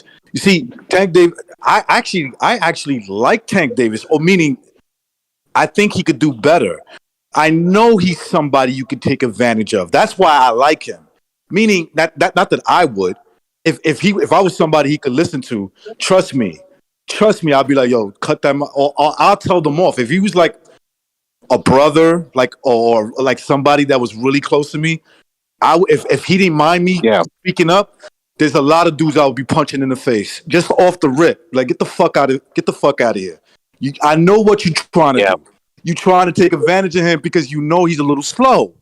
You know that. Yeah. Okay? So you know he's a little slow. You know he's a little bit emotional because of that, and you're taking advantage of him. But I don't have, obviously he doesn't have somebody like that. Maybe he does. I don't know. But it's hard for me to say. But I can't blame nobody for not liking him. They don't know his type. They never met a guy like that. I've met plenty of people like him. Well, the thing is, a lot of people like Tank, actually. I didn't like him. I said, who is he even fighting? I mean, I said, I want him to get in the ring with this guy, that guy. Only when I start liking him is the moment when Ryan Garcia caught anxiety thinking about getting knocked out by him. And ever since that day, I became a fan. Yeah, that's Ryan Garcia is another dude that's from the Tyson Fury school of let me bring up mental issues so that people have sympathy for me. I just like Ryan Garcia is just a guy I don't like. Period. Like that's the guy I that like Ryan Garcia. Shout out to Ryan Garcia. you could like there's two types of Ryan fighters. Garcia is in my top 3 lightweights. Number 1 is Loma, number 2 is Cambosis, and number 3 is Ryan. Nah, man, I can't. I thought he was great, man. Especially because you know what? That's what. That's the thing about champions. I love when a champion gets knocked down and get back up and win the fight. I love that. You know. And then when he done with the fight, he called out Devontae Tank Davis. I was like, this dude is lit. Like this is the man. You know what I'm saying? And then when he called anxiety, I was like, oh, this nigga is straight. He caught anxiety because he spoke too fast. That's why. Hey, can I ask? The thing about Tank is Garcia's going to fight next. And, and when it comes to Tank, one of the reasons I pulled for him in the beginning was because of his backstory. I read about him, early on before the Pedraza fight. That kid had honestly about as horrible a childhood as a kid could have, like fucking nightmarish childhood. So I wanted the kid to fucking do good, not make all the silly mistakes. And it would make the silly mistakes because of his past, right? He's gonna have a lot of demons and act out, whatever. But fuck me, dude. At least fight somebody. You know what I mean? Fight somebody. Don't listen to these assholes, because remember, these dudes are putting him on pay-per-view because they can make a little extra scratch off him. So they don't care that destroying his legacy, not letting him get to his potential, because steel sharpens steel. When you fight dudes that you go in 12-1 underdogs, you put up those type of performances he did against Cruz, because he's not motivated, because he knows deep down in his soul he's so much better than these dudes. I'm just saying. Jimmy, you notice that he's not hanging around with Adrian Broner anymore. He cut him off. So that's an improvement. Broner was hitting him up for a lot of money. That had a lot to do with finance. Broner was fucking hitting him up, I heard, for a lot of money. Whoa. Like calling him up every week for money. Man, that sucks for Also, Broner. there's two types of fighters. There's guys like Usyk and Lomachenko, those type of guys who just love to fight and are like fighting for legacy. But I think Tank, I don't think he loves the sport. He's just really good at it, and he wants to make as much money as possible and then get out. That's interesting. Yeah, maybe. Yeah, I mean, he's been kind of talked into that way. Most guys will, from what I understand, most guys will do it for them. At the professional ranks, people want to get paid. I mean, it is for a legacy, but at the end of the day, right, they don't want to do it for free. This ain't the amateurs. But I also wanted to ask, L-Dog wanted to bring something up, and I think it's a good point to get to it. L-Dog, I know you've been a supporter of Hrgovic, and I know you've been critical of him this past couple of days. But isn't he, correct me if I'm wrong, but isn't this a clear case now of people actually ducking him when they offer the fights and a lot of people turn them down? Or what's going on with that? Can you clarify what the... Yeah, well, is racism. Oh, come on. Seriously, man, what the fuck? Well, on a serious note, yeah, a lot of people ducked him, but he got the fight against, he's going to have negotiations with Tony Yoka, so hopefully that fight happens, man. That's a good fucking fight. That's a rematch from the amateurs. They fought 3 times. I think 2 of them ended in split decision wins for Yoka, and one of them was a UD for Hrgovic. So it should be a good fight. Yo, BDA, can I say something? I've been waiting. Absolutely. Go ahead, Felipe. I think it's Felipe who said that. Go ahead, Fighter Spirit.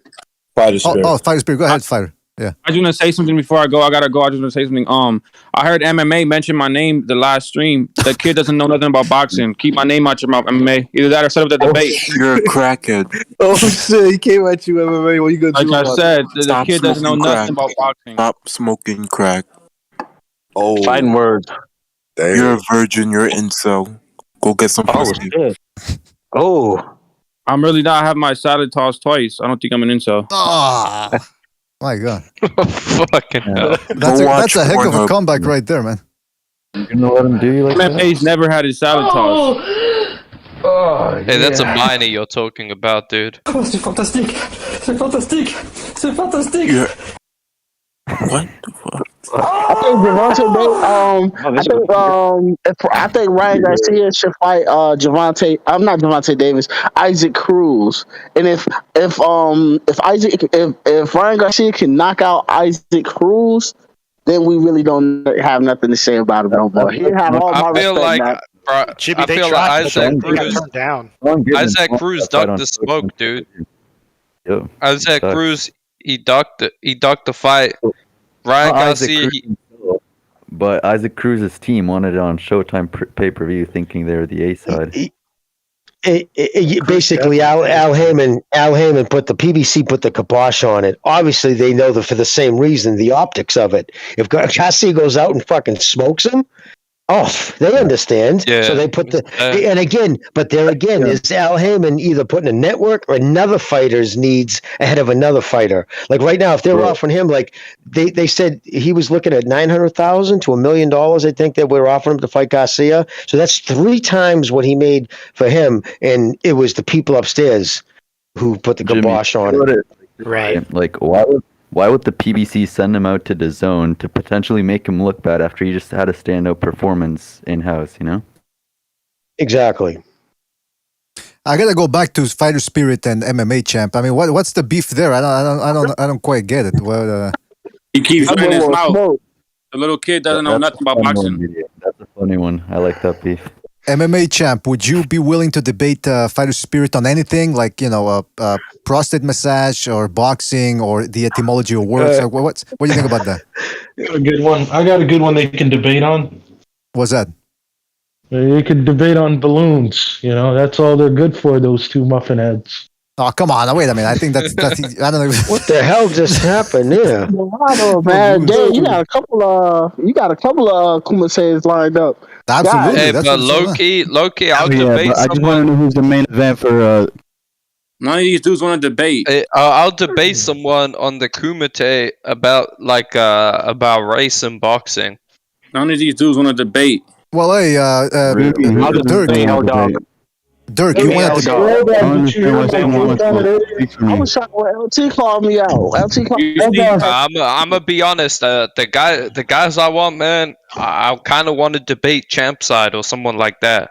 Oh, they're not gonna come. He's not gonna come here, man. You see MMA running hot, scared. L-Dog.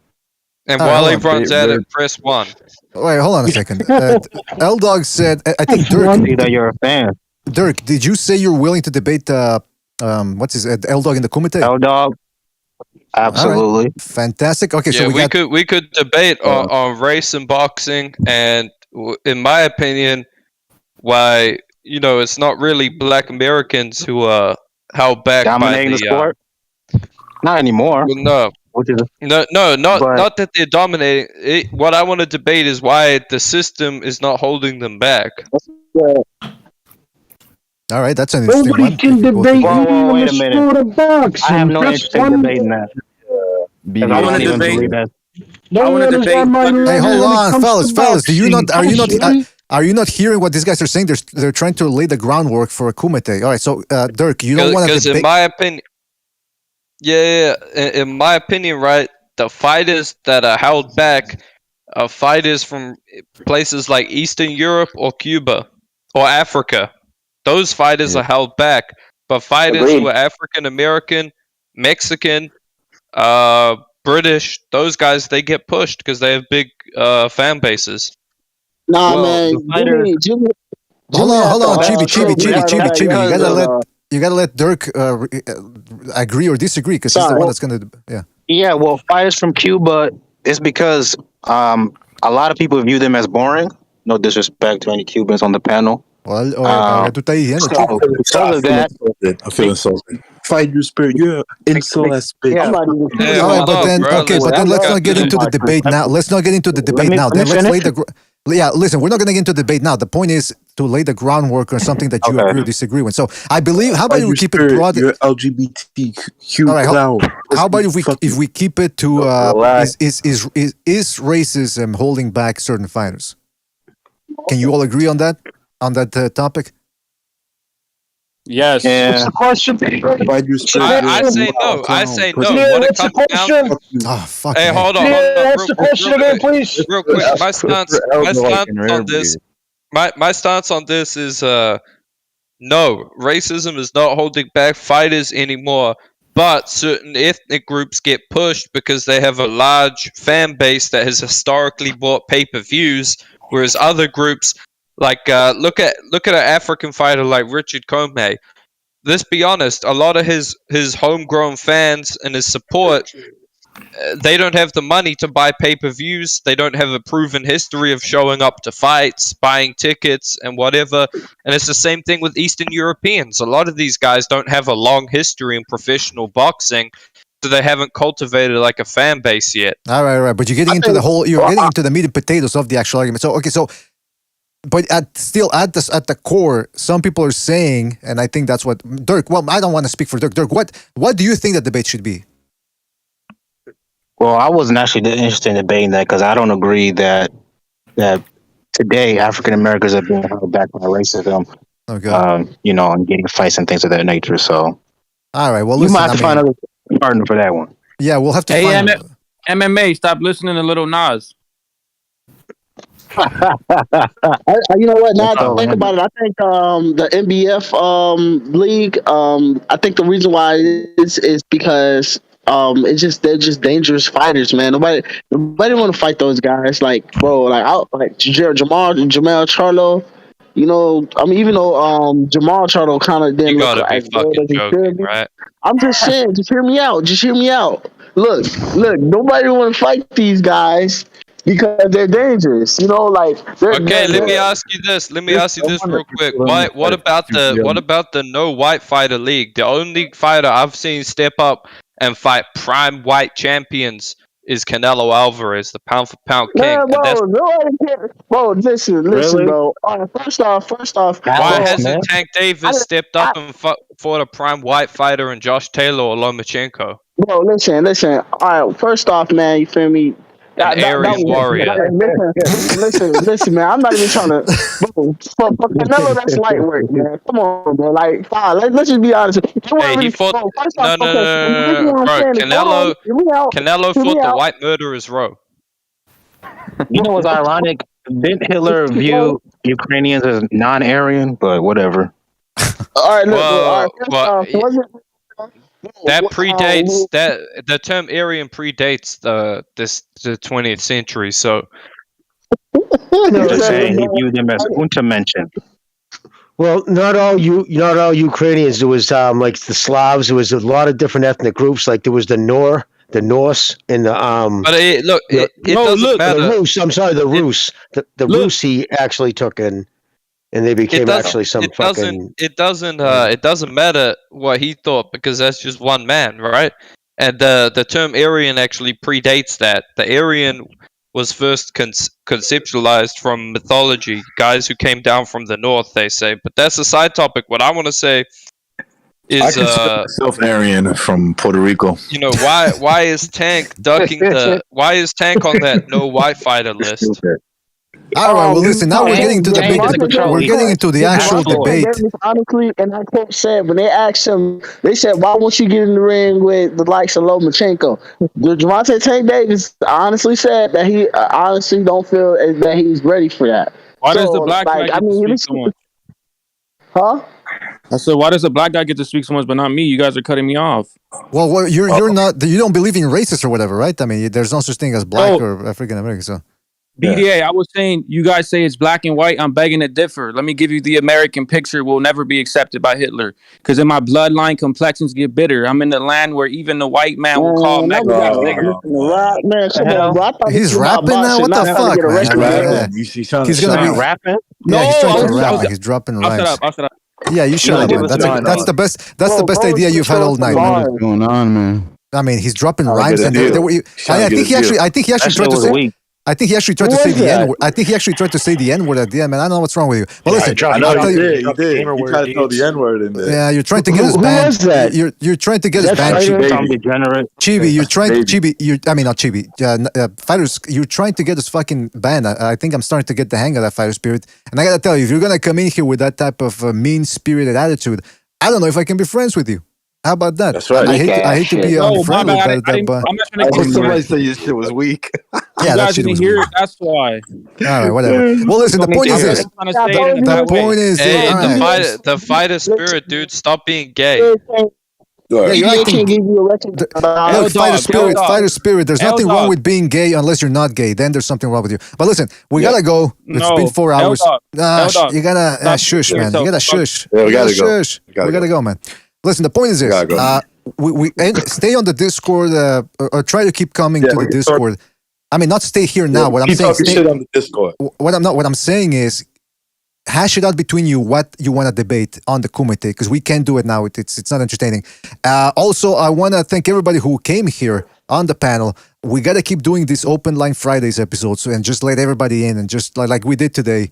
And we'll try to be a little bit more mindful about how we let other people speak, because I know everyone wants to speak, and I know I talked a lot, so I do apologize for that. But we'll only get. I didn't say nothing crazy or racist. Would you fucking shut the fuck up, man? What's the matter with you? Jeez Louise. Listen, the point is, we're going to keep doing this, so you're going to have your say. So shout out to everybody that joined the panel, everybody that was in the chat, and we're going to go. I'm going to do a butcher where you're not even going to know if we're off the air or on the air. I'm just going to fucking end it. So shout out to everybody. Shout out to everybody in the chat room. Don Ramon Champ, Eparokua, Brandon Lee. Hit the like. Montezuma, Paja, Yellow and White Boxing, KO, Eparokua, Grievous, Jarvis, Baker, Montezuma, and everybody else. You guys know who you are. Thank you for joining us. Catch you on the next one. And you never know. If I do a second Renaissance, I'll announce it 3 hours beforehand so everybody knows. All right? So shout out to you fellas. Take it easy. And do the second Renaissance. Yeah, we'll see you on the next one. Take it easy.